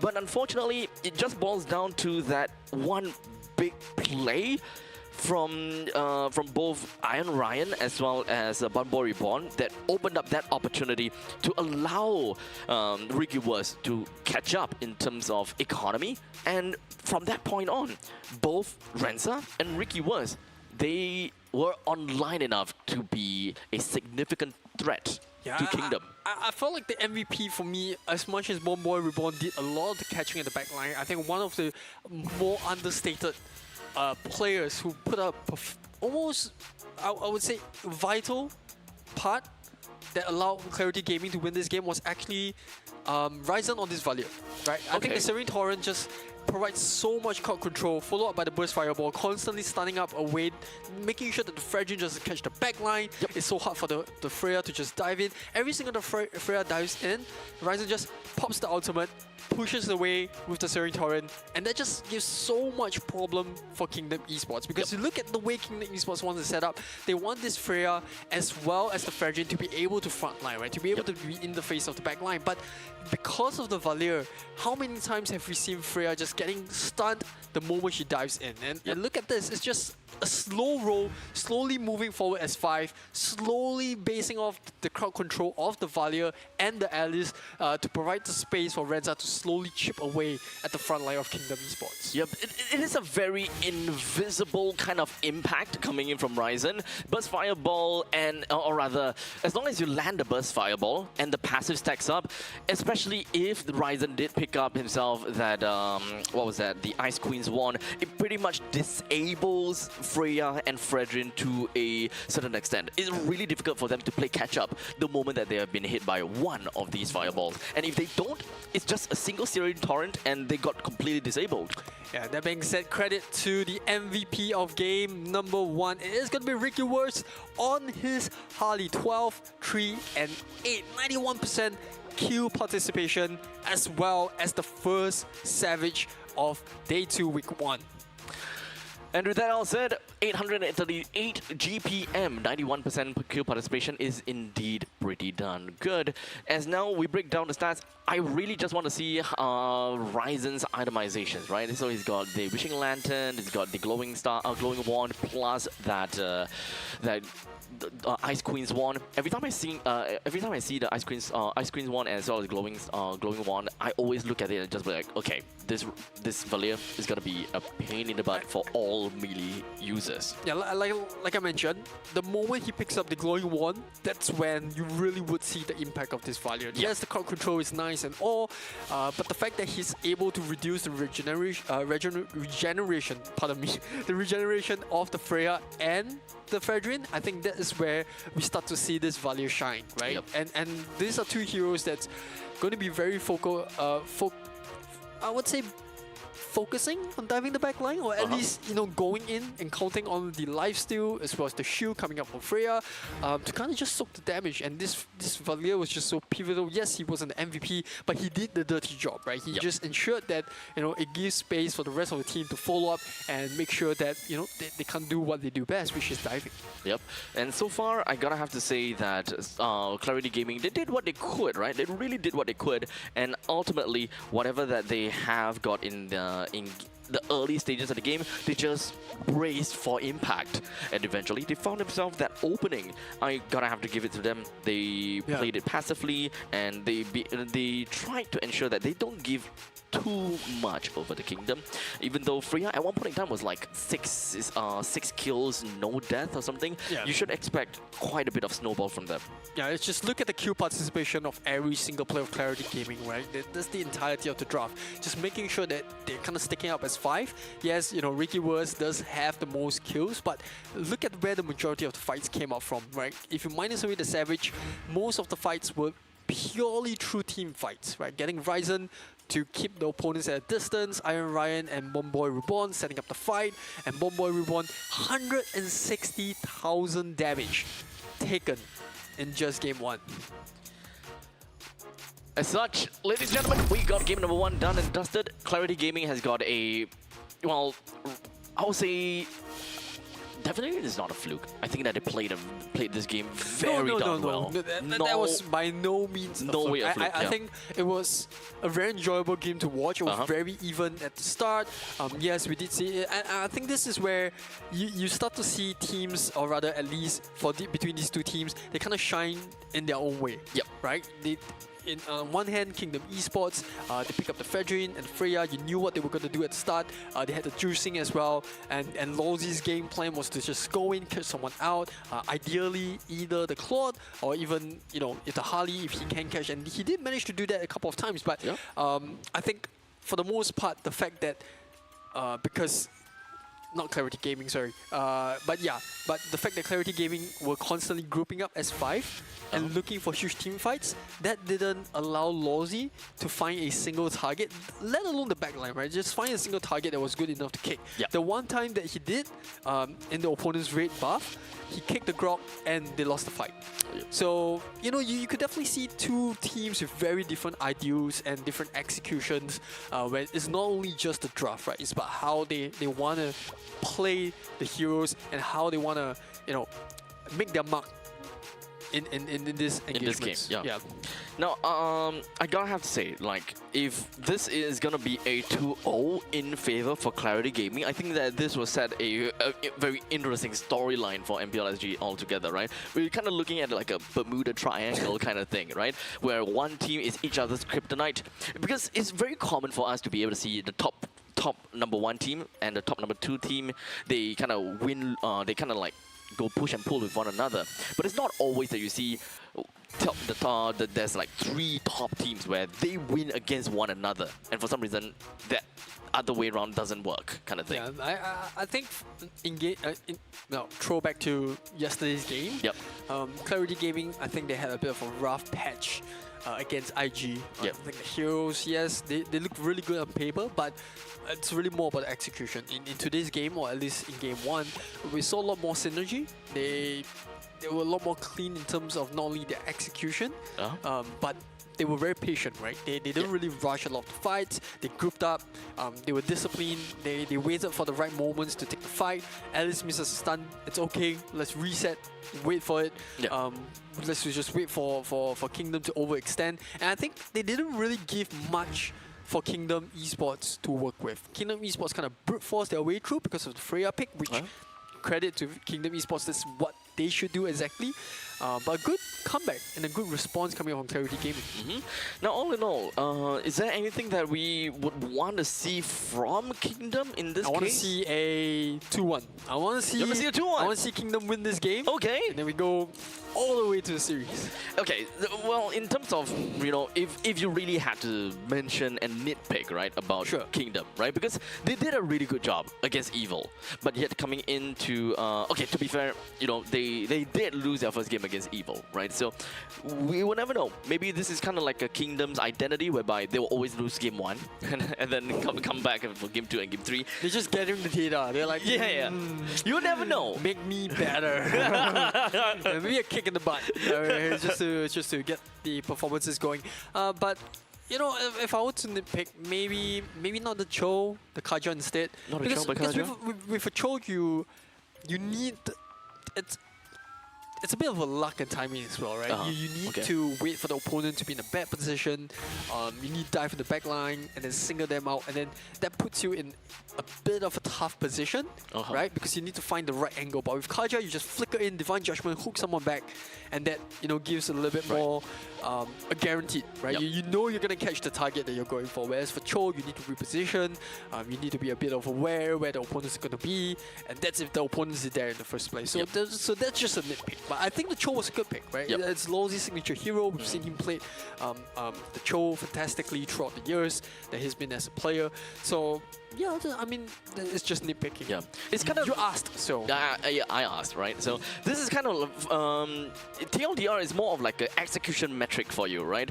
It's more about is it easier to execute, because there is always this metric, right? True. I don't think there was anything wrong with the draft per se. Like, I think draft-wise, both teams did really well. Like I said, the moment the draft completed, it was like you could see two teams with very different ideals, and to a certain extent, different kind of execution as to how they want to take the team fight. Both did really, really well. It's just, CG found the better moments, and they came back from a losing. I wouldn't say losing, but technically they were losing. Yeah, a losing start. They were losing. In some sense, right? Yeah, that single moment. I think the turnaround was definitely the part when they got wiped out, or rather, The kingdom got wiped out, right? Yeah, not wiped out, but I think 4 of their members died when they were chasing, when they kicked the Grok, right? And then Bomber Reborn came in, gets the stun in, that the rest of the teams follow up. And Right. They were trying to brute force their way onto the Grok, and unfortunately, somehow, one way or another, Grok manages to walk out of it alive. Bumbo Reborn came into the rescue, a quick little reinforcement, and now everyone shifted their gears over to the Alice, thinking that, hey, Grok is dead, probably because of the pandemonium that's going on. Too much things is going on. So once one person is done, we go on to the next. We go on to the Alice, and that means that it's potentially a 4v5 from this point on. With so much of that adrenaline ongoing, they failed to look at the bigger picture, where Grok is not dead, but Reborn could run away, and indeed he did. And now they have expended all their resources onto 2 players that did not die. Yeah, but it's always on hindsight, right? On hindsight, yes. That's a fair assessment. But on the flip side, you know, if you were in Kingdom shoes, you know, you're way ahead. I would do exactly what they did, to be honest. You're so way ahead in terms of farm. You know, you're feeling confident. You're taking objectives all over the map, and you've got 5 members on the Grok. You would expect them to kill. Yes. Right, to get the Grok. Exactly. And you have a Freya and a Moskov. Yeah. Why wouldn't you? And this is why it just highlights the draft even more. It's very fantastic pickup of the Valeria. Yep. And I think they just executed. Both sides executed pretty well. I mean, different points of the game. Everything points towards the victory of Kingdom in that very specific spot. You were in the opponent's jungle. You were oppressive. You did what you needed to as a Freya, as a team that wants to play a more divey kind of game, because you have Fredrin, you have Cho, you have the Juicin. In that choke point, that is in most situations and in most cases, you get the kill. And now heading into the draft of the second game, CG going to be starting out the draft by banning away the Marcel and the Phobius. Kingdom Esports taking away the Fanny and the Glue. Interesting ban on the Fanny. I don't think we've seen IG play the Fanny just yet. Or rather CG played the Fanny just yet. Ricky was, huh? I think that they... Well, that being said, IG did ban away the Fanny in yesterday's game, both games against so they know something, CG. right? So they know something. Probably it's a respect ban. Yep. All right, so not too surprising. As a matter of fact, I mean, we have seen Ricky Wurst played some pretty nutty junglers so far. So even probably a respect ban against Ricky Wurst. Yeah. So honestly, I wouldn't be too surprised if we will start to see a little bit more, such as a Harley ban, a Suyo, or a Leomord. But however, there's just way too many junglers that we need to look out for. Yeah, I think they do take away the Freya here. Harley. No, they instead take away the Harley. Yeah, I mean, Freya did. They did lose, even though they got the Freya. But I don't think that drops Freya's value in the game. I don't think that Freya is the problem. We saw.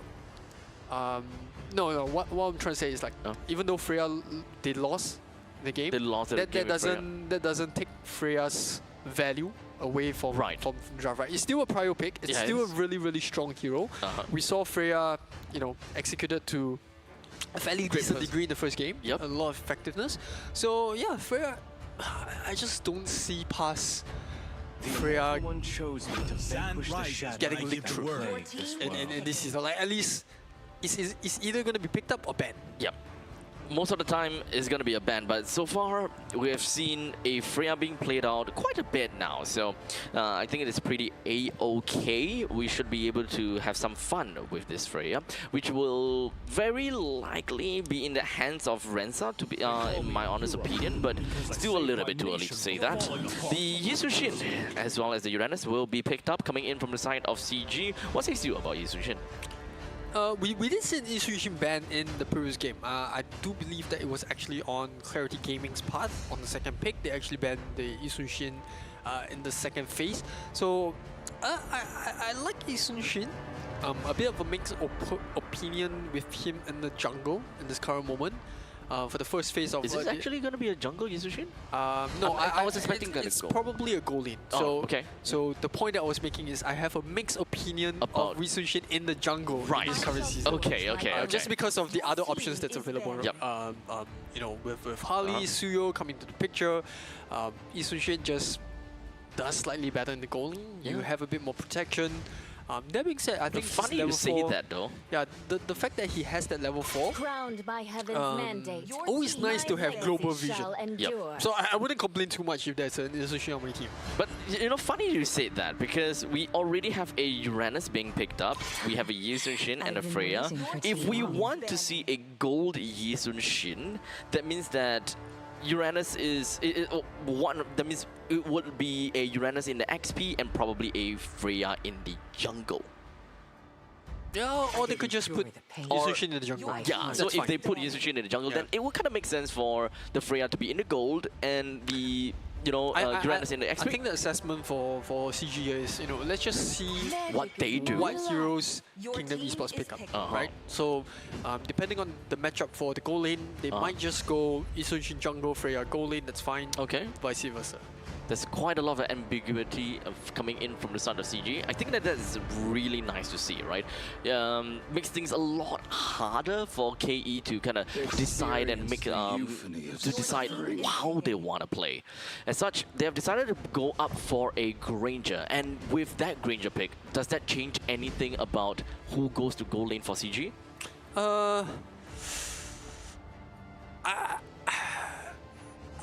It's hard to say. I think Freya in the goal lane might just do... No, I think the Isushin in the goal lane does slightly better against the Granger, just because of the range. Just right? because of the range, okay? But on the flip side, you know, Granger at level 1 against a Freya at level 1, you tend to give Freya the advantage. Yeah, but that advantage only lingers until what, level 4, level 5-ish?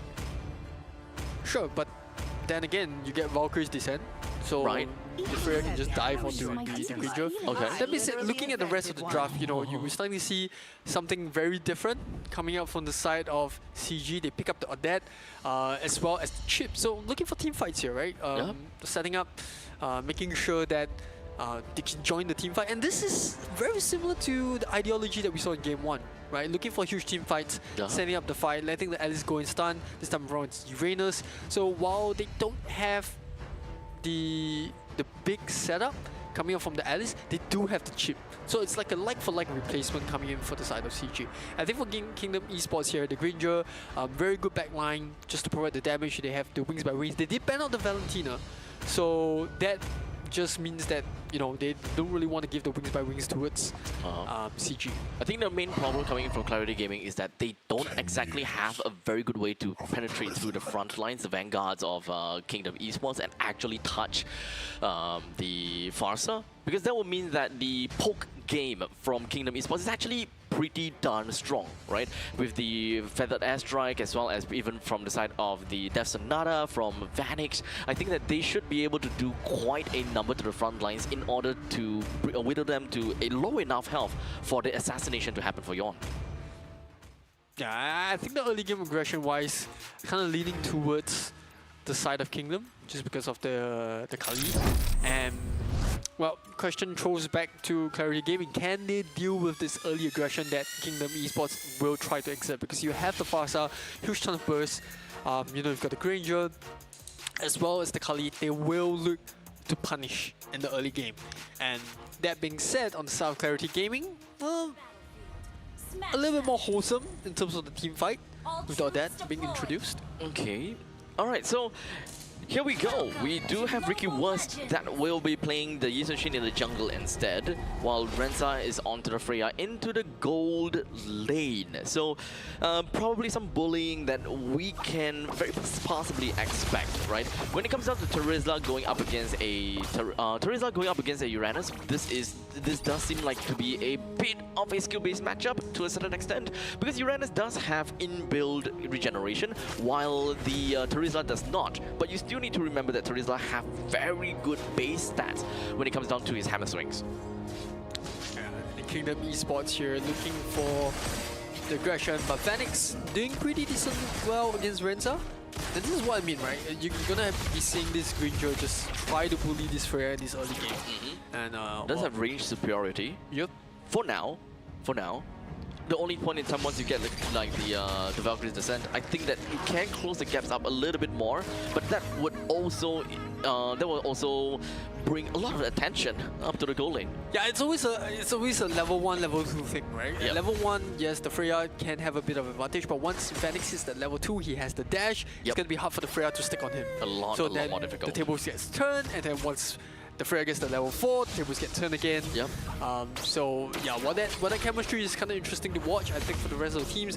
Like I said, once again, very different pacing of game as compared to the rest of the series. Game 2, similar to Game 1, very slow at the start, a lot of caution, you know, both teams not really wanting to overcommit. Kind of information gathering kind of thing, kind of test distance in a boxing match kind of situation, right? So Kingdom Esports and Clarity Gaming right now, they're just looking for the right opportunity to remotely do anything of the sorts. We also don't have the Uranus to try to be very bold in these proxying situations, so they're going to be focusing onto the turtles probably, or rather objectives probably a little bit more. And the question is, can they buy enough time for this ship to hit the level 4? But it looks like Clarity Gaming won't be waiting. They're immediately starting onto the Lord. Pops the ultimate there, spots the members in. And seems as though Longsi is not going to be great. He flickered himself right out only to find himself right underneath of Rensa. As such, the rest of the members from Clarity Gaming, they will literally collapse themselves down onto that 3 members of Kingdom. Hunter Strike getting picked up by Vanix, key item, but it is Clarity Gaming that has advantage. Iron Ride diving in the backline, the ultimate comes in, the rest of the team just bursts Vanix down, and Lozi with the Sand Guard, but a little bit too late. Yeah, that's unfortunate. But it does seem as though that Lozi as well as Hate, they might want to look at a little bit more out of this. They get the kill down onto Rensa, that's great. Almost one onto Iron Ryan, but he did manage to force him to go for the flicker. Yeah, Flicker Burn, they pick up the Freya as well, so a little bit of a consolation. Yeah, I do think that Esports. it's a fair trade, right? It's still very early into the game, despite the fact that Clarity has a total of 4 kills to their name, 2 to Ricky Wurst, and 1 to Renza, 1 to Iron Ryan. It's still early, things will change. But unfortunately, with the Swan Song coming out, it does seem as though that Clarity Gaming would have a slightly better time. Yeah, at this point, Clarity Gaming is just taking no nonsense on the side of Kingdom Esports. Whoever gets caught up by the Blue Nova of the Odette, just pops the Swan Song, immediately deletes them, and now the question begins, right? How is Clarity Gaming going to be breaking into the bases? And my guess would be more of just playing on the ship. We shall see. As now the shortcut is just going to be popped right out. Vanix finds himself in a really tough spot. But here comes a raid as they are going in one after another into the fangs of the hungry wolf. A bit of odd engagement coming from Kingdom Esports, right? It started with them finding Vanix isolated, and then after that it was Array going in, and then Longsi wants to help. Well. Brotherhood. That's not great. It's the Brotherhood. You die, I die, everybody die. This is... Well, I think Clarity Gaming could ask for a better early game in Game 2 itself. And once again, you know, the scaling of the Isushin is starting to show through. It is currently 1,000 gold lead though, in terms of the grand economical standing. But here we go, it does seem like Hate immediately lost his feathered airstrike.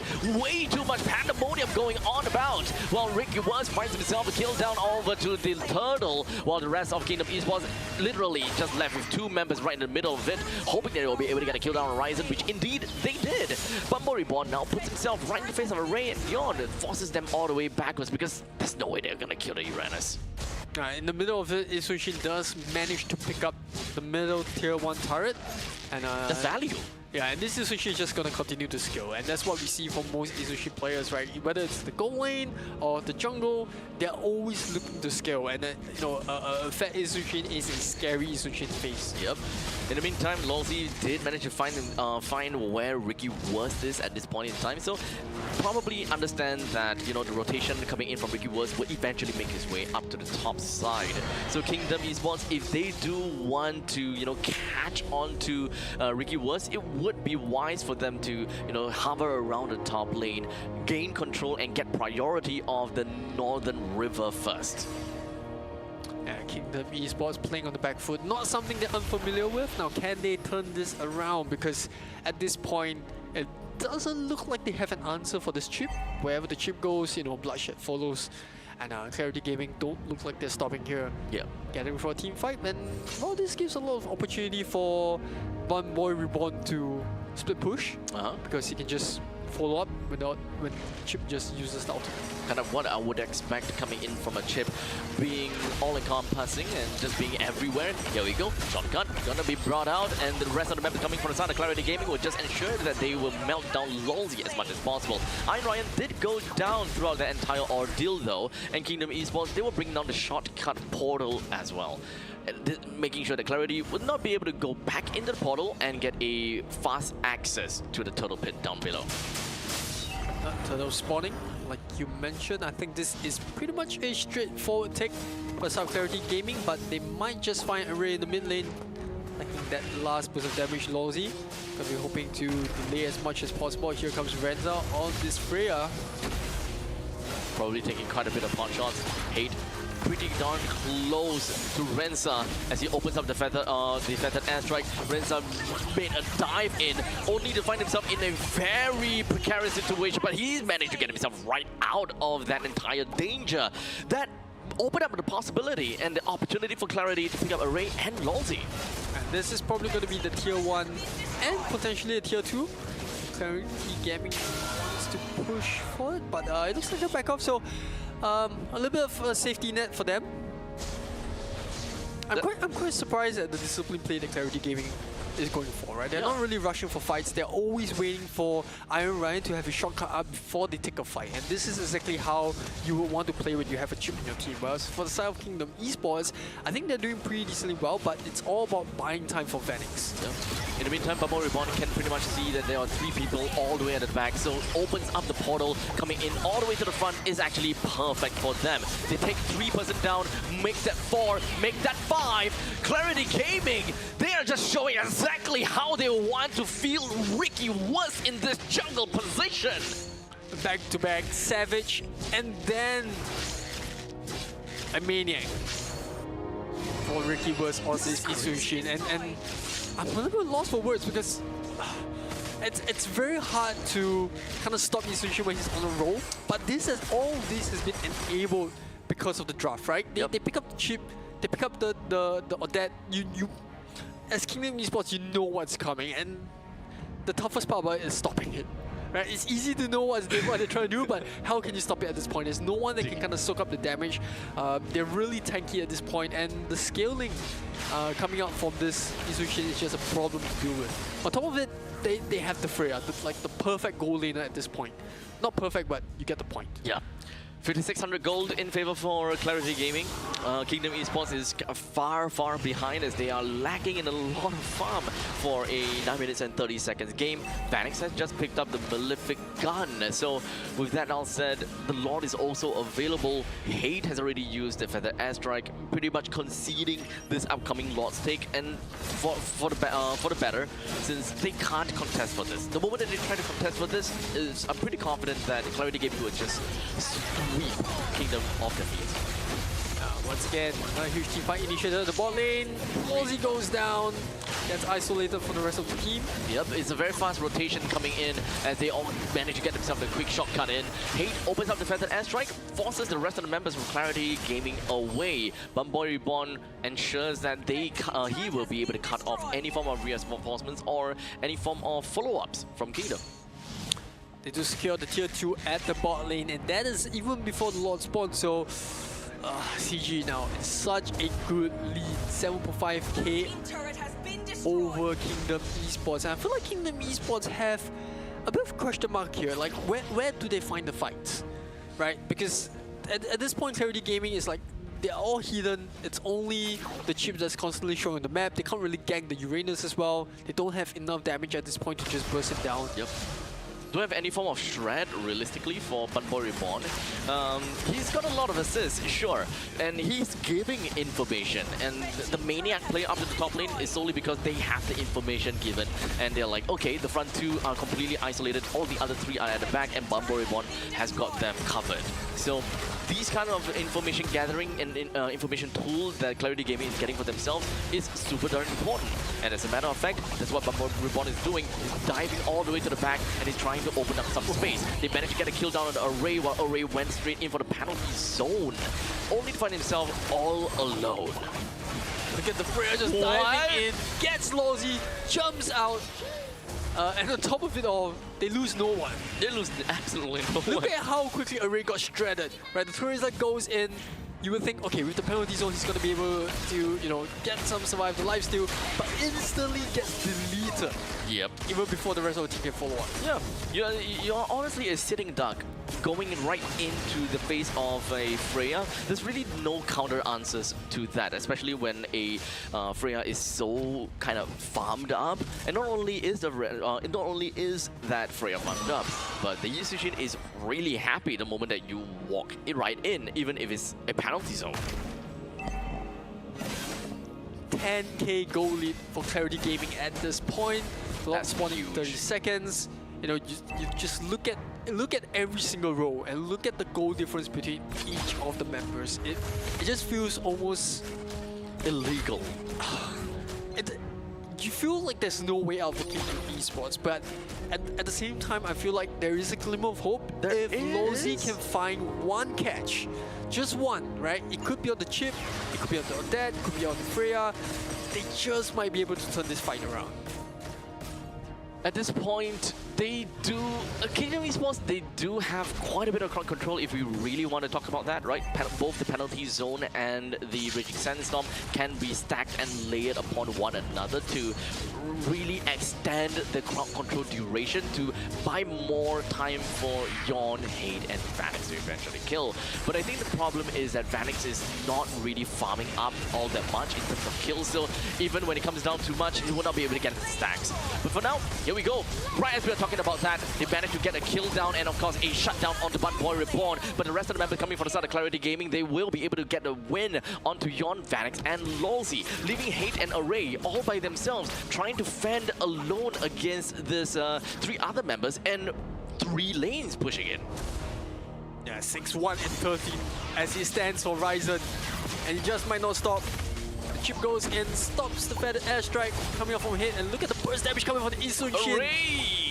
I'm not too sure about that, but hey, at least they managed to bring 2 person down, and of course, rather 1 person down, and a single immortality. The shortcut pops up, but no one. Okay, there we go. Renza comes in. Oh, this is a good shortcut. This is such a good shortcut.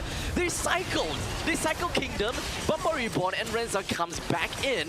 This is inhibitor turrets that have went down the top lane and the middle lane, and perhaps even the bottom lane. Honestly, a bit of a greedy play coming from Clarity Gaming, right? They didn't really have to dive the tier 3 there, but they did. But to be fair though, they did not need to dive, but this is peak moment of when aura they farming. needed. It's all about aura farming. I wouldn't call it aura farm. Okay, technically they did, right? Technically they did. But we're gonna dive because we can. Yeah, they're gonna dive because they can. And just so happened that Bunboy Reborn and Renza came up, they can actually kind of get a little bit more out of that team fight. Because if they're able to get a Barren Wasteland over to Kingdom Esports, then the game is 90% theirs. Well, tier 3 in the middle as well as the bot lane. Yep. So it's not like they It's dive super for nothing. value. It's super value, right? No? I don't think they needed to dive for that. I think without diving, they would have gotten the tier 3 in the middle of the bot as well. Okay. There was 3 members down on the side of Kingdom Esports. You know, rest of members are coming up. The shortcut comes in, immediately gets 4 members stunned up. And look at Renza just going to town, diving on the back line. The Valkyrie descent being very effective to take away Lawsy. And now just one last member will make that none. And looks like Clarity Gaming, what an upset! Oh They pulled my off after day goodness. 1, and it's a 2-0 by the side of CG. A 2-0 against KE? Now that is not the... This is not a result that I came in here But to be fair, expecting. Lowzy did say, you know, we had a bit of a, we rubbed shoulders before the game happened, and he did say, it's either going to be a 2-0 or 0-2 day today. And he lived up to it. Okay. He was right. He was right. Yeah. Oh man, okay. So everything is all on to Lowzy, huh? Well, he did say it's a 2-0 or 0-2, so it just didn't really go the way as intended, right? But it was 0-2. So now coming over to game 2, the highlight, look at it. They simplified the draft, right? I think that was really smart coming from Clarity Gaming. I think Kingdom Esports did their best, but you know, the chip and the burst damage, it's the old school wombo combo. Yep. Right? And I didn't think that it would work out, to be fairly honest. I was really doubting that Odette, because I don't see it all that much, but to be fair, I know how annoying a Odette really is during ranked play, but that's pretty much all. No, it's really because of the chip, right? It's really it used to be because of Johnson in the past, and now it's the chip. Now it's the chip. Okay. Man. I gotta have to congratulate Clarity Gaming altogether, right? This is a pretty nutty draft. They managed to play it to perfection. They were really aggressive. They were really hungry. And they did whatever they could to get themselves this 2-0. This is a well-deserved victory. Yeah, I mean, at the end, it was just Slaughterhouse, right? Just powering their way through it because they can. Just because they can, yeah. The shortcut stuns 3 members, summons in the rest of the team. Valkyrie Descent coming in from the Freya, jumps to the back line. There's really nothing much that they could have done. And Ricky was picking up his second MVP of the day. 12, 1, and 14. A maniac. Could have been a Savage. Yep. Could have been a double Savage back-to-back games. Yep. But it wasn't his. And that's why the GOAT is Luxionstein. Of Savage in playoffs, back-to-back. The only player to do it. Wait, really? Yeah. When was that? I think it was back in season... Maybe season 7? 8? Yeah, the only player to have Savage in playoffs. Man, I can't remember. He's the GOAT. Man, I can't remember that. You can't forget about the GOAT. I can't remember that anymore. But now coming to the present day, Clarity Gaming completing the full series 2-0, walks away with 3 points, reversing the fortunes from day 1. And who better to do it against than Kingdom Esports? And let's not forget, and let me just remind everyone that Kingdom Esports is the one that drew a victory in their bracket, in their game against Evil. So you know how everyone loves to kind of theorize about how the matchup is like. If Kingdom wins against Evil, then obviously Kingdom is the top is a top dog. But now that Clarity Gaming won against Kingdom Esports, it will feel as though that Clarity Gaming is the top dog. But we also need to remember that Ignite Gaming won against Clarity Gaming in a 2-0 fashion. So where exactly is that score? How exactly does that scoreboard look like? What is the real power levels of all of these teams? Because to be fair, we are only in week 1. Some of these teams may still be experimenting, and some of these teams may be giving their absolute all. We don't know. I feel like when the timeline is so short and there's so little bit games to be played, you gotta give your all from the start. Every game you just throw everything at the wall and see what sticks. You don't really have the luxury the bandwidth, to... right? The luxury and the bandwidth to reserve, hold your cards. You may do so if it's like a double elimination, upper bracket, lower bracket, but in a situation like this where you've really only got 2 weeks, you don't hold back. You get every point that you can. And I think for Clarity Gaming, day 1 might have been bad, but what mental strength and fortitude they could have shown they did in today's game, and well, all credit to the boys. This is kind of like a just go and do whatever that they can kind of situation for the side of Clarity Gaming. And congratulations to them once again. Big plays, big games, and I am... how can I say this? I'm thrilled and entertained from today's matches. Yeah, not gonna lie. I had an eye-opener, right? I saw an Atlas. You see a Dyrov? I saw Dyrovs. I saw in this case, an Odette? Yeah, but Odette wasn't really a surprise. It was more of how simple they kept it, right? Like Clarity Gaming, no complexity, just Odette, chip, and just go for it. Yep. So with that all said, ladies and gentlemen, what we have here is the team standings of the regular seasons after week 1.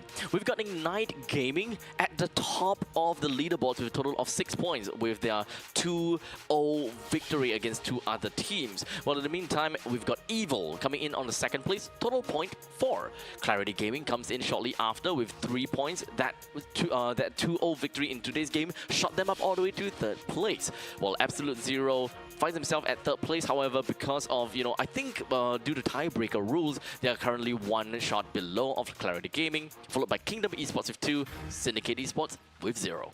Yeah, and look at how quickly, the fortune kind of tides around, right? At one point, we were like, wow, Kingdom Esports winning Evo, 2-1, yes, very close, but a 2-0 defeat by Clarity Gaming, or, a victory from Clarity Gaming kind of just pushes them to 2nd last at the bottom table. Yeah, they were number 1 yesterday, right? Just because of the fact that they won against Evil. But it was a 2-1, right? So it was right? like 2 points. Yeah, it was 2 points, not 1st place, sorry. But it more or less give us a good enough idea where Kingdom Esports really is.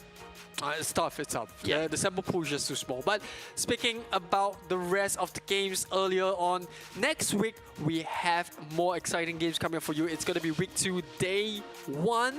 Kicking off that day, we have Syndicate Esports against Clarity Gaming, which we saw had a near perfect game in game 2. Very good game 1 performance to come back from a losing start as well.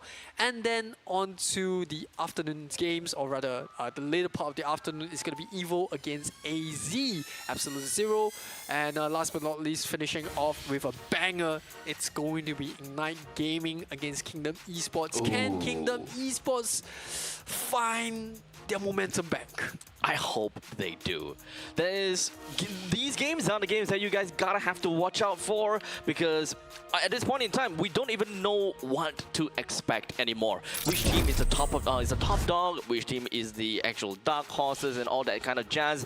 You guys gotta have to tune in to find out for next week. Do remember that MPL SG Season 11 will be with you for the next few weeks in the month of May, and of course, when it comes down to the playoff schedule, that will be happening on the 1st week of June.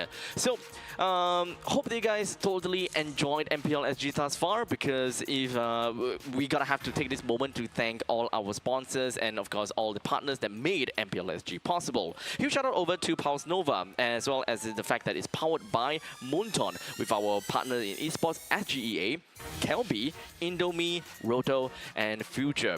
Of course, presented by Speedy Ninja, with our official performance chair partner, ErgoTune, which you can head over to their website and type in MPLSG discount code. Fantastic. Discounts all over. Oh, fantastic.